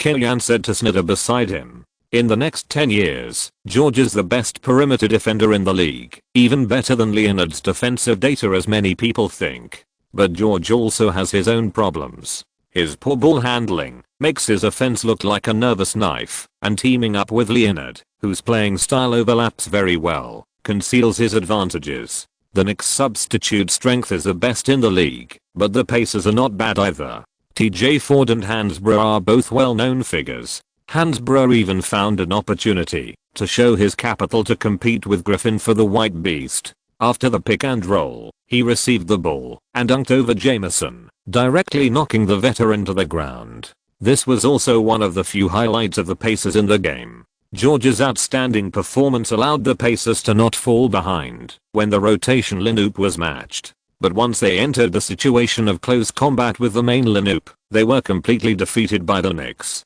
Curry and James, who were in good condition, both showed excellent condition in the first half of the game, and the Pacers had no way to cope with it. At halftime, the score difference was 25 points. Looking at the score difference alone, it is not impossible to catch up, but if you look at it in combination with the game, even the fans of the Pacers can only pray that the team will not be slaughtered. Vogel may also know this very well. In the third quarter, he decisively gave George more opportunities to perform. However, facing James head-on, George was still a little immature. His defense was even very clean, allowing James to get whatever he wanted without getting angry. After James opened up, the Knicks were almost everywhere and entered the fourth quarter with a 37-point lead. In the last quarter, the Knicks practiced substitutes and the Pacers practiced George. The two sides performed extremely harmoniously, and they loved each other. In the end, the Knicks won 32 points at home with a score of 134-102, making a good start in the playoffs. James scored 35 points, 10 rebounds, 8 assists and 2 blocks, and was named the best player of the game. Curry scored 28 points, 3 rebounds and 8 assists. The playing time of both players did not exceed 30 minutes. On the Pacers side, Al Jefferson scored a double-double of 24 points and 10 rebounds. Hibbert scored 14 points and 8 rebounds. George scored 15 points, 6 rebounds and 2 steals. His technical characteristics are relatively comprehensive, but he is not good at scoring. After the game, Kellyan praised George by name. With careful training, George should become a top 3 small forward in the league. His physical talent and defensive skills are great. Kellyan's original intention was very friendly, but it was misinterpreted as sowing discord by some people, because Granger, the boss of the Pacers, is also a small forward. Does this statement mean that the Pacers should give up Granger and concentrate on training George? Vogel was very happy to say that the Pacers were no match for the Knicks. I'm optimistic about the Knicks winning the championship this season. They have a very strong lineup. James and Curry are both players who can solve offensive problems on their own. It's not easy to deal with them alone, not to mention that the other players in the Knicks are also very capable. They have almost no weaknesses. In the regular season alone, the Knicks' record was almost doubled that of the Pacers. In addition, the gap in the first game was so obvious that no one blamed Vogel for speaking his mind directly. There was no point in being stubborn at this time. In the second game, the development of the situation proved that what Vogel said was not wrong at all. The Pacers' defense could not limit James and Curry, especially Curry. After a pick and roll, the Pacers were full of flaws for him.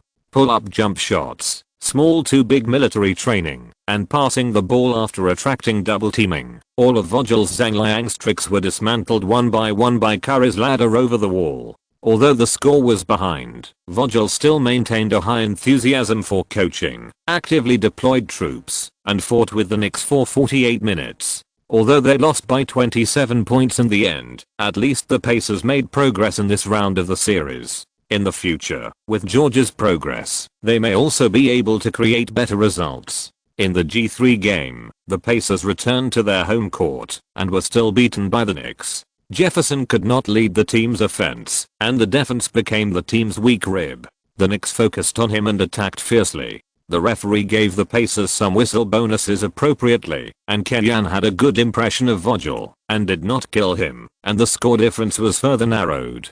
The Pacers lost only 17 points. Everyone in the Pacers, including general manager Larry Bird, did not consider winning the game. They just wanted to lose less in the fourth game and hope that this series could end earlier. No one knows whether the Knicks' lineup will change next season, but with Kellyan's departure, the Knicks should be easier to deal with, right? The G4 game was basically a replica of G3. Kellyan was thinking about the next round of opponents on the sidelines and handed over the command to Snyder. Vogel kept encouraging his players, and at some point in time, he also observed the effect of George playing as a small forward. In such a short time, of course, nothing can be seen. But one thing can be verified. George's agility attribute is definitely slow in the second position, but if it is placed in the small forward position, it is above average. In the case of insufficient ball holding ability, it is more conducive to him to run without the ball and then catch the ball to launch an attack.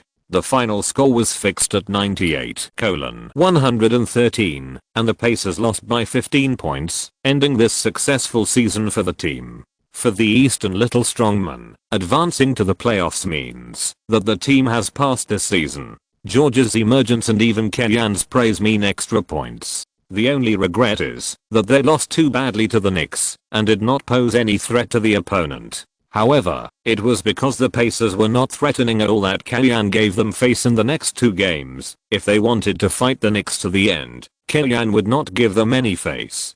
Don't fight back when you meet the Knicks and walk away with a smile and face. Apart from the Knicks, the fights between the other series in the Eastern Conference were much more intense. Joe Johnson and Garnett, the meritorious representatives of the Nets, returned to the Phillips Center. The former Big Three now drew their swords against each other, which is also very sad.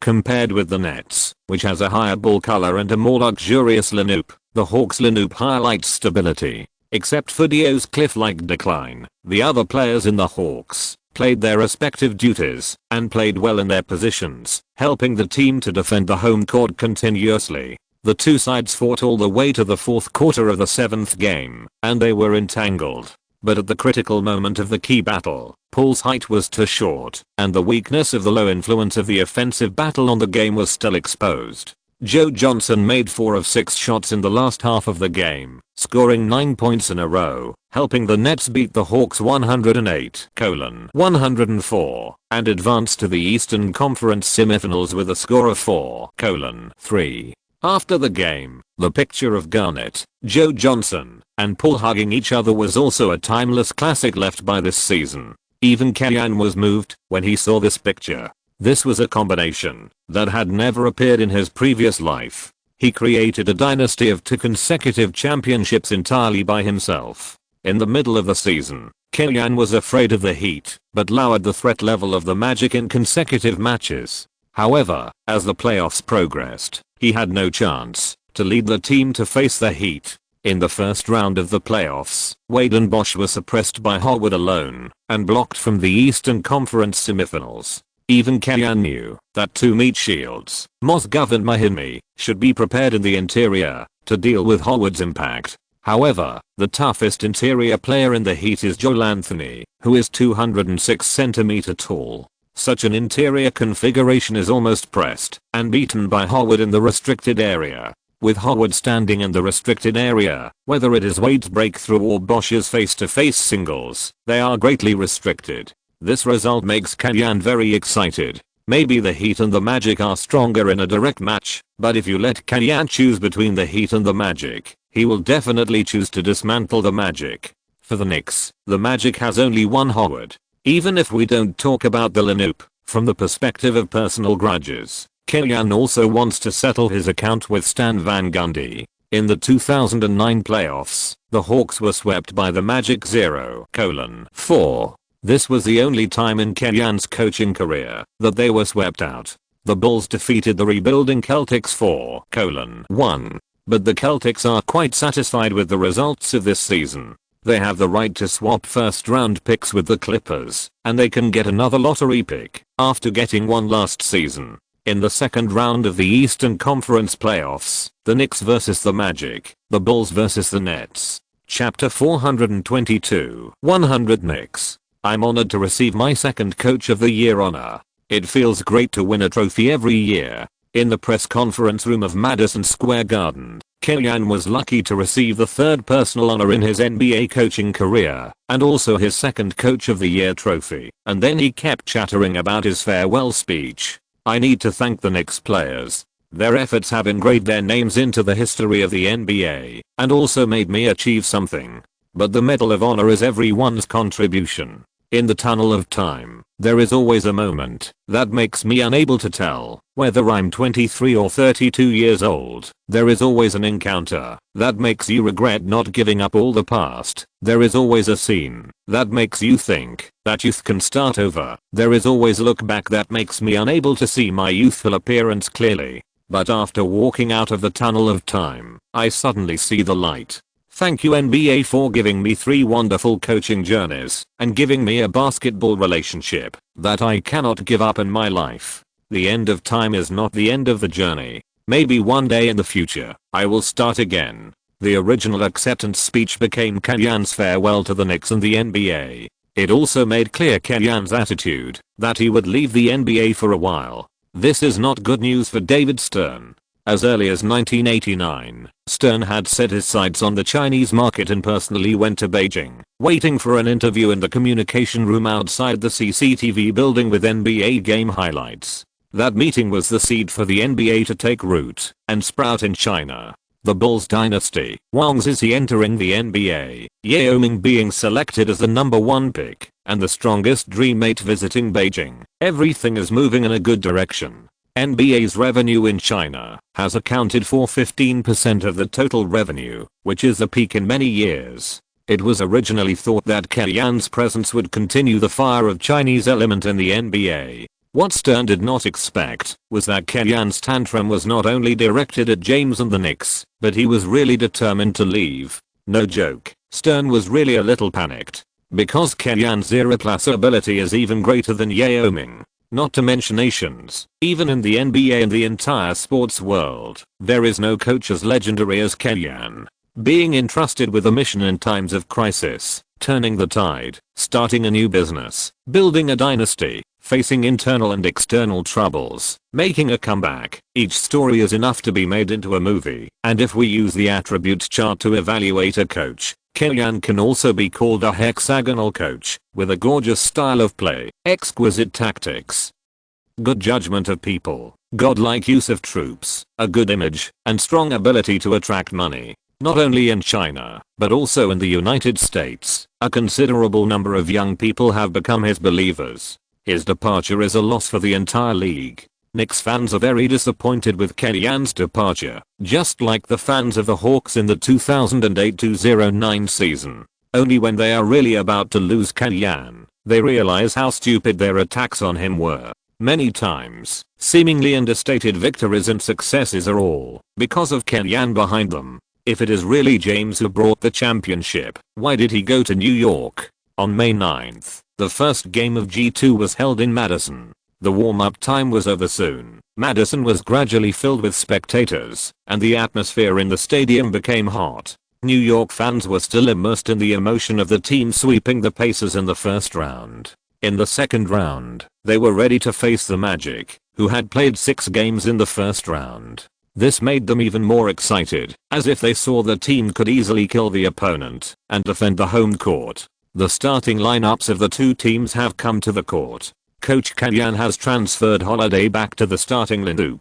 Curry, Holiday, James, West, and Horford are the starters. The main lineup of the Magic has not changed compared with the first round. Nelson, Riddick, Turkoglu, Josh Smith and Harwood are the same lineup that Van Gundy has used for 6 games. The game was broadcast by ESPN. They sent a pair of Mike Bryn and Reggie Miller to Madison for live broadcast. Harwood won the jump ball and the game began. Turkoglu dribbled across half court and the Magic started the attack. After his teammates pulled away, the Turkish agent played a pick and roll with Harwood in the middle, forced a walk to the left to break through Horford's defense, and shot from a mid-range stop, hitting the ball steadily. In the past 6 years, the Magic has been the team with the best record against Kellyanne, but now the times have changed, and the Magic no longer has the lineup advantage to suppress the Knicks. This season, PJ has declined significantly, and the Magic's offense is slightly weak. If Nelson and Turkoglu don't surprise, it will be difficult to play against the Knicks, who have reached the intensity of the playoffs.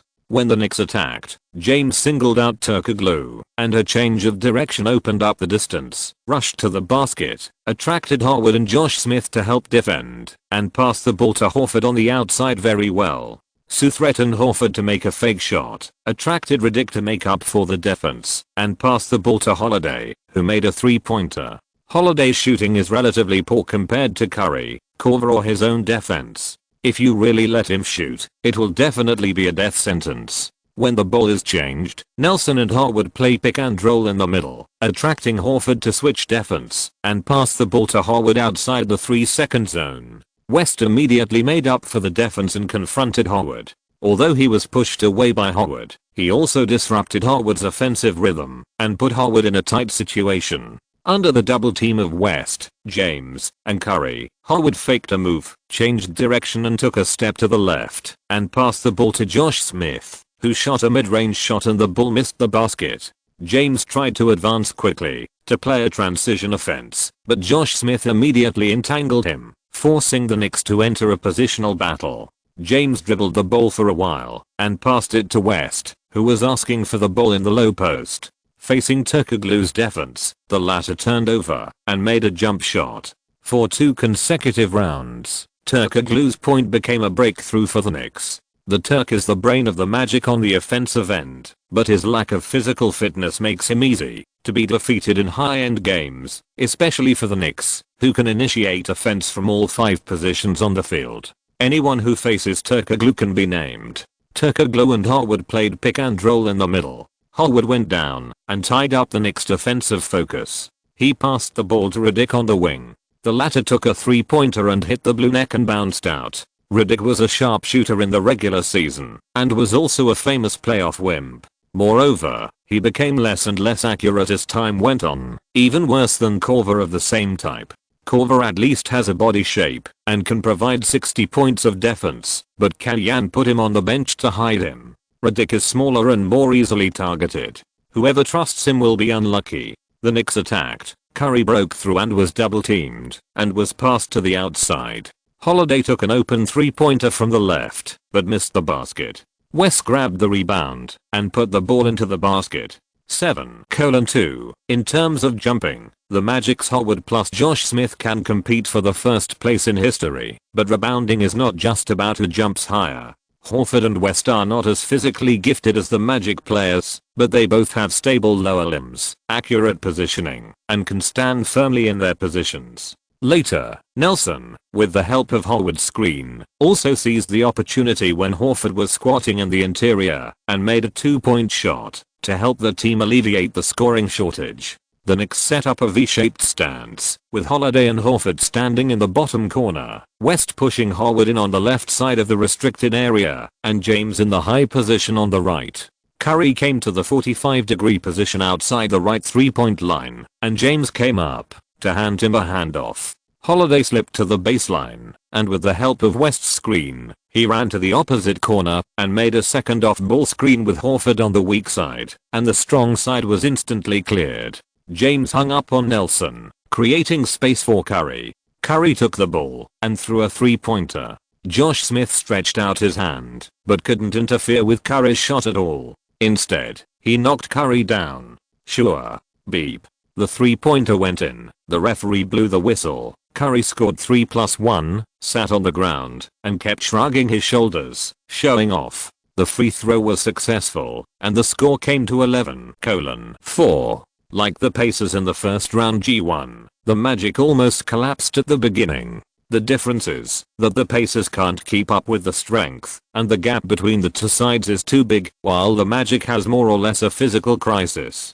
After all, they played 6 games with the Heat in the first round and only rested for 2 days before visiting New York. The Magic attacked. Turkoglu held the ball in the high position and cooperated with Nelson. The latter's pull-up jump shot was blocked by Holiday from behind. Curry grabbed the rebound and threw it directly to the front court, assisting Holiday to complete a one-stop dunk. 13:4. The situation was unfavorable, and Van Gundy called a timeout to adjust, replacing Josh Smith with Petrus to add a shooting point from the outside. The Magic attacked, and Petrus received the ball in an open position at the baseline. Under the interference of James' flying attack, the 3-point shot missed the basket, and the rebound bounced far away. Holiday rushed to the floor to grab the ball, and did not stand up and directly passed it to Curry, who scored a fast break. 15:4. The situation was extremely unfavorable to the Magic. Long before the start of the series, Kellyanne had guessed that this situation would occur. Many people were deceived by Van Gundy's winning rate against Kellyanne and really regarded him as Kellyanne's nemesis. In fact, he was able to have a slight advantage in the previous seasons against Kellyanne, and luck played a big role. Of course, no one paid attention to how many bowls of noodles the Uzi ate. Most fans really only looked at Excel for things they were not familiar with. The Magic had traveled a long way and were at a disadvantage in terms of physical strength. On the offensive end, there was a lack of scorers to back them up, so it was very difficult to score, and they were clearly at a disadvantage. Another factor that contributed to the one-sided situation in this game was the Knicks' significantly improved defensive intensity after entering the playoffs. As Kellyanne has repeatedly said implicitly, the team did not play 100% of its strength in the regular season. On the stage of the playoffs, whether it is the team's subjective initiative to work harder on the defensive end, or Kellyanne and James will be in harmony, and the team's tactical execution has improved, all make the Knicks even more unsolvable. That is, Vogel surrendered early, otherwise George or Granger might have to bear the title of 58. Halfway through the first quarter, the score difference has reached 17 points, and the two sides entered the official timeout. Kellyanne replaced Holiday with Korver, staggering the playing time of Curry and Holiday. This move is also to prepare for a tough battle. After returning from the timeout, Van Gundy replaced Redick with Peja, seemingly realizing that something was wrong. But this adjustment is just a change of phrase. Unless Howard expands the defensive area and comes out to assist in defense, the Magic's perimeter defense will be useless in front of the Knicks. Not to mention that Howard's mobility has declined compared to the previous 2 seasons. Even if he really defended well, the Knicks' moss-governed West are not vegetarians. They are quite confident to defeat Pietrus or Turkoglu alone. The first quarter was beaten 44-18. The game almost lost suspense. Van Gundy wanted to directly announce that he had given up the game. Let's take a day off and start from G2. Chapter 423, Honorable Defeat, Happy Beast. When the final whistle sounded, the score difference on the big screen hurt Howard's heart. In Game 1 of the Eastern Conference semifinals, the Magic lost to the Knicks 103-142, setting a record for the single game score difference in the playoffs this season. In the stands, Knicks fans celebrated passionately. Even though the team had already made it to the Eastern Conference semifinals last season, even though the team staged a Black 8 miracle in 1999 and made it all the way to the finals, the team has never been regarded as a favorite for the championship. Not to mention, the Knicks are the league's top seed this season. After dominating the Eastern Conference for 2 seasons, the Magic are likely to face a prosperity and decline situation this season, and Howard is a little tired. In fact, this season he still maintains the top 5 level in the league, and his influence on the game alone can be ranked in the top 3, but it must be said that the team has many defensive loopholes on the perimeter, and Howard is already a little overwhelmed. After the game, the media took advantage of the situation and said that the Magic lacked players who could hold the ball and cause damage on the outside to stabilize the overall situation, and Josh Smith's shooting was too unstable, and he was not suitable to partner with Howard. This is a bit nonsense. The Magic relied on this lineup to beat the Cavaliers where James was, and entered the finals for 2 consecutive seasons, and the results were better than in the previous life. Howard and Smith are indeed not very compatible in terms of playing style, but the two are childhood friends and have a very good relationship. The Magic is willing to make some sacrifices for the lunar eclipse. Brothers work together, and their strength can break gold. If it were Lewis who has better shooting and stronger singles ability, the Magic would be worse than now. After the game, Stan Van Gundy complained that there was a problem with the league's schedule. The Magic played 2 more games than the Knicks in the first round, and only rested for 2 days before playing against the Knicks. The players were completely at a disadvantage in terms of physical strength. This complaint has a sense of incompetent rage. First of all, the Knicks situation was created by the team itself, not by the lottery or the league's secret operation. Secondly, if it was just an ordinary first place in the Eastern Conference, it would be fine. This season, the Knicks were fooled by the 72-10 score. Before the fourth to last game, the team hardly rotated. Doesn't the consumption in the regular season count as consumption? Kellyanne accepted an interview and said, "In the past 2 seasons, my team suffered injuries and then went through a season of reconstruction. Don't forget that in the previous 2 seasons, my team won the championship on behalf of the Eastern Conference, including defeating the Lakers." Kellyanne's words are ironic. It should be an open mockery of the Magic team for taking advantage of their weak period to jump into the finals, which also added some topics to the next few games of this round of series. A day later, G2 continued at Madison Square Garden. After 2 days of rest, the Magic team's physical fitness has recovered, and the team's perimeter defense quality has improved significantly. But in this game, Curry had an explosion on the outside. In front of a packed house of 19,404 spectators, Curry played for 38 minutes, made 12 of 27 shots, 7 of 15 3-pointers, 6 of 7 free throws, and scored 37 points, 5 assists, and 6 rebounds, leading the Knicks to a 105-91 victory over the Magic, leading the series 2-0. Compared with the first round opponent, the Pacers, the Magic are really good. The Warcraft is a pillar in the interior, which can not only suppress the interior quartet of Horford, West, Mozgov, and Jamison by himself, but also provide a certain degree of switching defense, forcing James to play at a relatively low efficiency. In this game, Howard was in good shape, getting a large double-double of 26 points and 14 rebounds. His outstanding performance also helped the Magic keep the score close in the first half, but when his physical strength declined in the second half, the Knicks showed a situation of multiple blossoming, and the Magic team was a little unsustainable. Although they tried to counterattack in the fourth quarter, offense was not their strong point. The Knicks were not afraid of Howard's strong attack and resolutely did not give the Magic's outside shooters a chance.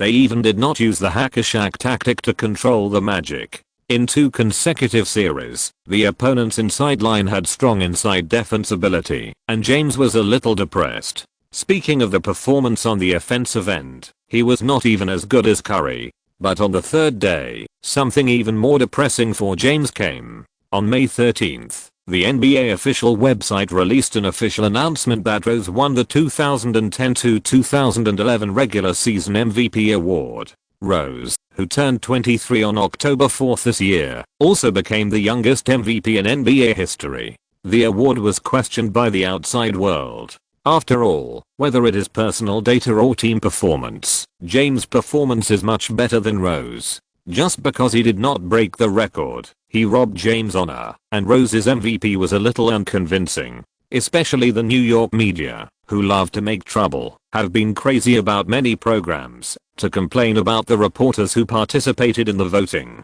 In Kellyanne's opinion, there are 2 main reasons why James missed the MVP. First, he had won 2 consecutive MVPs in the 2007-08 season and the 2008-09 season. Without a championship, the league really dared not let him win 3 consecutive MVPs. Unless there was a gimmick of 73 wins, it was a pity that he did not seize the opportunity. Second, the conflict between James and Kellyanne was a hot topic, and it was even more a big deal in the middle of the season, because of struggle for power and profit. Although 70% of Kellyanne's departure was due to his own decision, in the eyes of the media, it was all Benz's fault. James and Kellyanne's winning of the best coach may also have sympathy points in it. Looking at Rose standing on the floor of the United Center and taking the MVP trophy from David Stern, the fans seemed to be pulled back to the distant 1990s in an instant, the era when the NBA was dominated by Jordan.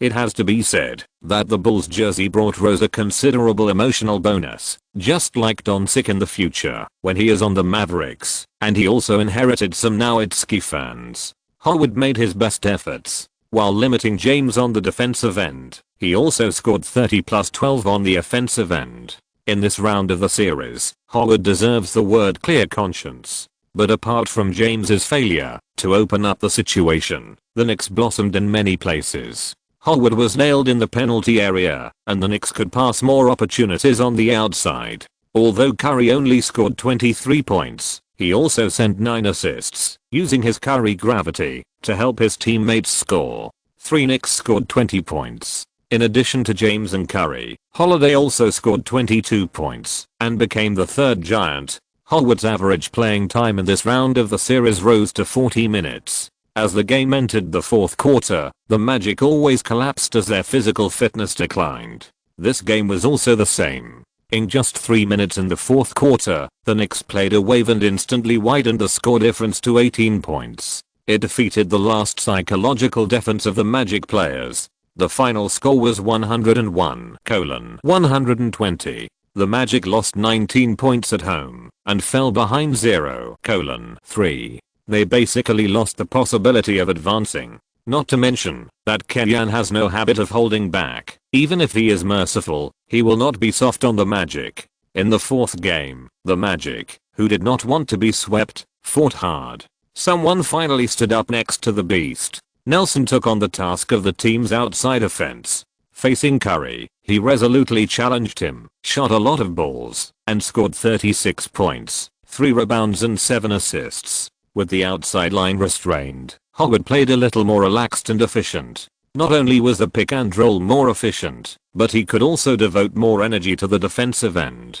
In this game, Howard played 44 minutes and scored 28 points and 15 rebounds. In addition, PJ made 5 3-pointers in this game, which also provided support for the team in terms of firepower. With the joint efforts of all teams, the Magic finally won a game 120-116, ending the Knicks' 7-game winning streak in the playoffs this season. Kenyan felt a little embarrassed for not being able to sweep the Magic as he wished, and he lost his temper in the locker room. People who are close to Kenyan know that the two things that Kenyan is most upset about are that he was backstabbed by Phil Jackson and lost the series with the Spurs, and that he was swept by the Magic with a full camp of injuries. Kenyan will have a chance to settle the Lakers account when he goes to the West in the future. This year, the Knicks are so strong. Kenyan really planned to get back at them, but he still lost, so it's no wonder he was angry. Kenyan's sudden attack has different interpretations in the eyes of different people. Some people think it's inexplicable, some people think he is very fussy, some people beautify it as a must-win game, and some people see his strict discipline. But in any case, Kenyan's timely tight spell this time is a wake-up call for the young people who have won 7 games in a row and are so proud. Except for Kenyan, no one on this team has ever won the championship, and no one has the right to think that they are superior. Losing the Game 4 game means that Madison can sell one more ticket and generate more revenue. But in the Game 5 game, Kenyan does not intend to give the Magic any chance. James, who had been silent for several games, played a highlight performance in the last game of the series. In the first quarter, James scored 16 points on the heads of the Magic's defenders. In one of the balls, he used his impact to dunk Howard, which was wonderful, and ignited the entire Madison. In the second quarter, James didn't even rest much. Kenyan was determined to win this game, and compressed the team's rotation lineup.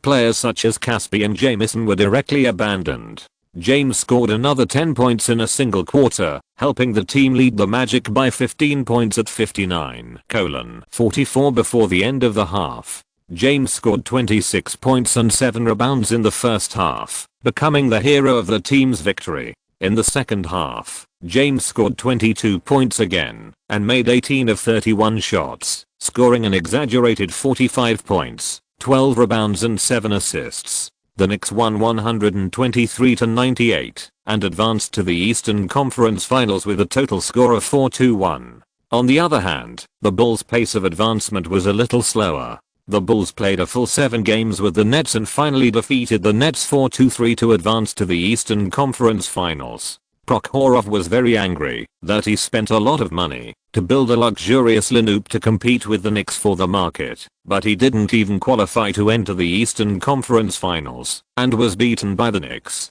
The consequences were serious. The Bulls had Luol Deng on the outside and Noah and Gibson on the inside, which was another annoying opponent for James. Chapter 424. The small rocket team actually has U2, the Dragon and the Phoenix. In the East, 2 teams that had been very bleak in the past decade met in the Eastern Conference Finals. In the West, the Lakers, who were expected to meet the Knicks in the finals, fell in front of the Mavericks. They were swept by the Mavericks with a score of 0:4, which was a big upset. There are bosom friends all over the world. 4:0!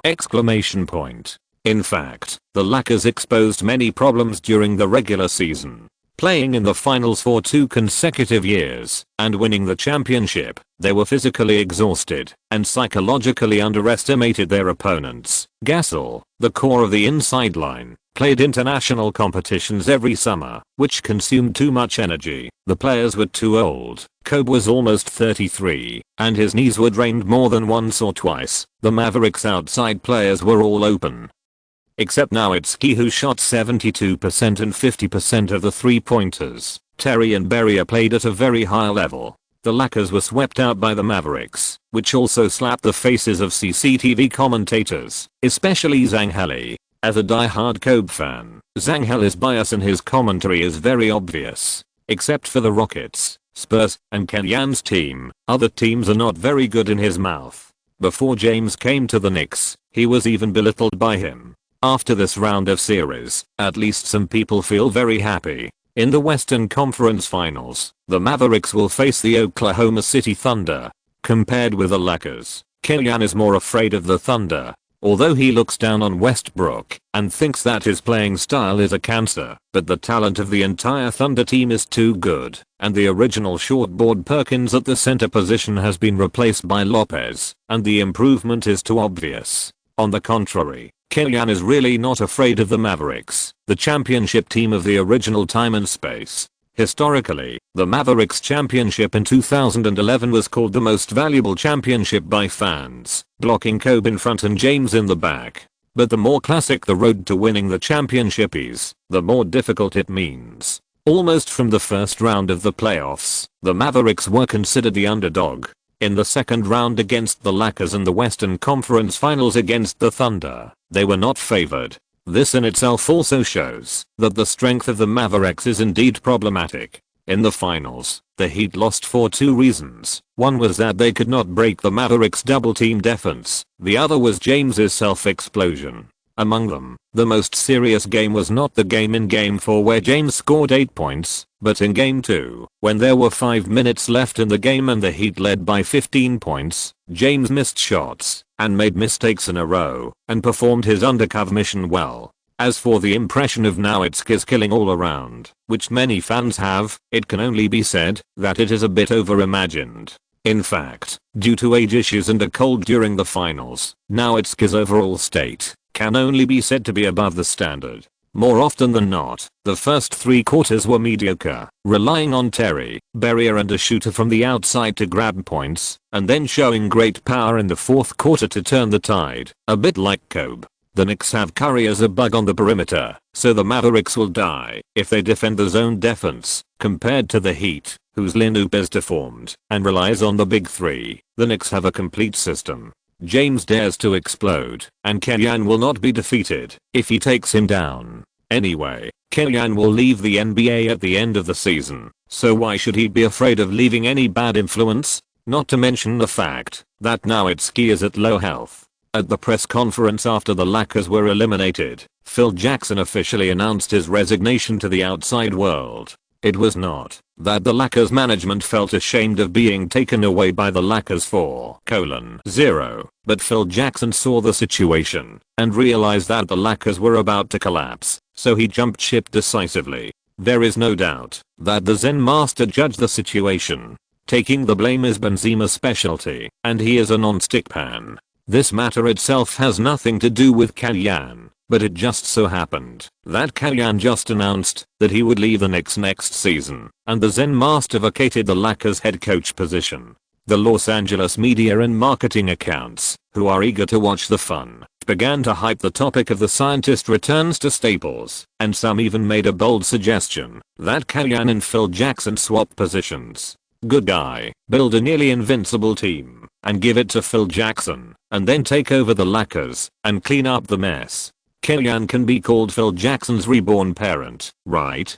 Kenyan did not understand that marketing accounts have to rely on picking saliva to make money. He directly said through Zuyi, "I will definitely stay away from basketball in the new season, and will not accept any basketball related work." I just want to take a good vacation to recharge myself. This is said not only to the management of NBA teams, but also to the Chinese Basketball Association. After Deng Huai took over the Chinese men's basketball team, the team's performance on the basketball court is not to be mentioned for the time being, but the record on the fighting court is brilliant. Fights in the World Championships directly caused CCTV to cut off the broadcast signal. In a friendly match with a university team in the United States, Zhu Fangaiu picked up a chair and smashed the opponent's players. In the match with the Brazilian Wild Chicken team, he even used the Dragon Fist to beat the opponent's players and made them run away. I can tolerate playing basketball, but I can't tolerate insulting Chinese martial arts. By Zhu Hongzhen and Fangaiu in China. Leading the team's performance is one aspect, and harmony and stability are very important. The bandit-like team led by Deng Huai is not liked by the leaders, and it is not ruled out that Keyan will be forced to lead the team to the Olympics. Keyan's preventive vaccination in advance can be regarded as first villain and then gentleman. On May 21st, the Knicks and the Bulls Game 1 kicked off at Madison Square Garden. The atmosphere in the stadium was extremely hot, and the fans were still immersed in the joy of returning to the Eastern Conference Finals after 12 years. Against the young Bulls, the Knicks have an absolute advantage in terms of strength and experience, and winning is not a problem. Facing Keyan, who has already achieved success and fame, Thibodeau's heart is burning with fighting spirit. Keyan may have forgotten that the two were colleagues in the Rockets in their early years. At that time, they were called Crouching Dragon and Phoenix. Later, Keyan left for Phoenix and Los Angeles because of the conflict with Van Gundy. In early 2005, he became the head coach of the Lakers and started his legendary coaching career. On the contrary, Thibodeau, a well-known defensive assistant coach in the league, did not have the opportunity to coach independently until this season. Is it Thibodeau's own lameness? Obviously not. Thibodeau's route is similar to that of 70% of the coaches in the league. Strictly speaking, it is Keyan who is really fast. So fast that, even though Thibodeau set a record 4 wins in the first year of his coaching career this season, and helped Rose become the youngest MVP, he still lost to Keyan in the selection of best coach. If Keyan is a child of other people's family who is good at everything, then Thibodeau represents himself who works hard silently. The Bulls, like their coach, were all trying to give the Knicks a head-on blow. Noah won the jump ball and the game officially began. Under the gaze of all the fans, Rose dribbled across half court and the Bulls launched an attack. Rose got the ball on the perimeter and played a pick and roll with Boozer in the middle, avoiding Holiday. Horford blocked it slightly, keeping a distance of 1.5 steps away, not getting close. The trade of love for Horford was Keyan's masterpiece. On the surface, it was earning money for change, but in fact it significantly improved the team's stability in the restricted area. Horford's balance in all aspects is not in vain, and he can always make the right choice on the defensive end. The distance is very tight, and it is difficult for Rose to shoot, because Horford's height and wingspan are here, which can have a great interference effect. The distance is also just right, and it is difficult for Rose to break through. Rose passed the ball to the middle. Boozer took the ball, but didn't take the big gun to shoot at the first time, and was immediately stuck by Holiday. After that, he forced to break through the inside line and made a layup. As soon as the ball was shot, it was nailed on the backboard by James, who was helping to defend. Holiday picked up the rebound. The Bulls retreated in time, and the Knicks couldn't make a fast break. They fell into a positional battle. Luol Deng's defense created considerable pressure on James. The latter broke through the basket and attracted the defense. After passing the ball to Curry, Curry took the pot and missed the three-pointer. Boozer protected the rebound. The Bulls' defense was tough. James wanted to beat the tough with the tough, and even if he could win, he would have to suffer considerable losses. Rose played pick and roll with Boozer again, and was stuck by Horford again. He still didn't force it, and passed the ball to Crawford on the outside. The latter held the ball outside and challenged Curry, showing his ankle terminator side. He used gorgeous dribbling to shake Curry off his center of gravity, and then scored with a light mid-range shot. Crawford is a player who will become less efficient when facing tough defense, but with Rose helping him to control the opponent's defensive focus, Crawford is a scorer with considerable explosive power. The Knicks attack. The players spread out and pass the ball back and forth on the perimeter, looking for opportunities without rushing. Horford is responsible for the pick and roll in the middle. Curry breaks through with the ball, attracts Noah's defense and passes to the right to West. West is far away from the basket, and he fakes the ball with both hands, attracts Boozer to interfere with the shot, changes direction to complete the breakthrough, passes Boozer and drives into the basket, attracts Noah to make up for the defense, and lightly passes the ball from the opponent to the left. James cuts to receive the ball, jumps up in one step, and dunks with one hand 2. The game does not stop. With the help of Noah's screen, Curry pulls up in the middle and makes a 2-point shot. Rose's mid-range shot is a nervous knife, and in principle it can be released.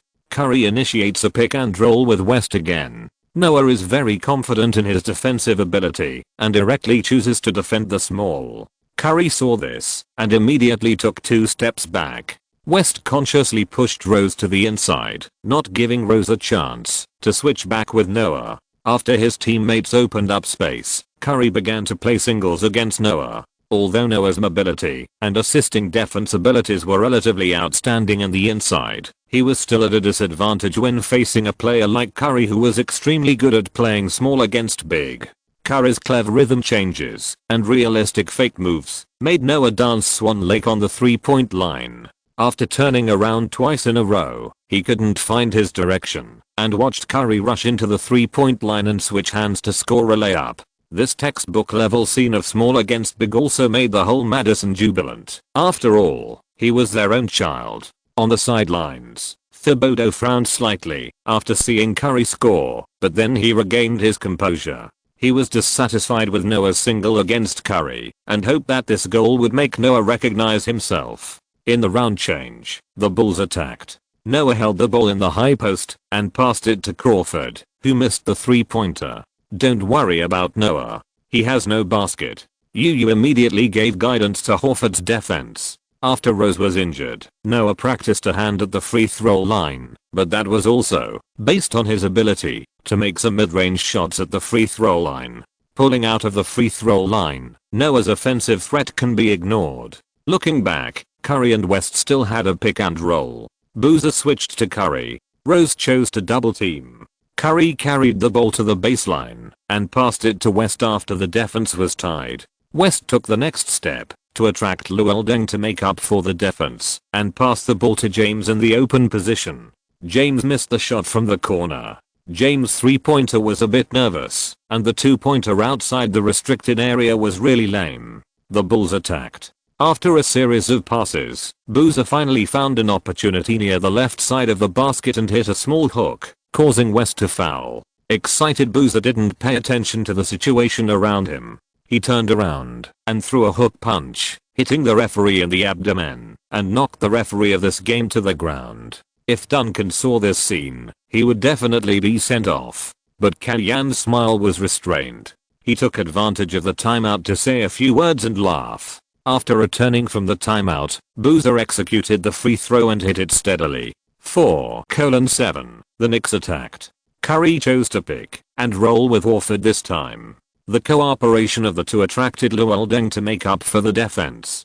James took the opportunity to cut to the basket and received Horford's pass and dunked. Rose dribbled the ball across half court and accelerated in advance while the Knicks defense was not stable. He was double teamed and passed the ball to Luol Deng, who was left open. The latter missed the 3-pointer. After a fight, the rebound was taken by James. James grabbed the rebound and launched a counter-attack immediately. He shook off everyone and scored a layup, leading the team to overtake the score. 8:7. His teammates were blocked from attacking, so Rose decided to do it himself. Facing Holiday, Rose faked the ball, then changed direction to 45 degrees, attracted Holiday to move sideways, dribbled the ball behind his back to his right hand, quickly changed direction to break through the baseline, and succeeded in passing again.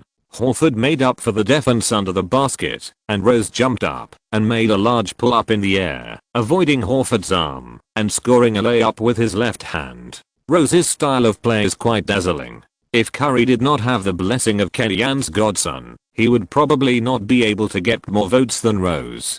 The Knicks attacked. James received the ball on the left side of the frame and suddenly pulled up to shoot to avoid Luol Deng's block, and the ball went in. 10:9. The Little Emperor scored 8 of the Knicks' 10 points in the opening game, sweeping away the haze of the first 2 rounds of the game, and also began to interact with the fans during the replay. Chapter 425. The core players are just for fun. As the game continued, Boozer went to the right to screen Crawford, helping him get rid of Curry. The latter played a small and strong game to shake Horford away, and scored a mid-range jump shot. The Knicks' strength is the best in the league, and it can be considered the best in history. But if you want to say which team is more restrained against them, the Bulls are really of this type. There are 2 ball holders on the outside. When Rose suppresses Holiday, Crawford can play against Curry alone, which can not only ensure a certain efficiency, but also consume Curry's physical energy. Luol Deng on the wing and Noah in the interior are both good defenders against James.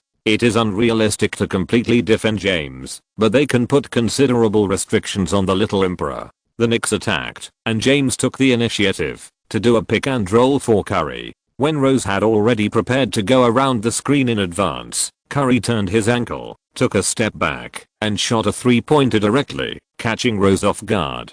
13:11. Rose felt embarrassed after being face shot by Curry. In the next attack, the new MVP showed his special skill of changing direction without slowing down, and broke into the basket. He scored a layup despite James's help defense. Holiday was stunned by Rose's breakthrough. He could only sigh. Are Rose's joints assembled? This twisting method is simply inhumane. The big screen returned to Rose's dribbling just now. Madison fans were also amazed. Only Kellyan shook his head with a complicated expression. The more violent Rose plays, the more serious the damage to his body. He dunks without hanging on the rim, changes direction without slowing down, and always lands on one foot. No matter how good his body is, it can't withstand this usage.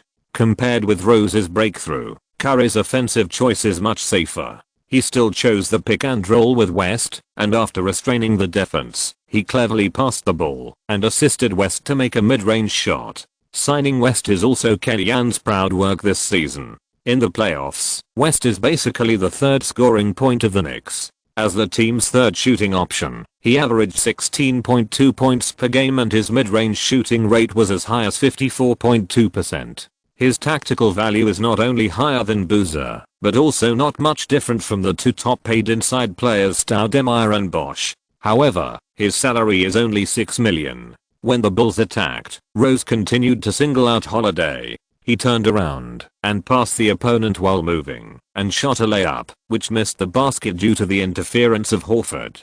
James drew in to protect the backcourt rebounds and pushed the fast break counter-attack at the first time, but unfortunately he was still stuck by Crawford.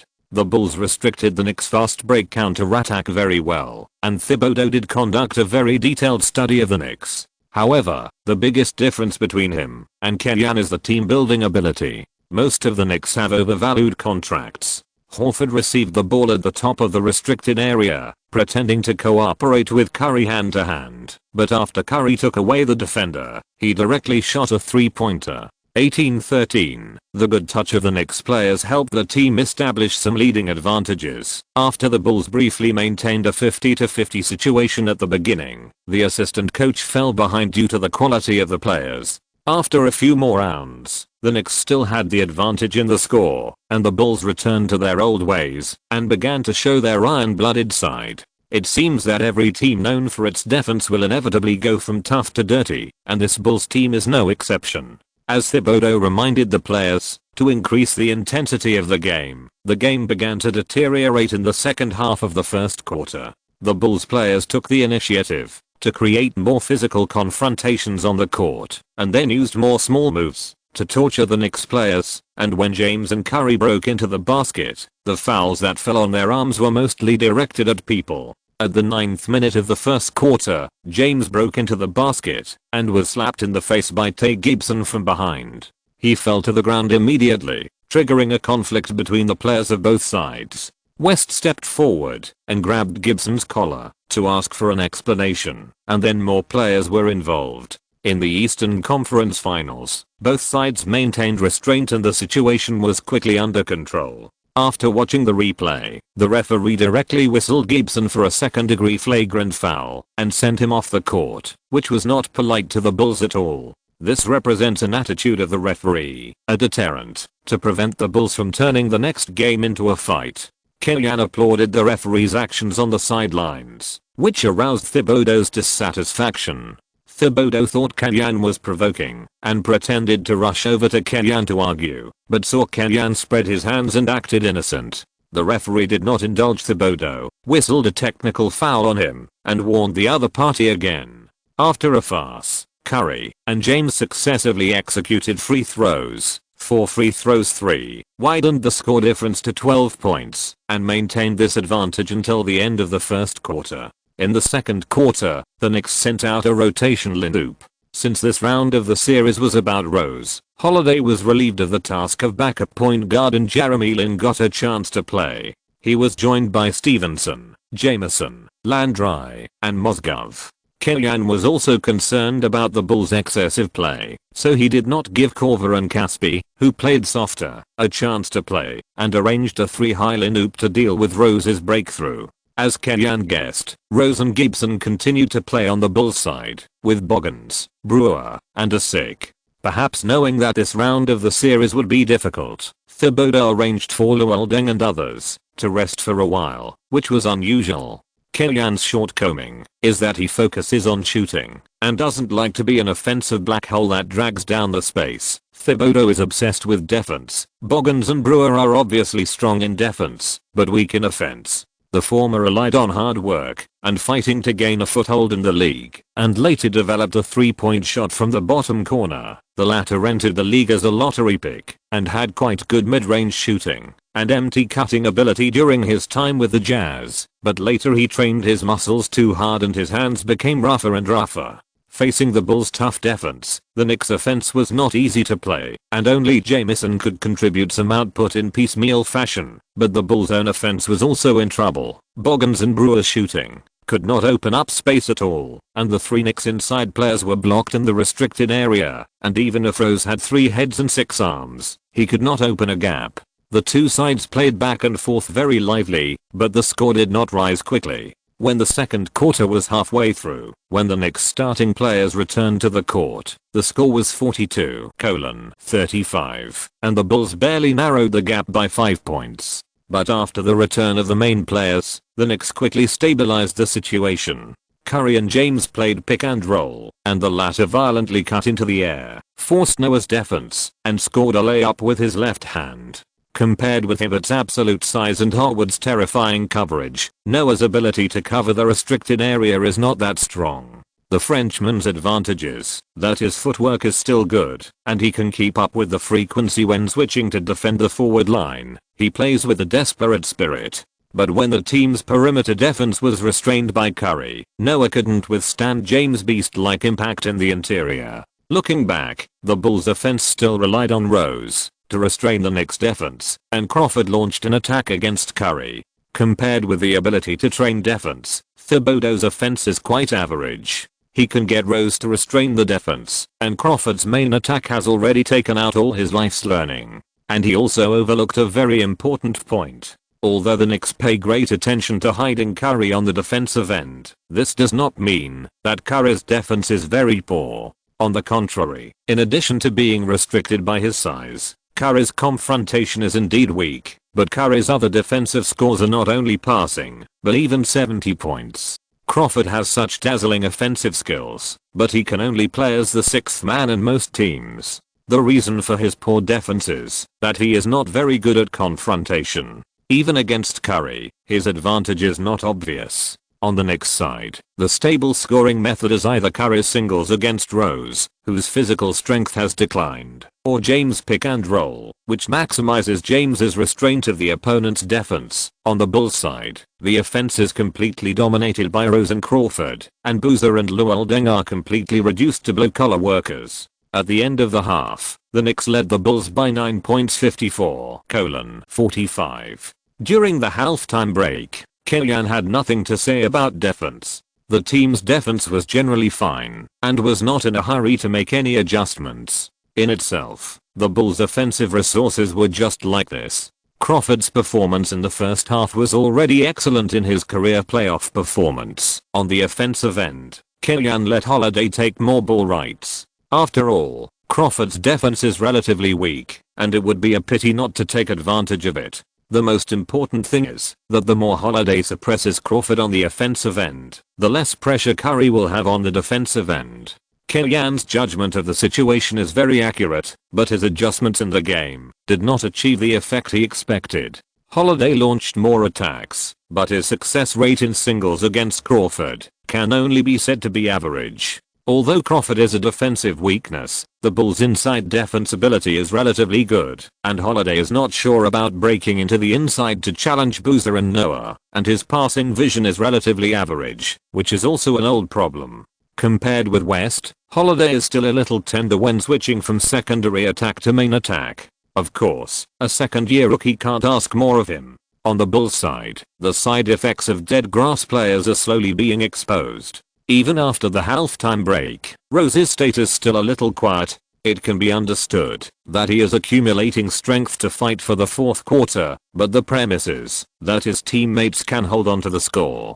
Seeing the Knicks boiling frogs in warm water and slowly but firmly pulling away from the score, Thibodeau felt some pressure, but he was somewhat helpless. Throughout the season, Boozer's running in with the Bulls was not smooth. Leaving Sloan's pick and roll system and assisting Rose, Boozer exposed the fact that he was a system all-star, plus the Bulls did not adjust their tactics and play to find a point of entry to run in with Boozer in order to ensure Rose's MVP, which made the cooperation between the two sides enter the lying flat stage. Boozer himself has money and nothing to worry about, and the Bulls let him play the role of a mid-range space point, occasionally letting him show two singles. And Luol Deng, the team's real second in command, will face James again in this round of the series. Luol Deng himself is also a first-class secondary attacker, with a stable mid-range shot, in mismatched defense and accurate shooting without the ball, but when facing James, his body shape and strength are not advantageous, and he can't provide much help on the offensive end. It can only be said that in terms of lineup construction, the Bulls have already targeted the Knicks. But Killian's Knicks team is really excellent in terms of lineup depth and ball formation. Curry has grown into an all-star starter with the right training. Players like Horford, West, and Holiday would have been all-stars or all-star marginal players in the original time and space. Takai can use softness to overcome hardness, but if you let the Takai master fight Tyson, no matter how Wild Horse splits its mane, embracing the peacock's tail, or moving the block, it is likely that he will not be able to withstand it. After 3 quarters, the Knicks entered the fourth quarter with a 14-point lead of 80-66. For the Bulls, the score difference has widened to 14 points, which is already a relatively dangerous situation. If Thibodeau doesn't have any tricks, it will not be easy to turn the tables. During the intermission, Thibodeau asked Rose, "Derek, are you tired? Can you still hold on?" Rose's panting was a little rapid, and his skin was covered with dense beads of sweat. He looked up at the head coach and said, "Boss, I'm not tired. I feel I can hold on." Rose was a little hard-mouthed, but his body's reaction could not deceive people. Thibodeau hesitated for a moment, but decided to buy some time for Rose. "Take the time to rest. You may have to play in advance later. Be prepared." Without Rose on the court, the Bulls bench lineup is not easy to beat the Knicks. If they really rotate normally, the score difference may reach 20 plus before Rose comes on the court, and he won't have to play at that time. Rose nodded. "No problem, boss." Thibodeau's idea was a bit beautiful, but Killian didn't give him a chance at all. At the beginning of the fourth quarter, he put Curry on the court and used his best blitzkrieg when he was still the Lightning Earl to attack the Bulls bench lineup. In 1.5 minutes, Curry scored 5 points in a row, and the score difference reached 17 points. Thibodeau hurriedly took Rose again to stabilize the situation. But compared with Curry, who has been in normal rotation and has better physical reserves, Rose's situation is much worse. In this game, he rested for a total of 3 minutes. On the offensive end, he had to face Holiday and the Knicks inside defense, and on the defensive end, he had to run with Curry. It is obvious that he is a little overwhelmed. On the contrary, Curry became more and more courageous. Even if James was not there, He still had the upper hand in the face-to-face solo with Rose and made consecutive shots to widen the score difference to 22 points. The game almost lost suspense. Entering the garbage time, Thibodeau's axis came up again, and the main players did not leave the court and continued to chase desperately. This guy's poisonous. Kellyanne also knew Thibodeau's problem. After all, he was the one who made the Bulls gang waste alive. Moreover, Thibodeau's operation will only make the Bulls' physical disadvantage in the series worse and worse. The Knicks are sitting on the Diote, so there is no need to waste the core with the Bulls. With 4 minutes left in the game, Kellyanne replaced Curry and James, leaving only Holiday to serve Rose. The task of Holiday brother in this round of the series is to pinch Rose and prevent him from scoring easily. The final score was fixed at 108-92. As expected, the Knicks won at home and won the first game of the series. With 13 points in the last quarter, Curry scored 31 points and 6 assists, becoming the best player of the game. At the press conference after the game, Kellyanne praised the Bulls' tenacious fight compared with the first 2 rounds of the series. The game against the Bulls made us really feel a higher intensity of the game. Tom is a very good coach. If we hadn't tied the best record of 72 wins and 10 losses, I would have voted for him for the best coach. Kellyanne got the advantage and still acted cute, but Thibodeau didn't buy it. We have found a way to restrain the Knicks in the game, and it works. I hope we can improve our performance in the next games of the series. The Knicks are not invincible. In the Eastern Conference Finals Game 1, the Knicks steadily defeated the Bulls, which was in line with the expectations of the media and fans. And in the Western Conference Finals, the old Mavericks relied on their sophisticated experience and more reasonable ball handling to counterattack the young Thunder, which was beyond the expectations of many people. Westbrook's stupidity, Durant's weak dribbling ability, Ibaka's inability to hold his own, and Lopez's poor defense. Every weakness of the Thunder was magnified by Carlisle, and losing was inevitable. End of this chapter. Thank you very much for reaching the end. Don't forget to like. Looking for more exclusive content and immediate access? Subscribe to our Patreon. Remember, every like, subscription, or donation encourages us to continue. Thanks to everyone. See you in the next video.